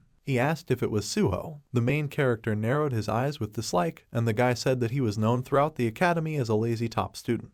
The guy with the camera exclaimed that it was indeed Suho. He asked what he was doing here, and had he really come to quit being a hunter. The guy in the white shirt told him to make a video first. The guy with red hair asked the main character what brought the famous Suho here, and if he was really here to get his hunter's license back. Suho replied that he was here for the promotion battle. The guy smiled nervously in surprise. Frowning his eyebrows, the main character repeated that he was here for the promotion battle. He told him with a cold look that if he had any grievances against him, he should settle them in the arena. He rudely called him a loser. Chu Seokhyun is known for his habit of provoking others. There was a laughing Seokhyun on the screen, and the main character thought that his work lately was mainly participating in variety shows. Seokhyun stood in front of him in amazement, and Suho thought that he had a rank, so naturally his rank was higher than his. Seokhyun asked what he just told him. Smirking, the main character said that he is a loser, and it seems that he is still wasting time on his inferiority complex towards him. Seokhyun got angry and gritted his teeth. The main character pushed him with his shoulder and told him not to interfere with his walk. He walked past him and thought that while Siwoo was a worthy opponent in the academy, then Seokhyun was a completely different story. Suho remembered how he fell to the ground and thought that he was willing to go to any lengths to win against him, and most likely, in the process, he was lucky enough to stumble upon a good skill with which he got to the A rank. Demon asked him about what he had already shown him to spare. The main character answered yes. They were approaching the check-in windows and he said that then, no matter how hard he worked, he couldn't get any higher. He touched the device with his palm and it showed his name. Suho said that seeing someone go beyond the limits he's faced with so easily and without any effort naturally makes him angry. Smiling slyly, the demon asked that this was no longer the case. The main character smiled back and said that he no longer had a reason to do so. The girl behind the glass asked him to go to the room for B rank number 4. She asked if he would only participate in the ranking battle. Taking off his hood, Suho said no. He said with a grin that he would also participate in the promotion battle. In a huge stadium, people watched the battle in the arena. The girl, irritably gritting her teeth, asked about the fact that there were still fights between B ranks. Frowning, she said that she was disappointed because she did not see anyone good. The guy answered with a smile that no one starts out as a strong hunter right away. The two guys, sweating from fatigue, exchanged blows of their swords. The girl replied that even if they take this into account, there are still not enough talented hunters this year. Turning to him, she pointed the candy at him and told him that he must keep his promise. She said that they, Death Moon, would receive top priority in negotiations with the next outstanding unaffiliated newcomer. Someone apologized and said that this would not happen. They turned around and the girl asked who said it. They exclaimed in amazement when they saw Siwoo and Seon. They asked what the two of them were doing here together. Siwoo sat down next to the guy and he said that seeing two S-rank hunters together is amazing, especially when one of them is the reclusive Silverlance Guild leader. He asked if there was a monstrous B-rank newbie here. Closing his eyes, Siwoo said that it was more like an old newcomer. The guy asked who he was talking about. Opening his eyes, Siwoo called Suho's name. The guy asked in amazement if he was talking about that lazy top student. Several people entered the arena. He asked if he was joking. Siwoo and Seon silently looked at the arena with serious faces. The guy spread his arms and told the perplexed girl that he seemed to be serious. Seon, looking at Siwoo, asked how far he thought he would progress. Closing his eyes, Siwoo took a cigarette out of the pack and replied that at least up to the top of a rank. Seon suddenly took the cigarette from his hands. She folded her arms across her chest and asked what the limit was. The girl handed Siwoo a lollipop and he sighed as the hunters walked below. Putting the lollipop in his mouth, he replied that the sky was the limit. Seon looked at him in amazement. Looking at the main character dressed in white clothes, Siwoo said that it was pointless to set limits to his potential. Suho was sitting in the room with other hunters. Imagining the blue and red silhouettes, he thought that the Hunter Association hosts the ranking and promotion battles. People nearby gave him sidelong glances as he looked at the screen. The guy on the screen ducked from the sword attack. The main character thought that although they say that the purpose of this event is to select honorable hunters from their country, the real purpose is to use the name of the state to keep an eye on the hunters. Imagining Siwoo and Seon, he thought that the ranking battles would determine the numerical position of the hunter within their rank. He then imagined several hunters of ranks A, B, and C and thought that promotion battles were an opportunity to get into the next rank. The leader announced the victory of one of the hunters, and he raised his sword up. Sighing, Suho folded his hands in front of his face and said that this was a problem. He thought that ranking battles were mandatory in order to enter the promotion battle. Thinking back to Seokhyun, he thought that as far as he knew, he was at the bottom of the A rank, and since he was counting on promotion, he would almost definitely have to fight him. A man with a wire on his ear entered the room, and the main character thought it didn't matter. The man with glasses called the main character by name and number. The main character got up from his seat, and the man said that the ranking battle would start soon, and he would take him to the arena. There was a commotion throughout the arena as the announcer announced that the next fight would begin soon. A guy dressed in black appeared in the arena and the host announced that he was number 171 in B rank, Gu Hyunjong. The main character stood up straight and the presenter announced his name. The girl asked in amazement that Suho would fight here. She said that she thought he had stopped being a hunter. Standing opposite his opponent, the protagonist thought that he was already here, and if they wanted a show, he would give them a good show. Frowning, he thought that this would cost a lot. The guy sarcastically said that it was an honor for him. Smirking, he said that he did not expect to see a lazy top student here. With his brows furrowed, Suho asked if he was going to fight with words. He asked him to shut up and get ready. The guy said with an arrogant smile that it looks like someone here is overflowing with self-confidence. He said that then he would not feel sorry for him. Standing opposite him, he thought that he didn't know that Suho was still working as a hunter, but he definitely couldn't lose to him. He thought that he was new to the guild, ranked 14th in their country, Alter. The presenter began the countdown, and the main character, closing his eyes, took a deep breath. The guy grinned self-confidently. The host announced the start of the battle. The guy jumped into the attack, swinging his sword. He said with a big smile that he would be done with it in a heartbeat. The calm gaze of the protagonist glowed with green light. He raised his fist. Opening his eyes in amazement, the guy asked why he didn't use the sword. Suho punched and the powerful green energy pushed the opponent away. A wave of green energy hit the entire arena. The host announced that Hunter Gu had flown out of the arena. The audience opened their mouths in shock. He said that Hunter Jin finished the match with one strike. The guy lay unconscious in the rubble, and the main character moved to 171st place. Holding his fist close to himself, Suho said that he had overdone it. He said that as long as he was not dead, he could be cured. The lollipop fell to the floor and broke. The guy asked in shock what just happened. Sion asked if he was holding back. Frowning, she said that his opponent should be hurt more. The guy asked in horror what she just said. Nervously looking away, he thought a B-rank hunter shows similar skills, and they say he should be even more impressive. He thought how strong he was then. The main character won by hitting the guy with red hair in the stomach. He then won by stabbing the guy in the neck. Closing his eyes, he stood with his back to the guy lying on the ground. On the huge screen it was written that Suho had reached first place in rank B. The announcer announced that he had dominated several battles in a row and was now on the threshold of rank. A Seokhyun appeared opposite him. The host announced that his opponent was the 193rd ranked hunter in a rank, Chu Seokhyun. Seokhyun grinned, furrowing his brows. Closing his eyes, he said smugly that it looked like he had put in the effort to crawl here, but it only worked inside the B rank. While he was saying that it wouldn't work on him, the protagonist unsheathed his sword. He jumped into the attack, and Seokhyun's eyes widened in amazement. Turning pale, he used his shield, and a red magical barrier appeared in front of him. Suho said with an evil grin that this would not help him. He shattered his barrier with one blow of his sword. The green energy pushed Seokhyun back. He stopped centimeters from the edge of the arena. He asked in shock what it was. The main character told him to be careful. His hands were covered in green energy, and he said with a smirk that if his attacks hit him, he would die. He approached the enemy with calm steps. His gaze was focused and his brows furrowed. Gritting his teeth, Seokhyun widened his eyes and cursed. The main character disappeared from the place. He hit his magical barrier with his sword. The barrier between them dissipated into the air. Seokhyun's face and body were covered in cuts. Swinging, Suho threw it aside. Seokhyun landed bending forward. Straightening up, he cursed, breathing heavily. Eyes wide in hysterics, he asked what he had done and how someone like him could touch him. He gritted his teeth, and the protagonist said that he must have said the same thing 6 or 7 years ago. Frowning, he said that since Seokhyun was born into a rich family and he came from the streets, he thinks that winning is something that comes naturally to him. Green energy enveloped his hand, and he said that it was natural for him to be strong and the attempts of others should be in vain. Raising his head, he asked if it was so. Jumping into the attack, he thought that despite how hard he tried, he got the nickname of the lazy top student because of Seokhyun.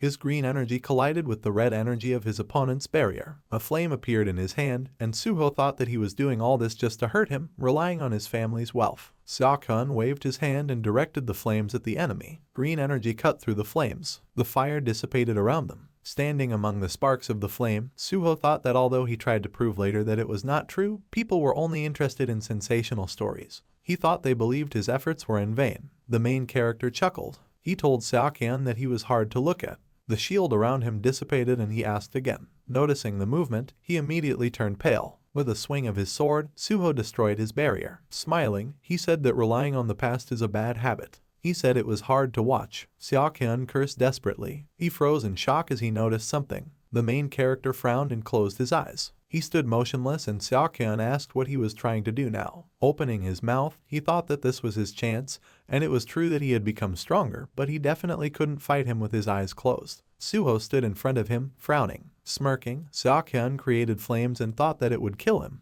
The spectators turned pale in shock. 2 different magics were in Seokhyun's hands, and the audience exclaimed that it was multicasting. They said that nothing less could be expected from an rank hunter, and with this he would not lose. Xiaoqian raised a whirlwind of flames above him with a crazy smile. Throwing a fiery stream at the main character, he mentally said goodbye to him. Suho smiled slyly. Xiaoqian's eyes widened in shock. He watched in amazement as his fire dissipated. The main character stood opposite him without opening his eyes. Opening his eyes, he grinned. Xiaoqian looked at him in horror. Behind Suho, he saw a huge demon with glowing green eyes who extended his hand towards him. Surrounded by streams of green energy, he broke out in a cold sweat. The main character's face looked more like a demon. Xiaoqian exclaimed that this was impossible. A gust of wind hit him in the face. Suho approached him, hitting him with green energy. Energy swirled around his arms and legs. With his mouth wide open, Xiaoqian thought that he would die. The main character with an ominous expression was right in front of him, and he mentally asked him to stop. His nose was bleeding and he had difficulty speaking. Covering himself with his hands, Xiaoqian asked him to spare his life. Suho stopped. Coming to his senses, he opened his eyes wide. Xiaoqian fell to his knees. Losing consciousness, he fell to the ground. The spectators opened their mouths in horror. The girl with the lollipop grabbed her head with her hands. There was a scream and the main character stood in front of Xiaoqian, who was lying on the ground. People were chanting his name and Suho stood with his mouth open. Xiaoqian's eyes rolled back. The main character remembered how the man in the cap told him that recently people started calling him lazy top student.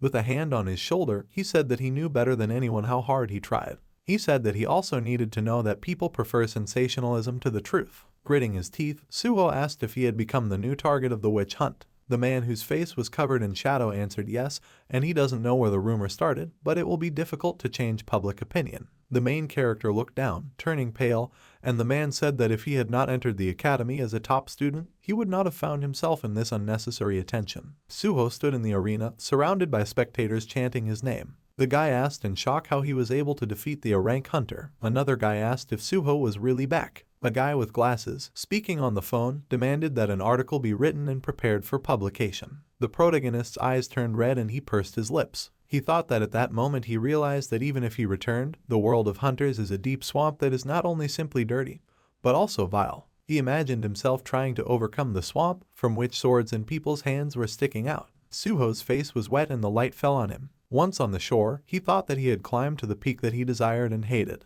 On the screen, Suho was declared the winner and he thought that he had vowed then. He raised his fist in the air and the host congratulated him for becoming the 991st ranked rank hunter. Behind him, the old version of himself dissolved into thin air and the protagonist thought, standing under the spotlight, that he would never fall from the top again. On the screen there was a recording of Suho standing in a solemn pose. The man, looking at the monitors, said that it looked like it would start soon. He leaned his hands on the table. Putting his hand to his chest, the guy with glasses asked for an order. Red energy swirled on the ground in front of him. The guy smiled unpleasantly, narrowing his eyes. Blood Demon stood in front of him with a smile. Squinting his eyes, he raised his face and said that it was time to use her soul. The guy with blue eyes obeyed with a sinister smile. The girl sitting in the room said it was incredible. The guy asked how this was even possible since he was a lazy top student. The main character opened the door and they looked in his direction. He entered the room, looking down thoughtfully. The guy with blonde hair asked if this is really the Suho they know. Sitting down in a chair, the main character folded his arms across his chest, and someone said that he simply destroyed this rank hunter. He asked if it was possible that it was another person with the same name. Someone replied that it was definitely Suho, the lazy top student, because he had seen him several times in the news. Someone called out to the main character,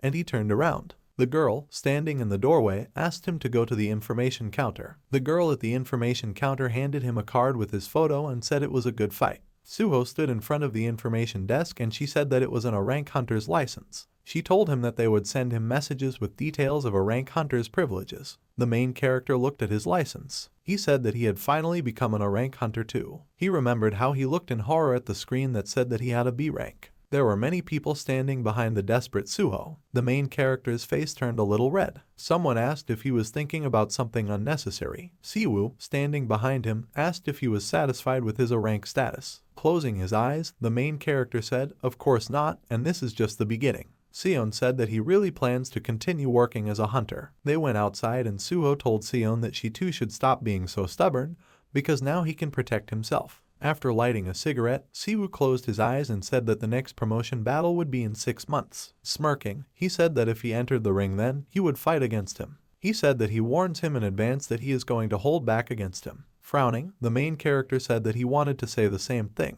There was noticeable tension between them, and Sion, closing her eyes impatiently, said that not a single person here listens to anyone. Turning to the main character, she asked if other guilds or associations had already contacted him. A guy with blonde hair and an expensive car called out to the main character. Siwoo said in amazement that he could be more conspicuous. Looking at his smile, Sion said that it seemed like the final boss had appeared at the very beginning. Turning to her, Suho asked about the final boss. Sion asked if he knew him. The man got out of the car and she said that he was James Walker, ranked 7th globally, and he was the head of the Innocent Guild, ranked 2nd in America. She said that she had heard that he was looking for Exceptional Awakened in Korea. Suho asked why someone like him would look for him. Siwoo asked why not ask him personally. James approached them and asked if they should call him Suho. The main character said yes and asked what he wanted from him. James, laughing, said that there was only one reason why he would look for a hunter immediately after his promotion battle. Looking at him with blue eyes, he said that he saw his match. Suho stood with his hands clenched into fists, and James said that he never expected to find such talent in the battle of B-rank hunters. He said he had incredible speed,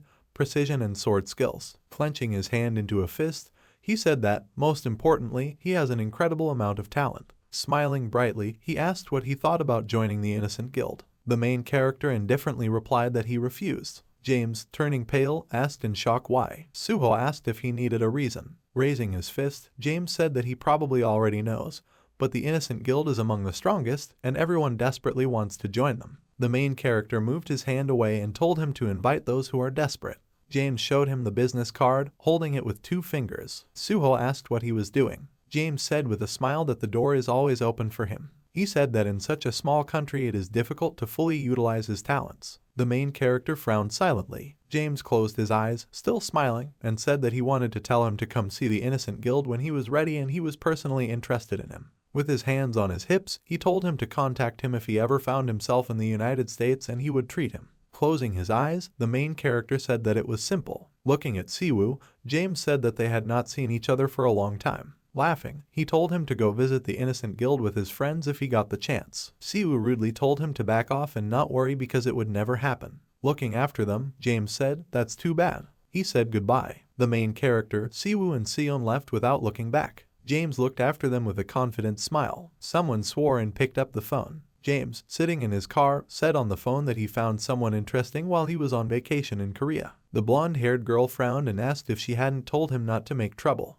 He said that if he was just talking nonsense, she would hang up. James told her to wait, because if she hung up now, she would regret it. Looking up, he said that this time it was a big jackpot. The girl said that if he was lying, she would kill him. James said with a sly smile that he had found another hunter who uses a power that is not mana. He asked if that told her enough. Suho frowned and began to speak. Turning around, he asked Siwoo and Sion how long they were going to follow him. Siwoo asked displeasedly about him following him. Taking the cigarette out of his mouth, he asked if he thought they had come to watch his match. The main character asked what other reason could be. Sion said that they were going to visit Yuon. Yuon sat on the hospital bed hugging her pillow and she said that she was worried. She said that she thought Ji-yoon influenced their friendship. Remembering the dead Ji-yoon's face, Siwoo lowered his eyes and said that the blame for failing to protect her lay with them all. He offered to visit her together and calm her down. The main character looked at them in amazement. Frowning his brows, he asked if they were on their deathbeds and why they were acting so unlike themselves. He told them to try to show that concern for him as well. Siwoo annoyedly told him to stop being a fool or he would actually kill him. Sion told him to shut up and go. The sun was shining over the hospital building.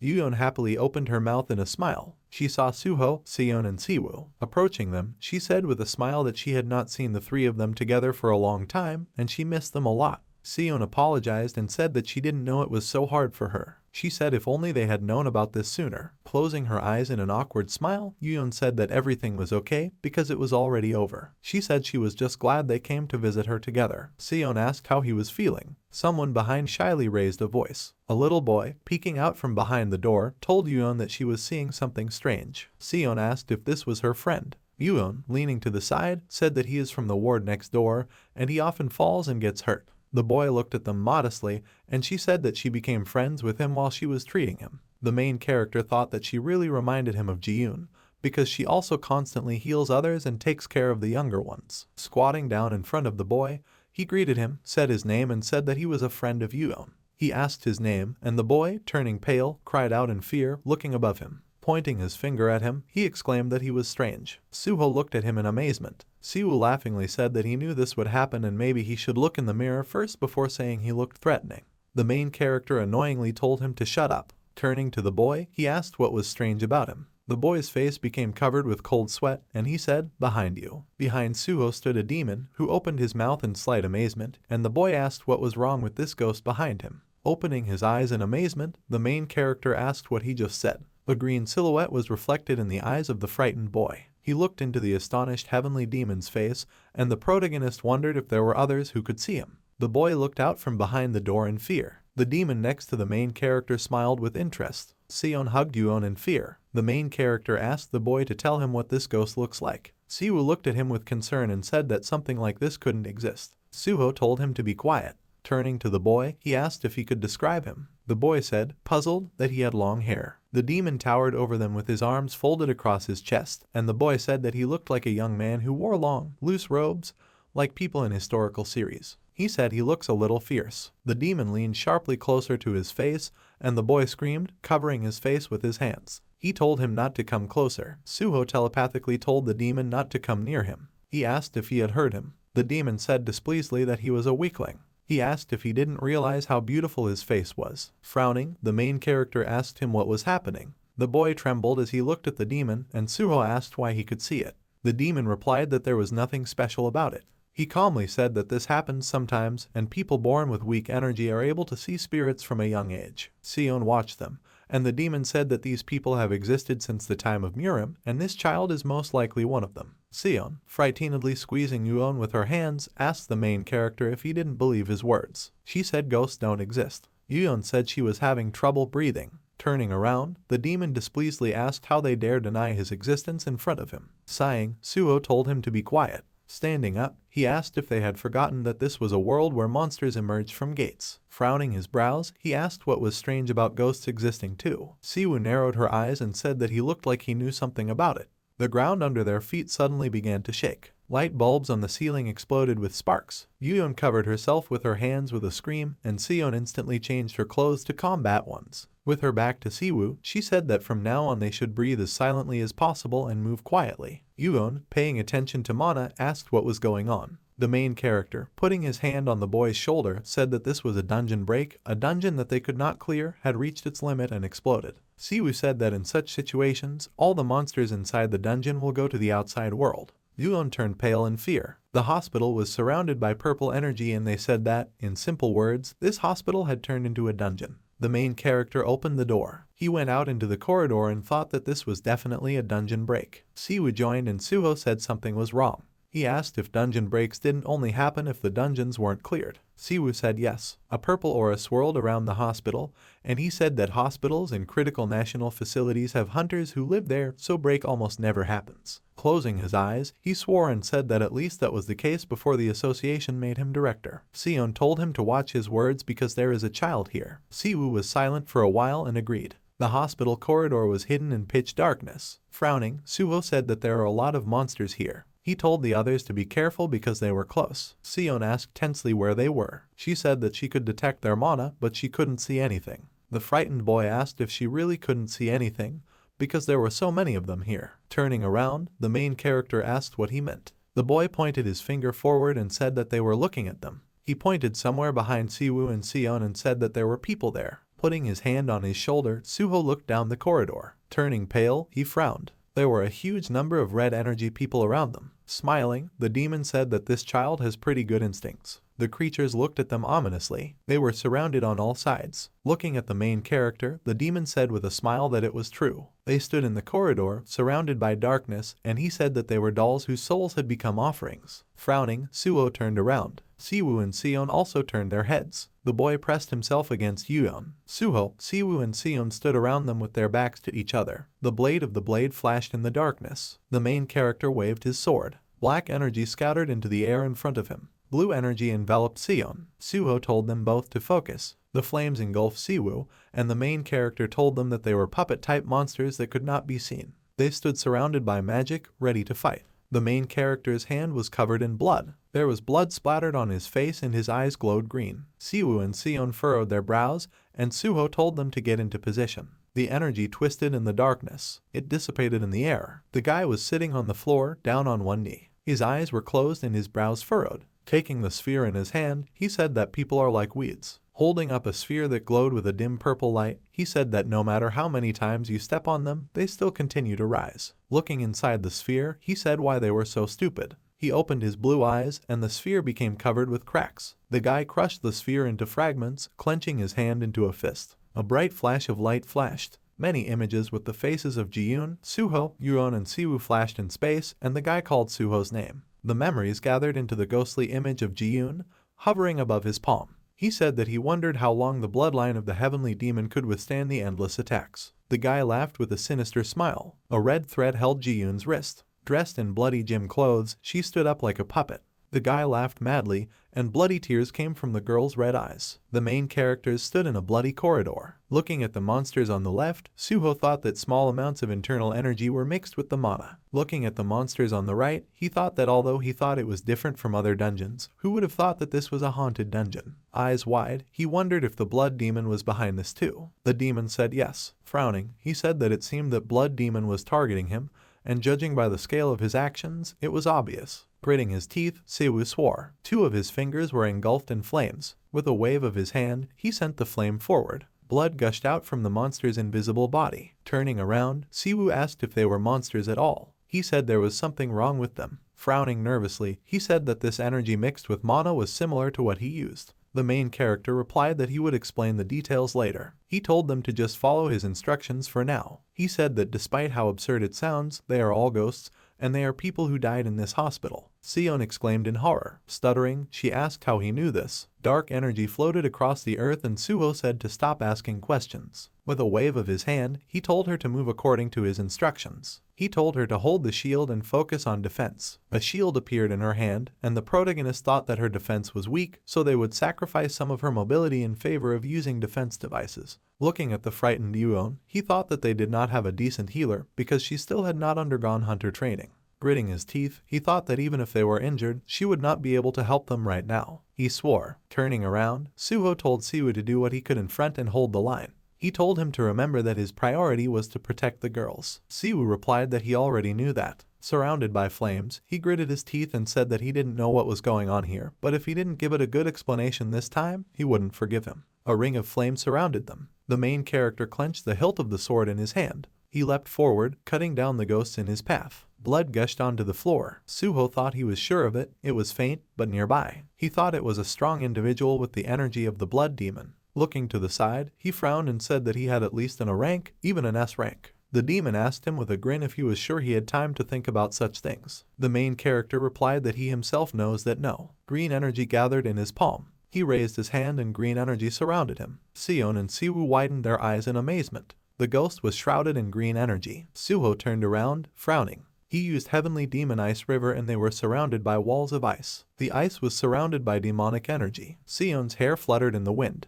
The main character exhaled slowly and she said that he had indeed become stronger. Recalling the conversation with Siwoo, she thought that these were Suho's real skills. Suho with a lollipop in his mouth said the sky's the limit. He said there was no point in putting limits on his potential. Looking at the main character, Sion thought that she now understood why he said that. The demon, pointing a mocking finger at the ghosts, asked if they thought they were on the same level simply because they were spirits. He said his noble soul is on a fundamentally different level. Turning around, Suho suggested changing the location. Frowning, the demon said that he was rude. The boy told the main character that something is wrong and he hears a voice. Suho sat down next to him and the boy said that he heard a voice calling them. The main character asked what kind of voice it was. He opened his eyes wide. The boy's eyes glowed with a dull blue light, and he said that it was the voice of some woman. White energy surrounded him and struck around him. Gritting his teeth, Suho asked what just happened. The boy's gaze went blank, and his limbs began to bend unnaturally. The demon said thoughtfully that there must have been a strong spirit nearby,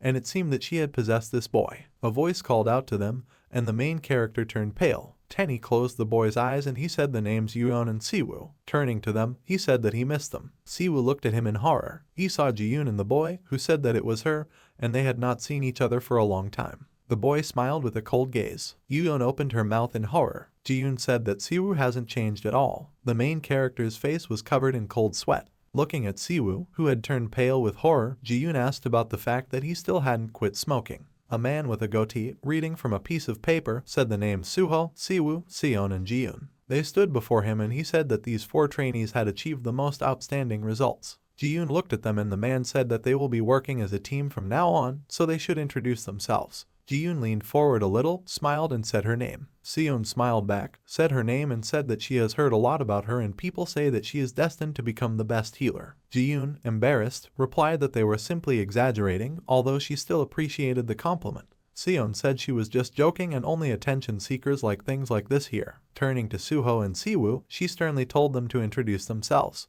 The main character said that he didn't like his face. Siwoo replied irritably that he wanted to tell him the same thing. Turning to them, he said that he would definitely surpass them all. Ji-yoon asked if they got along well. Sion replied that they fight all the time. Siwoo looked at Suho, gritting his teeth in anger, and she said that it was basically Siwoo glaring at Suho as if he wanted to kill him, and he ignored him. She whispered to her that it seemed like he had completely eclipsed Siwoo at the admission ceremony. Siwoo asked irritably who outshone who. Sion started walking and suggested that they start the raid quickly because they were running out of time. Ji-yoon invited Sion to go together, but suddenly turned her attention to Siwoo. She turned sharply in his direction. She started sniffing him and Siwoo asked confused what happened. Frowning, Ji-yoon said that he smelled like cigarettes. Siwoo got nervous and asked her to keep it a secret because his behavior grade would be ruined if he was caught again. Ji-yoon asked if he was going to get along with Suho. Siwoo looked in his direction. The main character grinned unpleasantly. He started to walk away and Siwoo swore angrily. Ji-yoon asked what he just said. Laughing, she turned to him and said that they should get along with each other because now they were on the same team. As she left, she called him to follow her because the others were waiting. Siwoo asked her to wait. Ji-yoon turned around with a smile, her blonde hair fluttering in the wind. Shrouded in sunlight, she looked at him with a smile. Siwoo was confused, frowning. His heart started beating faster and he said, "It's nothing." The electronic clock showed the time. There were punching bags hanging in the gym. Siwoo hit the punching bag with his sword. He stood, breathing heavily, with his legs spread apart and holding a wooden sword with both hands. His name on the scoreboard was in second place after Suho. Covered in sweat, he desperately asked. He couldn't do it the same way as Suho. Cursing, he threw the sword to the floor. He stood with his back to Ji-yoon, breathing heavily. She stood in the doorway, watching him worriedly. A blue light was visible in the darkness of the cave. Someone exclaimed in pain. Ji-yoon, using healing magic, said that was why she told him to be careful. Siwoo sat on the floor of the cave, frowning, and she said that it was all because he was impatient to surpass Suho. Siwoo asked why she was suddenly talking about him. Ji-yoon said it's because she's worried. With a worried expression on her face, she asked if she could relax at least a little since he was constantly hurting himself. Siwoo said that he is not doing this because he wants to. Taking a cigarette out of the pack with his teeth, he frowned and said that this was the first time he had lost to anyone, and Yu-Yuan was the only one he had lost to. Ji-yoon snatched the cigarette from his hand and told him not to smoke. With a stern frown, she said that she understood his situation, but if he continued to hurt himself, one day it might hurt him forever. Siwoo looked down and she said that Yu-Yuan wouldn't want him to hurt himself like that. Siwoo clenched his hand into a fist and asked what she even knew. Ji-yoon looked at him with raised eyebrows and he said that his relationship with this person was wrong from the very beginning. Turning away, he said that it was none of her business and no one cared about a dead person. Squinting his eyes bitterly, Siwoo thought that he himself understood that there was no point in being angry with Ji-yoon, especially if they were talking about it to a person. Ji-yoon apologized and he looked at her with raised eyebrows. Looking away, she said that she had to remain silent because she did not fully understand his situation, and she spoke out of turn. Rising to her feet, she said that she would not ask him about it anymore. Siwoo exclaimed that this is not what he wanted to say. Ji-yoon frowned at him, and he sighed and put his hand on his head. Looking down, Siwoo said that Yuan never really considered him his student. He said that if he didn't like something, he beat him, and to him he was just a trophy, nothing more and nothing less. Ji-yoon exclaimed in amazement at his image being shown in the media. Grinning, Siwoo said that it was, of course, a fake. Remembering his broad back, he lowered his gaze and said that, after all, he was the first S-rank hunter in their country and what was shown in the media was made up. He remembered how 2 people opened the door to the room in which the children were sitting. Siwoo said that this man chose orphans who had awakened mana and could be used, and took them as his disciples. Yuan looked at the 3 children sitting on the floor. He extended his hand forward and Siwoo said that nothing else mattered.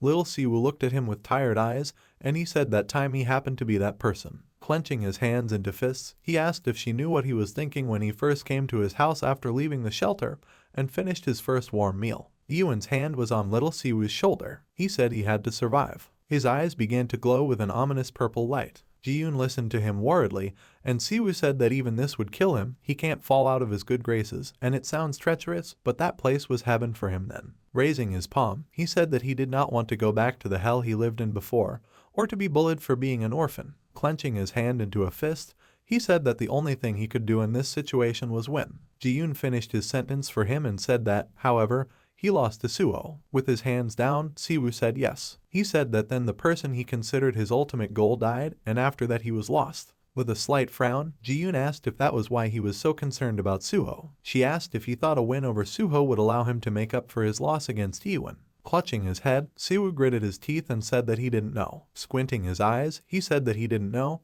but he liked him a little. Turning to her, he said that he thought he might be a good target to work with. With a stern frown, Ji-yoon said that he was not honest at all. Siwoo embarrassedly told her to shut up. Ji-yoon smiled and exhaled. She stroked his head and he looked at her in amazement. She continued to stroke him and Siwoo asked what she was doing. Ji-yoon replied with a smile that she was praising him for his good work. Removing her hand, Siwoo said that he did not ask for this. Ji-yoon said that because of this, she was the most jealous of others. She said with a smile that at the orphanage, parents sometimes returned for their children. She recalled the boy being patted on the head and said they patted their children on the head and promised they would be back soon. The corners of little Ji-yoon's lips drooped sadly, and she said that she was very jealous. She said she wondered if she would ever be able to experience it. Siwoo asked in amazement if she did too. Ji-yoon closed her eyes with a smile and said that she and her sister are both from the orphanage, so even though she doesn't fully understand his situation, she can relate to some extent. Siwoo looked at her with his lips pursed and she said that she understood why he wanted to surpass Suho so badly. After a short silence, he said that he did not know this about her. After that he fell silent again. Ji-yoon turned around and said that he didn't need to apologize. Raising her index finger, she smiled and asked how about quitting smoking. She said she hated the smell. Siwoo asked, what? He asked, confused, why she was suddenly talking about him quitting smoking. Ji-yoon frowned and replied that it was because he was constantly getting hurt. Blushing slightly, she pouted, looked away and said that she often had to treat him, so they would have to spend a lot of time together. Siwoo looked at her, blushing, and opened his eyes wide. Embarrassed, he turned away, took out a cigarette and said that he couldn't just quit smoking. Ji-yoon exclaimed in displeasure. Approaching him, she asked with a grin if he thought she couldn't take it from him. Siwoo told her to be careful. She tripped over his leg. They fell to the floor of the cave. Breathing heavily, Ji-yoon leaned on her hands above Siwoo. They opened their mouths in amazement, blushing with embarrassment. Ji-yoon looked at him with wide eyes. Siwoo's face was surrounded by her blonde hair. There was a slightly pinkish soft light around them. Energy swirled through space full of stars. Ji-yoon stood with her back turned, dressed in a white dress, and her hair fluttered in the wind. A shadow fell on the eyes of Siwoo, standing opposite the boy. The pupils of his eyes shrank in shock and he asked how. Ji-yoon and the boy's body smiled slightly. Turning towards him, surrounded by sparks of flame, she called his name. The fire surrounding Siwoo turned purple and she asked if he was doing well without her. Suho opened his mouth, turning pale. Seon and Yuon watched in shock. The boy stood in front of Siwoo, who was surrounded by purple magic. He remembered how Ji-yoon told him to quit smoking and how she just said that he hasn't changed. Remembering the smile on the boy's face, he thought about how she asked about him still not quitting smoking. Siwoo clenched his hands into fists so tightly that his veins bulged out. He asked if it was really her, Ji-yoon. She replied that it was really her. Siwoo's brow furrowed even more. Smiling, she said that she missed him. Yuyeon looked at the boy in horror. Seon asked in horror how this could happen. The demon said that Blood Demon hasn't changed at all. He said with a smile that this was a terribly evil way of doing things. Suho asked what he meant. The boy was shrouded in red energy and the demon said that unfortunately, the person inside this child right now is actually the person they knew. The main character looked at him in amazement. The demon, raising his palm, said that he had certainly trapped her soul. He asked if he had not already seen this, since many villains use similar witchcraft in Muram. Suho's eyes widened, his brows furrowed, and the demon said that this was not surprising. Yuyeon called out to her sister and the boy looked in her direction. Her face turned red from crying and she asked if it was really her. Ji-yoon said yes, and she has already grown so much. The boy suddenly jerked in pain, closing one eye. Grabbing his head, he began to scream. The main character caught him in his hands when he fell. Ji-yoon said that she doesn't have much time here. She said that she would be waiting for them at the end. Yuyeon called out to her in horror. The boy lost consciousness and closed his eyes. Touching his neck, Suho said that he lost consciousness. He looked up. Siwoo, standing in front of him, said that this is a question that one day he will come to ask him. He looked at him with eyes blazing with anger. The main character looked at him in response with a calm gaze. Siwoo asked why he left Ji-yoon to die that day. He thought that at first he hated and despised him. He remembered Suho's face dressed in sportswear. He could only see him as someone who took his place. Siwoo stood behind him, eyebrows furrowed. The attack hit near the leg. Suho shouted that it was an ambush. Turning around, surrounded by goblins, he waved his hand and ordered them to prepare for battle and take their positions. He told Seon to protect Ji-yoon in the rear. He then ordered Ji-yoon to be on standby with support. Turning to Siwoo, he shouted that he would open the way for them. Hitting the monsters with flames, Siwoo replied that he already knew that. Looking at him intensely, he thought that he was exceptional, and although he did not want to acknowledge him, he had no choice but to accept him. As he watched the protagonist fight the goblins, he thought that he couldn't help but accept the fact that he was better suited to be a leader. One of the goblins jumped forward. Gritting his teeth, he attacked Siwoo from behind. Cursing, he began to quickly create a flame. The sword pierced the goblin's throat, and he let out a dying cry. The main character stood in front of Siwoo, impaling the goblin. Turning around, he asked if he was okay. Squinting his eyes, Siwoo said yes. Suho told him to be careful. Looking at his back, he thought that he already knew that he was not the same person he was in the past, because at the academy his grades were constantly falling. Siwoo furrowed his brows and thought that he still believed. Looking at his team ahead, he thought that he had faith in him as a leader and his competitor that he could get back on his feet. He believed that he would return. However, that day he crossed the line of no return. Siwoo looked at Suho in horror. A shadow covered the protagonist's face, and he looked at him with a cold gaze. Siwoo raised his eyebrows in sad despair and opened his mouth. Another goblin fell to the floor, and Seon asked if they thought there was something wrong with this place. Looking around, she said that all types of monsters appear here, and they are much stronger than the ones they know. Looking in the same direction as Suho, she noticed something. In front of them was a huge old building, and she said that there was this ominous mansion that was completely out of place here. Ji-yoon nodded, frowning, and said that she agreed with this. She said she thinks they should go out and inform the instructors. Crossing his arms, Siwoo turned away and told them to do as they pleased. The main character decisively told everyone to return to the entrance to the dungeon. Suddenly the ground began to shake violently under their feet. Rocks started falling from above and Suho shouted that the dungeon was starting to collapse. He told everyone to run to the mansion. They started running inside the mansion.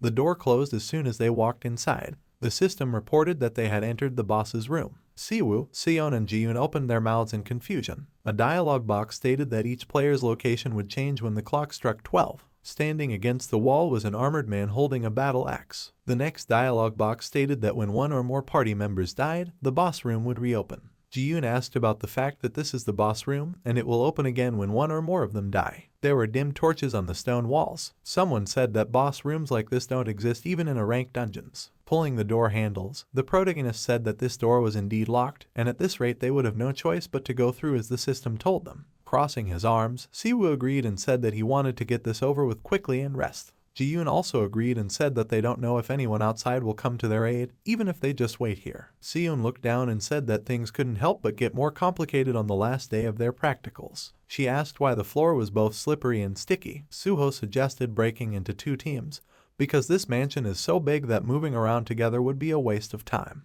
He said that he will team with Ji-yoon and Siwoo will team up with Seon. He asked if there were any objections. Frowning resolutely, Ji-yoon nodded. The main character suggested starting to move because they couldn't afford to waste time. The two of them walked along the dark floor. Ji-yoon looked around worriedly, and Suho said that he felt as if they had been walking for a very long time but had not found any clues. Turning to him, Ji-yoon told him to wait because something was wrong. The main character turned around questioningly. Clenching her hands into fists, Ji-yoon said that the mana she feels in this place does not feel like mana, and it feels kind of unnerving. She frowned intensely, and Suho thought that her mana detection was outstanding, and if she was saying that, then she was probably right.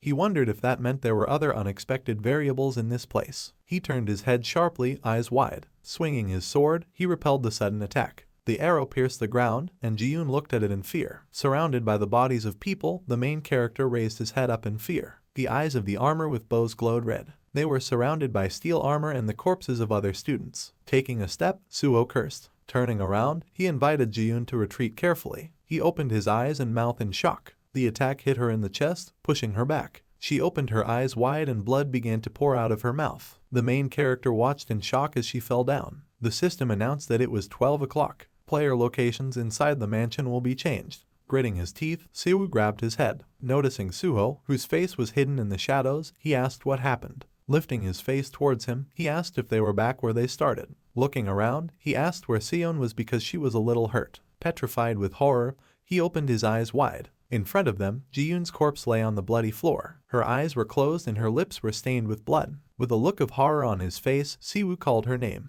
The arrow pierced Ji-yoon's chest. Blood gushed from her mouth. The main character watched as she fell to the floor. He ran towards her, calling out to her. Ji-yoon was bleeding from her mouth, and she fearfully called out his name. Suho fussily called up the system interface and told her to hold on a little longer because he was about to get the potion. He took the red potion out of his bag, and Ji-yoon said that it pierced her lungs right through. Closing one eye, she said that the potion would not be able to heal such a wound, because only a healer could do this. The main character asked in fear and shouting what he should do then. He asked if she wanted to tell him to give up. He exclaimed that he was the leader of this team. They were surrounded by armor and Ji-yoon said that she knows this, so he must make decisions for the sake of the whole team. Suho asked what she was talking about. Squinting her eyes with weakening eyelids, Ji-yoon asked about the fact that they only had one potion left. She said that she would not survive, and the main character opened his eyes in horror. Taking his hand, she said that she knew that he was being a coward. Suho gritted his teeth in horror and she said that others were in danger, they might die. She asked about how he didn't want this to happen either. Raising her eyebrows, Ji-yoon smiled sadly. The system reported that the time was up. Opening her eyes slightly, full of tears, she named the names Siwoo and Yuyeon. The system reported that the location of players inside the mansion will be changed. The armor's eyes flashed red and Ji-yoon told him that she was leaving them to him. Suho and Siwoo were next to the dead Ji-yoon. Siwoo looked at her face. Running up to her, he desperately called out to her and shouted to her to wake up. Turning to the main character, he asked what happened to her. He shouted that it didn't matter now and they needed to cure her first. Suho's face was covered in shadow and he said that she was dead. Siwoo froze and looked at him in horror. Looking towards Ji-yoon, he asked, "What?" Putting his hand under her head, he told him to shut up because it couldn't be true. Ji-yoon didn't move, and Siwoo desperately begged him to do something, because they still had to have a way to help her. Turning around, he smiled nervously and said that they still had one potion left. The main character raises his head Sion, holding a potion in his hand. He started pouring red liquid into her mouth. Siwoo shouted and asked what he was doing, since Ji-yoon's life was in greater danger. Suho replied that he would use this item on someone who has a better chance of survival. Turning pale, Siwoo asked again in horror. He opened his red eyes wide and the protagonist told him to give up. Lifting Sion onto his back, he said the door began to open. After a short silence, Siwoo asked, "So what?" Looking down, expressionless, Suho said that they would not be able to save Ji-yoon because only a professional healer could do this. He said cadets like them couldn't do anything. Siwoo asked with despair on his face how he could act so rationally in such a situation. Pursing his lips, the main character frowned and remained silent. He stood opposite him and Siwoo said that there was a time when he respected him, because unlike him, who was raised to be a killing tool, he rose to where he is now through hard work and not just relying on your talents. Holding Ji-yoon's wrist in his hand, he said that he now understands it. Turning to him, he exclaimed that this was wrong. The shadow covered the main character's eyes and Siwoo asked how he could just abandon her since she was their teammate.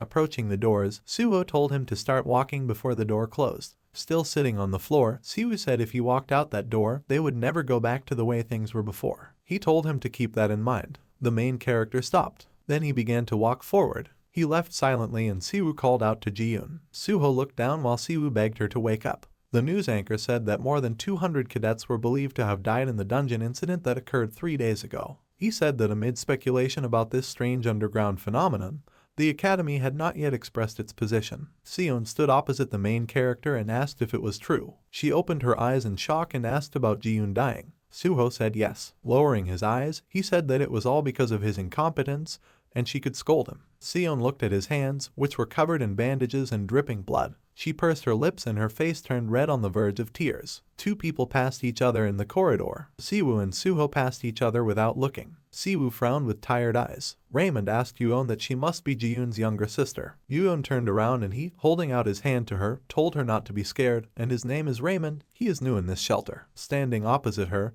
he said with a smile that he came here because he needed her help. Purple energy swirled in the air, and Siwoo said that one day he would have to ask this question. Surrounded by a whirlwind of purple energy, he asked why he left Ji-yoon to die that day. The main character, standing opposite him, said that he did it because it was the best he could do at that moment. Siwoo gritted his teeth, a vein bulged on his face, and he said that he was not that kind of person. He shouted that Suho he knew was not someone who was capable of abandoning his teammate. Frowning, the main character told him not to think that he knows everything about him, because he already told him that judging people by his standards is his bad habit. Stepping forward, Siwoo cursed. Sion, standing between them, asked what they were doing and whether they were serious about doing it in a situation like this. A voice called Siwoo by name and he froze. Sion told him that she understood how he felt, but he needed to stop asking for a fight. She added that this also applies to Suho. A voice told Siwoo that they were here and he turned around. The main character told Sion that she always behaved like this. Looking ahead, he said that they would defeat the boss and get out of this dungeon. He said nothing has changed, not now or then. Gritting his teeth, Siwoo was silent for a while and said that he would not go along with him this time. Turning around, he told him to try to survive, because only then would he be able to hold him responsible for Ji-Yoon's death. Sion called out to him. Looking down, the protagonist told her to give up because he wouldn't listen even if she tried to stop him now. Sion asked what if he really dies. Looking after him, Suho said that he may look like this, but he is still an S-rank hunter and at least he won't die so easily. Placing the boy on her shoulder, Sion asked the main character what he was going to do. She said that this dungeon was very different from the others. A sword appeared in the protagonist's hands and she said that she didn't want to say this, but it's creepy and she has the same feeling as the day Ji-Yoon died. Suho replied that he knows. He said that the situation is completely different now, however, as she and Siwoo are much stronger than they were before. Sion pursed her lips in concern and he said that he too was starting to get stronger again. Frowning decisively, the protagonist said that this was an injury that he would have to overcome in any case. Looking ahead, he thought it was an injury. Imagining the blue full moon above the lopsided tombstones, he thought that these were like dark clouds that would cover the world, like fog before a war, deep and long grass. The demon looked at Suho, who pursed his lips, and thought it was interesting. He wondered if he was trying to break out of his shell on his own to grow out of it. Smiling, he thought that although he did not understand what Blood Demon's goal was, he believed that he had made a mistake. He mentally told Blood Demon that the test he gave them was just a chance for his descendant to become stronger. The system reported that the dungeon is now active. After a short silence, Sion asked in fear what it was. The main character worriedly asked what happened. Words flashed into his mind that each player's location would change when the clock struck 12 o'clock. He opened his eyes in horror and thought that when one or more team members died, the boss's room would open again. The space around them began to change, and Suho turned around in amazement. While their surroundings were changing, he thought that when he first met Blood Demon, he said that all the unfortunate things that happened to him in the past were not a coincidence. He clenched the hilt of his sword in his hand. Looking around, Sion said that although the location is different, she is sure that it is the same dungeon as back then. Standing in the dark corridor, she said that this was the worst dungeon that had been opened, the one in which someone had to die so that they could escape. The main character said no and she looked at him. Leaning forward, he said that this time no one would die. He looked forward resolutely. Dialogue boxes announced that the middle boss of the dungeon, the nameless Blood Knights, had appeared. The knight's eyes sparkled with red light, and the main character thought that everything was exactly like that time. Sion started talking about giving a signal, but Suho stopped her. His eyes flashed green and he told his opponents to disappear. He stepped forward slowly. Green energy surrounded him. Tongues of green flame surrounded the knights. Sion closed one eye, looking at him in amazement. The main character raised his palm. Putting his hand to his chin, the demon thought with a smile that it seemed that the situation had become quite interesting even for him. Suho furrowed his brows with a concentrated look. Siwoo ran down the corridor and called out to Ji-Yoon. The voice called his name in response. He ran down an empty dark corridor and asked where she was. A red light flashed from the side and a voice said she was here. Covered in sweat, Siwoo opened the door. He opened his eyes in amazement, raising his eyebrows sadly. Ji-Yoon sat at the piano with a smile. Closing her eyes, she smiled and said that he had come. Siwoo came closer and asked what happened in the dungeon. Ji-Yoon laughed in response. She said she died there. Siwoo's face turned red on the verge of tears. Ji-Yoon started to get up from her seat and he thought that he couldn't sense any mana from her and that shouldn't be possible if she was alive. Clenching his hand into a fist, he wondered what was happening. He asked what happened. Frowning, he demanded that she explain why she was in this dungeon. Ji-Yoon intertwined her fingers behind her back. Turning to him, she said that she had been alone for a long time and she had been trapped here all this time. With his mouth wide open, Siwoo asked what she meant and who trapped her here. A shadow fell on her face and Ji-Yoon said with a sad smile that she wanted to ask a favor. Siwoo was surrounded by streams of red energy. He opened his eyes wide. Streams of red energy intertwined with each other. Many red limbs grew from Ji-Yoon's back and she asked with a smile if he could kill her. She raised her eyebrows sadly, holding back tears. Clenching his hands into fists, Siwoo asked what it was. Looking down, Ji-Yoon said that she looked terrible. She said she didn't want him to see her like that. Siwoo shouted that it doesn't matter now. He asked who could do something like that to her. He froze when Ji-Yoon said that it was a creature from another dimension. Remembering the demon's face with long black hair, she said that Blood Demon turned her into a spirit. She grabbed her head with her hand and Siwoo frowned in tension. With her palms up, Ji-yoon said that he asked her to kill him right now. Siwoo raised his eyebrows sadly and she asked how she could do this. Looking down, Ji-yoon cried and said with a bitter smile that she loved him so much. Siwoo called her name while standing in front of her. The limbs behind her moved. A pulse of red energy struck around her. Siwoo looked in amazement at the red power floating in the air. Remembering Suho, he thought that it was an unknown power that he used. Looking at the sad Ji-yoon, he thought that it was absolutely identical. Ji-yoon wearily asked to kill her. Smiling nervously, Siwoo asked about her wanting him to kill her. Ji-yoon said yes. He was reflected in her eyes and she said that she wanted him to kill her. Ji-yoon was reflected in Siwoo's eyes. The main character and the others appeared in the room behind him. Suho's eyes widened in amazement and Seon covered her mouth with her hands. Ji-yoon stood in front of them with the whites of her eyes blackened, and the main character remembered the words of Blood Demon that people are really stupid. Recalling the encounter with the demon, he remembered his question about whether he thought that the cause of all the misfortunes that had happened to him up to that moment was simple bad luck. Suho clenched his teeth in irritation. His gaze met Ji-yoon's and he wondered how much more Blood Demon planned to take from him. His eyes flashed with a cold green light. Ji-yoon was sitting on the floor outside the door, holding the boy in her arms. Seon, standing behind the main character, asked why Ji-yoon looked like that. Suho simply replied, "Blood Demon." He said that it was his doing. Turning around, Siwoo asked in amazement about Blood Demon. The main character looked at him calmly, and Siwoo said that Ji-yoon also just mentioned him. Frowning, he asked if he knew anything about this situation. Closing his eyes, Suho answered yes. Looking at Siwoo, he said that Ji-yoon died that time because of him. Siwoo chuckled nervously. He thought he hoped he wouldn't have to talk about it.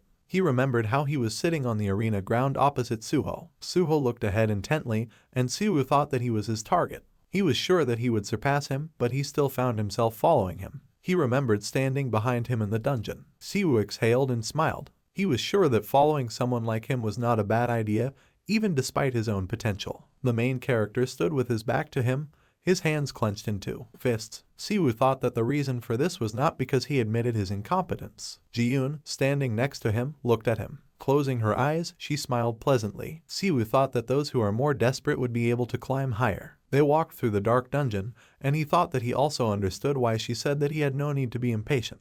Gritting his teeth, Siwoo thought that this was no longer the case because he was just smug. Wreathed in intense flames, he told the protagonist that he should have done things his way from the very beginning. Suho looked at him with furrowed brows. Siwoo said with red eyes that in the end he would have to really surpass him to become complete. The main character closed his eyes. He opened his eyes, enveloped in green energy, and said if he really wanted this, he would fight him. Surrounded by fireballs, Siwoo said that it would make him regret it. Seon asked what they were doing. She shouted at them to calm down and talk first. Siwoo suddenly froze in place. Suho and Seon looked at him in amazement. The red limb was covered in blood. Siwoo looked in amazement at the thorn that pierced his stomach. Seon called out to him in horror. Ji-yoon, with tears in her eyes, stretched her hands forward and screamed. Blood gushed from Siwoo's mouth and he turned around and called her name. Surrounded by red tentacles, Ji-yoon asked for help. With a desperate expression on her face, she asked to save Siwoo. The main character clenched his teeth. He remembered how Ji-yoon died before his eyes. He opened his eyes wide.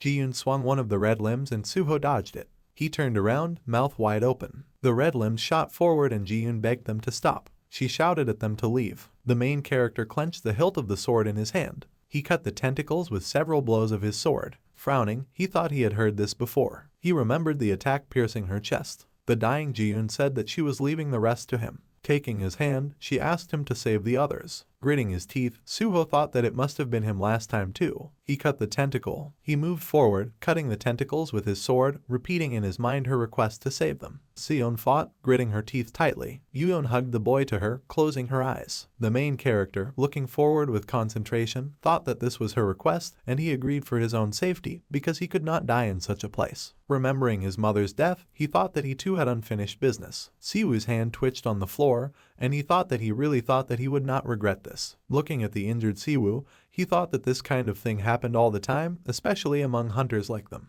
Gritting his teeth, the pale Siwoo looked at him. Suho said that it was really his fault. Red limbs rushed towards him and he said that he had made the wrong decision. The tentacles were approaching him and he said that he was unable to protect Ji-yoon. The main character waved his sword. The tentacles were cut and he said that at that moment he felt that this was the best decision because Ji-yoon always sacrificed herself for them. Siwoo, covered in cold sweat, clenched his jaw. Rising from the floor, he said that he was a coward. Eyes wide with anger, he said that he abandoned the only healer who protected them and he would never forgive him. Yuyeon, shrouded in a white aura, shouted at them to stop. She stood with her palms facing forward, her eyes wide open. Jiyoon smiled and said that she had become stronger. Looking down, Yuyeon replied that she missed her very much. Recalling how she sat on the floor, she said that without her, every day felt like hell and there were times when she even blamed her. With her hands clasped, she said that after blaming and missing her, she accepted it. Looking forward, Yuyeon said that a healer should help others. Jiyoon agreed with a smile. Smiling, Yuyeon apologized to her. She closed her eyes and a strong white energy surrounded her. Suho and Seon widened their eyes in amazement. Siwoo looked at his stomach. A blue light surrounded his hand.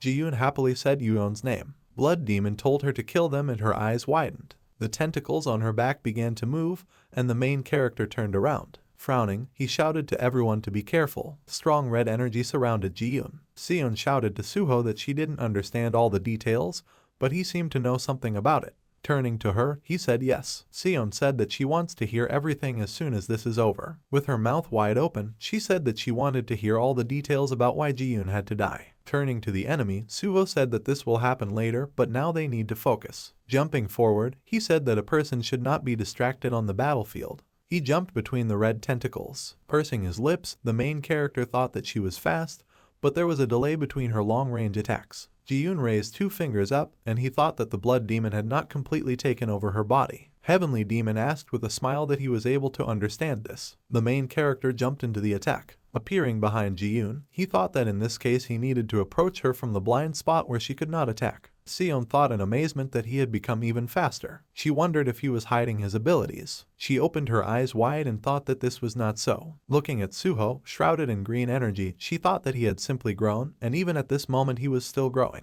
Turning around, Seon cursed. Turning to Siwoo, she shouted at him to get ready. She yelled at him to get up and asked how long he was going to keep everyone down. Siwoo, crouched on the floor, asked why this had to happen. He asked Seon why they could continue to climb as if nothing had happened. Seon gritted her teeth in irritation, and Siwoo exclaimed that she was their teammate. He asked if Jiyoon didn't mean anything to them. Seon closed her eyes and kicked him in the stomach. Siwoo started coughing, and Seon stomped her foot and said, "That's exactly why." Clenching her hands into fists, she shouted whether he wanted her to die at the hands of another hunter, or whether he wanted to show endless kindness. She asked if he had forgotten what it was like to be a hunter. Siwoo opened his eyes wide and fell silent. Green energy hit red. The main character landed behind Jiyoon. Frowning, he turned around and Seon said that being a hunter is the most dangerous job in which they could die at any moment. Gritting his teeth, the demon in Jiyoon's body asked how dare he. Suho raised his sword. The demon asked if he knew who he was. The main character hit her with a sword. Jiyoon pushed him away with a burst of red energy. Yuyeon shouted that he almost hit her. Seon said no. Frowning, she said that he had definitely hit her. Among the green energy, flames were visible. The main character grinned, surrounded by fire. Turning around, he said, "Right now." Siwoo, holding his palm forward, told him to shut up. He said that this would be the last time he gets played by him. The green energy was surrounded by sparks of fire. Explosions rang out in front of Siwoo, who had his palms out in front. Jiyoon gritted her teeth as she looked around. Frowning, she turned around sharply. Siwoo pointed his palms down, surrounded by fire. Yuyeon exclaimed that the fires burn up mana. She asked how this was possible. Turning to Seon, she asked if Suho had even planned for Siwoo to rise to his feet in such a short time. Seon, looking down, said that they were a team. Siwoo stood in front of Jiyoon, who was covered in flames, and Seon said that he simply trusted them. She said that's all he did. Jiyoon leaned forward and stood opposite Siwoo. She called him by name. Siwoo, looking at her, asked if this is what she wants. Jiyoon sadly lowered her gaze. Siwoo's eyes turned red and she said yes. Smiling, she closed her eyes and thanked him. She apologized and Siwoo grabbed her shoulders. He hugged her and she opened her eyes in amazement. Tears appeared in Jiyoon's eyes and she asked why Siwoo was suddenly acting so cute. She said that he should smile when saying goodbye. They were surrounded by flames and Siwoo told her that he was stronger than Suho. The room was collapsing around them, and Jiyoon said that it looked like that day had finally come. She said he is now successful. Siwoo let go of her and put his hands on her shoulders. Smiling, he realized that he was unable to quit smoking because of someone. He said that, however, he almost succeeded. With tears in her eyes, Jiyoon smiled and called him a fool. She said she told him to quit. They stood opposite each other and Siwoo called her by name. Suho and Seon watched this with sad expressions. They said goodbye and the main character lowered his gaze. Siwoo put his hand on her back. Hugging her, he closed his eyes and said with a smile that he loved her very much. Tears streamed down Jiyoon's face and she smiled back. They fell to the floor and she said so did she. She began to dissolve into thin air. The system reported that he had fulfilled clear conditions, and the entrance to the dungeon will now be open. The main character walked along the asphalt. They stood outside the hospital and Sion asked if Siwoo would be okay. Suho, standing with the child on his back, said that he could still feel its mana. Yuon asked if Ji-yoon would be okay now and if she wouldn't suffer anymore. Looking down, the main character said that he did not know this because he had never died before. Sion annoyedly asked how he could talk like that to a man who lost his family. The main character replied that even if there is a world after death, and this world is a paradise, he is sure that Ji-yoon has gone to a good place. Sion and Yuon looked at him sadly. Smiling, Suho said that if she doesn't get there, then no one will get there. Yuon smiled with tears in her eyes and thanked him. Sighing, Sion looked at the phone screen. After calling the chairman, she said that it was her. Sion. Chairman asked what happened. Looking up, she said that a strange gate incident happened at the Hunter Central Hospital in Gangnam. The chairman, sitting in the dark, asked if this was true. Sion said yes and the gate was closed, but there is a chance that this will continue to happen. She said security of important national facilities must be strengthened. Putting his hand on the table, the chairman said that he would take care of it, and first they need to clean up this incident up. He said that he would send hunters there soon. Sion hung up. The main character asked if this was the chairman. Sion said that he would send hunters here to help clear the area. Looking at him, she said that after Siwoo comes out, they need to check if there are any more victims. She said that she doubted that they were the only ones who got into this dungeon. Suho agreed, looking down thoughtfully and thinking that if Blood Demon's target was only him, he wouldn't need to attack other people besides him and his teammates. Remembering how he sat on his knees, he thought that there was no guarantee of this because his goal could be his destruction, making him feel guilty and sorry for others. Squinting his eyes, the main character said that in the worst-case scenario, they need to take into account that ordinary townspeople could be among the victims. Yuon exclaimed in fear. Siwoo called out to Suho. Everyone looked in his direction. Frowning, the main character called his name. Eyes wide, Siwoo said he needed his answer now. Sion and Yuon raised their eyebrows and he asked what Blood Demon was. Heavenly Demon folded his arms and Siwoo asked why Ji-yoon had to die. The demon smiled slyly, narrowing his eyes. The protagonist heard him without taking his eyes off him, and Siwoo asked what this unknown power was that he was using. Closing his eyes, Suho suggested we talk somewhere else. He said it would be a long conversation. The sun was shining on a tall skyscraper. The white hallway was empty and someone said that made sense. With her hand on the documents, Sion said that according to the latest research, the unknown monsters are subordinates of the blood demon he mentioned. Placing her hands on the table, she said that there was evidence that they were connected to the first dungeon. The main character asked if it was true. Siwoo looked at him and said that it was true. He said that he found something when he explored the first dungeon. Recalling the book shrouded in an aura, he said that it was an unknown ancient book. Recalling Suho, who was enveloped in green energy, he said that the mana state he felt from it was similar to his martial art. He said they realized it was due to a force the association calls demonic energy. Turning to Suho, Sion said that's not all. She asked if he had heard of the era of void that recent scholars were talking about. Frowning, the main character asked about era of void. Sion named the Joseon and Goryeo dynasties. She said that multiple eras have passed to reach this point.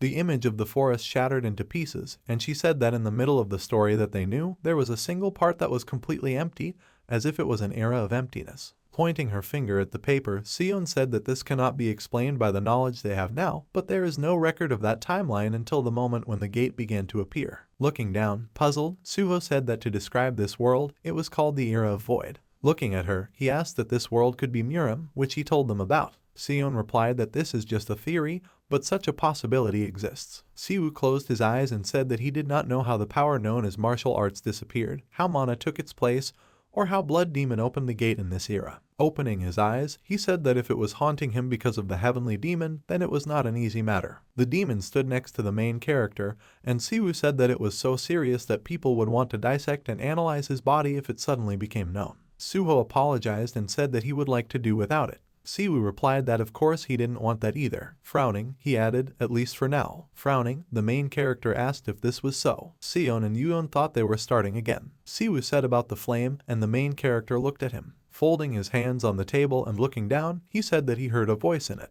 Suho asked about the voice. Siwoo said he understood instinctively. He remembered the dark energy above his palm. Ji-yoon disappeared from his hands, and he knelt among the fire. He looked up in horror. Siwoo said that this voice was behind everything. Sion and Suho asked if this was Blood Demon. Sion, turning to Siwoo, asked if he was sure that it was not his imagination, because if there really was a Blood Demon there, he would definitely not be able to return unharmed. Siwoo replied that he was sure of it. Sweat ran down Suho and Seon's faces and he said he had overwhelming energy. He said that the only person from whom he felt this way was the association chairman. Looking to the side, Siwoo said that he was so powerful that he could be called a transcendental being. Yuyeon, remembering the man shrouded in a red aura, asked if he was talking about the strongest hunter in the world at the moment, Chun Myung from Korea. Squinting his eyes, Siwoo said yes, and the power he felt was far superior to him. Smiling, Heavenly Demon said that this was interesting. Looking at the tense Siwoo, he said, who would have thought that he could sense the presence of Blood Demon so clearly? He said that he is also quite strong. The main character telepathically asked him why the Blood Demon appeared in front of him. He asked if he knew why. Smiling, the demon replied that he did not know this and did not even want to know. He said that no matter what this pest does, it is only a futile attempt. Suho thought there was no need to even ask. Turning to Siwoo, he asked what Blood Demon told him. Siwoo looked down and said that he had no reason to tell him this. Leaning over the table, he said that two things are now clear, the first of which is that it is definitely one of the reasons why Ji-yoon had to die. Veins bulged in his arms and he moved on to the second one. Raising his head, he said that even the most outstanding hunters at the moment do not have even a fraction of the Blood Demon's power. He narrowed his eyes and said that he didn't have that kind of power. Looking at Seon, he said that she did too. He remembered a demon with long black hair. Looking at Suho, he said that even he doesn't have that kind of power. Siwoo, frowning, said that he instinctively knew that this voice was behind it all. He remembered how he had dropped his hands. Behind him, surrounded by flames, a black shadow floated across the ground. The voice asked if he hated him. Siwoo's eyes widened. The shadow began to gather around him. Shadows covered his arms and face, and he asked what they were. He thought that this unknown energy was the same as what Suho said. Siwoo began to sink into darkness. He thought that this was the power of that blood demon he was talking about. Cursing, he looked around and asked where he was. A red light fell on his face and he turned around in fear. The voice asked if he hated him. Red sparks floated behind him. Siwoo turned towards the vortex of red energy and the voice said that Suho is the one who stole what he holds dear from him. The demon said with a sly smile that he was asking if he hated him. Grinning, Siwoo countered that he was the one who took Ji-yoon. The demon grinned in response. His face was hidden in shadow and he told him to acknowledge the reality that was in front of him. He said she died because he didn't save her. Siwoo silently pursed his lips in response. Red energy surrounded him and the demon told him that he didn't need to be afraid because he was here to give him opportunity. The demon clung to his face and asked if this was not fair. He asked why he had to go through such a tragedy. He asked why the man he hated so much became strong and why he needed to suffer because of him. Siwoo grinned in response. He asked if he was Blood Demon. The demon answered yes with a smile. With his hand on his head, Siwoo said that he insulted Ji-yoon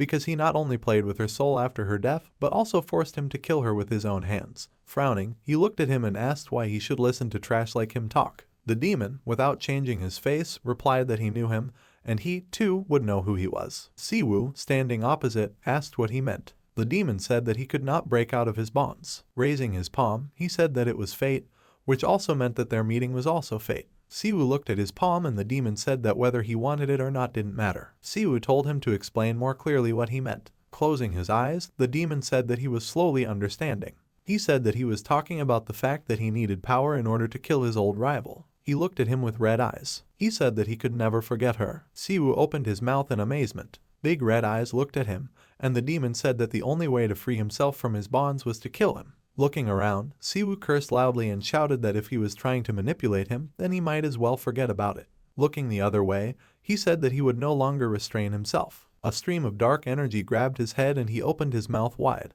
The demon asked if he knew that patience and forgiveness are things that only the strong can afford. Standing opposite him, he said that he would give him a chance to accept it, but he had little time. Looking at him, Siwoo asked why him. He asked if he couldn't instantly kill Suho without any problem. Closing his eyes, the demon raised his face and said that he had his own circumstances. Looking at him, he said that he wanted to see how the descendant of this scoundrel slowly fell apart, but that did not concern him. Siwoo found himself once again in the midst of the flames, and the demon told him to remember that his time to accept this opportunity was limited. The walls around him were covered in cracks. Siwoo fell to his knees. With his eyes and mouth wide open, he was breathing heavily. Finishing the memories, he said that not one of even the most outstanding hunters at the moment has even a fraction of the power of Blood Demon. He said that neither he nor Sion had such power. He looked towards the main character. Suho looked back at him and Siwoo said that even he didn't have that kind of power. Sion rose from the table. The main character turned to Siwoo and asked if he had met the blood demon in person. Shaking his head, Siwoo said no. Looking at it, he said that, as far as he already knows, this is not his real body,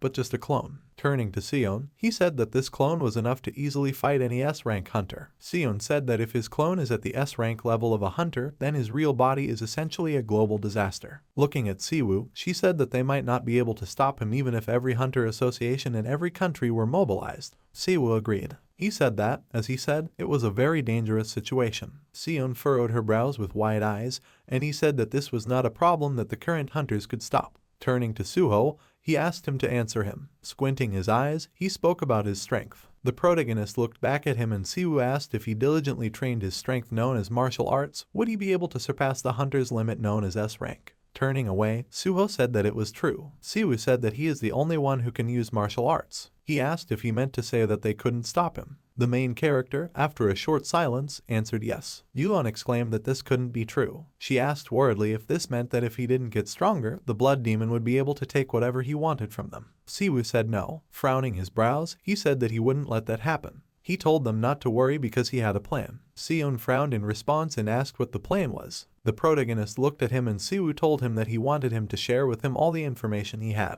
Looking at him, he added, whether it's about martial arts or the era of Void. He said that he also wants to know about the ghost that is haunting him and things like it. The main character looked up, frowning. A heavy atmosphere hung in the room and Siwoo said that he wanted to know everything. There was green energy floating in the air, and Heavenly Demon said that era of Void was an interesting expression. He said people haven't changed at all. The main character, meditating nearby, said that this is an era that was deliberately erased, and the investigation is probably related to this. The demon looked at him with a smile, and Suho said about martial arts. He said that the truth about Muram, the world that meant everything to him, could be revealed. Frowning his brows, he lowered his gaze and fell silent for a while. Turning to the demon, he said that he wanted to ask him something. Bowing his head in front of him, the main character asked him for help. Closing his eyes, he said that he didn't want anyone else to suffer because of him, and he didn't care if he took his body or did anything else after his death. The demon looked at him with green eyes, and Suho asked him to teach him not only martial arts, which he uses by instinct, he needs the heavenly demon's true martial arts. Looking at how he stood without raising his head, the demon thought that this was stupid. Smiling, he thought that he was his descendant and he would never be able to protect what he wanted. He thought that they had two dreams on the team, and someone else's dream was the opposite of his. Siwoo threw his tie on the sofa. He stood in the room, clutching his head. Looking at his reflection in the window, he asked if this was enough. The demon answered yes, and he narrowed his eyes. Instead, there was Blood Demon in the glass, who with an ominous smile said that he would pass on some of his martial arts to him. Smiling widely, he told him to find tomorrow at the stall in front of the association building a man in an ancient outfit who sells mirrors. Siwoo stood in front of a man in ancient clothing sitting on the asphalt. Approaching him, he asked if it was him. He looked at the man in the hat. He smiled so much. In the reflection of the broken mirror, Siwoo was visible, who asked if he was the Blood Demon's confidant. He frowned with tired black eyes. Heavenly Demon said that there is no turning back now. He waved his hand in memory, surrounded by shadow. Blood Demon stood tall with his hands clasped. The main character was training among the trees, surrounded by green energy. The demon said that now he could not help but be drawn into an endless battle between himself, the strongest in Muram, and the Blood Demon. Suho waved his arms, wearing traditional clothes over a black turtleneck. He meditated with his eyes closed, holding the green energy in his hands. As soon as he opened his eyes, a pulse of strong energy struck. After 1 year, the bright sun was shining in the sky among the clouds. The main character sat among the trees with his hands folded in front of him. Opening his eyes, he said that he was now ready. The demon standing next to him said that he was still almost useless, but that was not bad. He told him to go and run amok. The main character looked at him and nodded. Folding his arms across his chest, the demon smiled and called him his only descendant. Suho pulled the door handle. He came out of the shower with a towel around his neck. He walked towards the TV, from which the voice of a news anchor could be heard, who said that the army of the dead, which absorbs human life force as food and roams like zombies to increase its numbers, is gradually approaching the capital. The main character thought that he could not save everyone. Frowning, he thought he knew it. The news anchor said that judging by their speed, it had reached the capital region in just a week. Suho looked at his phone screen. The news anchor asked whether the state could cope with the current situation, which even the best hunters from different countries could not solve. People with dark hair, dressed in traditional black and red clothes, walked in the darkness. In the first comment, the author asked if this was real and what he should do because he is now in Seoul. The second comment says that like other places they should lock them down first. You should gather all the food in your house and barricade yourself because that's all they can do. The main character looked at the phone, narrowing his eyes slightly. A third commenter asked what the government actually does. The fourth commentator, grinning, called him another fool and said that no one can stop this because even the S-rank hunters could not cope with it. He asked what they were going to do in this situation. 3 people looked at their phones, puzzled. A fifth commenter said that their only hope is the Lancer. He asked Seon to save them. A sixth commenter asked where that Korean hunter in second place, Siwoo, was. In Siwoo's hand was a broken mirror in which a red eye was visible. The seventh commenter said not to even mention him because he went into hiding as soon as this incident began. He said he hoped he would die somewhere. The light from the phone screen shone into the main character's face. Looking down, he sighed sadly. Standing in the dark, someone asked if it was finally their turn to act. Holding a mirror in his hand, the guy asked, according to him. Blood Demon's confidant raised his hat and said with a smile that he still didn't respect him. He said he was impressive in a way. Turning to him, he said that this matters because for a person to grow at such a speed is quite strange. The guy told him to answer his question. Leaning his head forward, Blood Demon's confidant said that it would soon begin, the battle between the heavenly demon and their lord. Raising his head, he said that his role was to lead the attack and plunge this world into chaos. Siwoo stood dressed in red clothes and he said that he should be on the front line, ahead of everyone.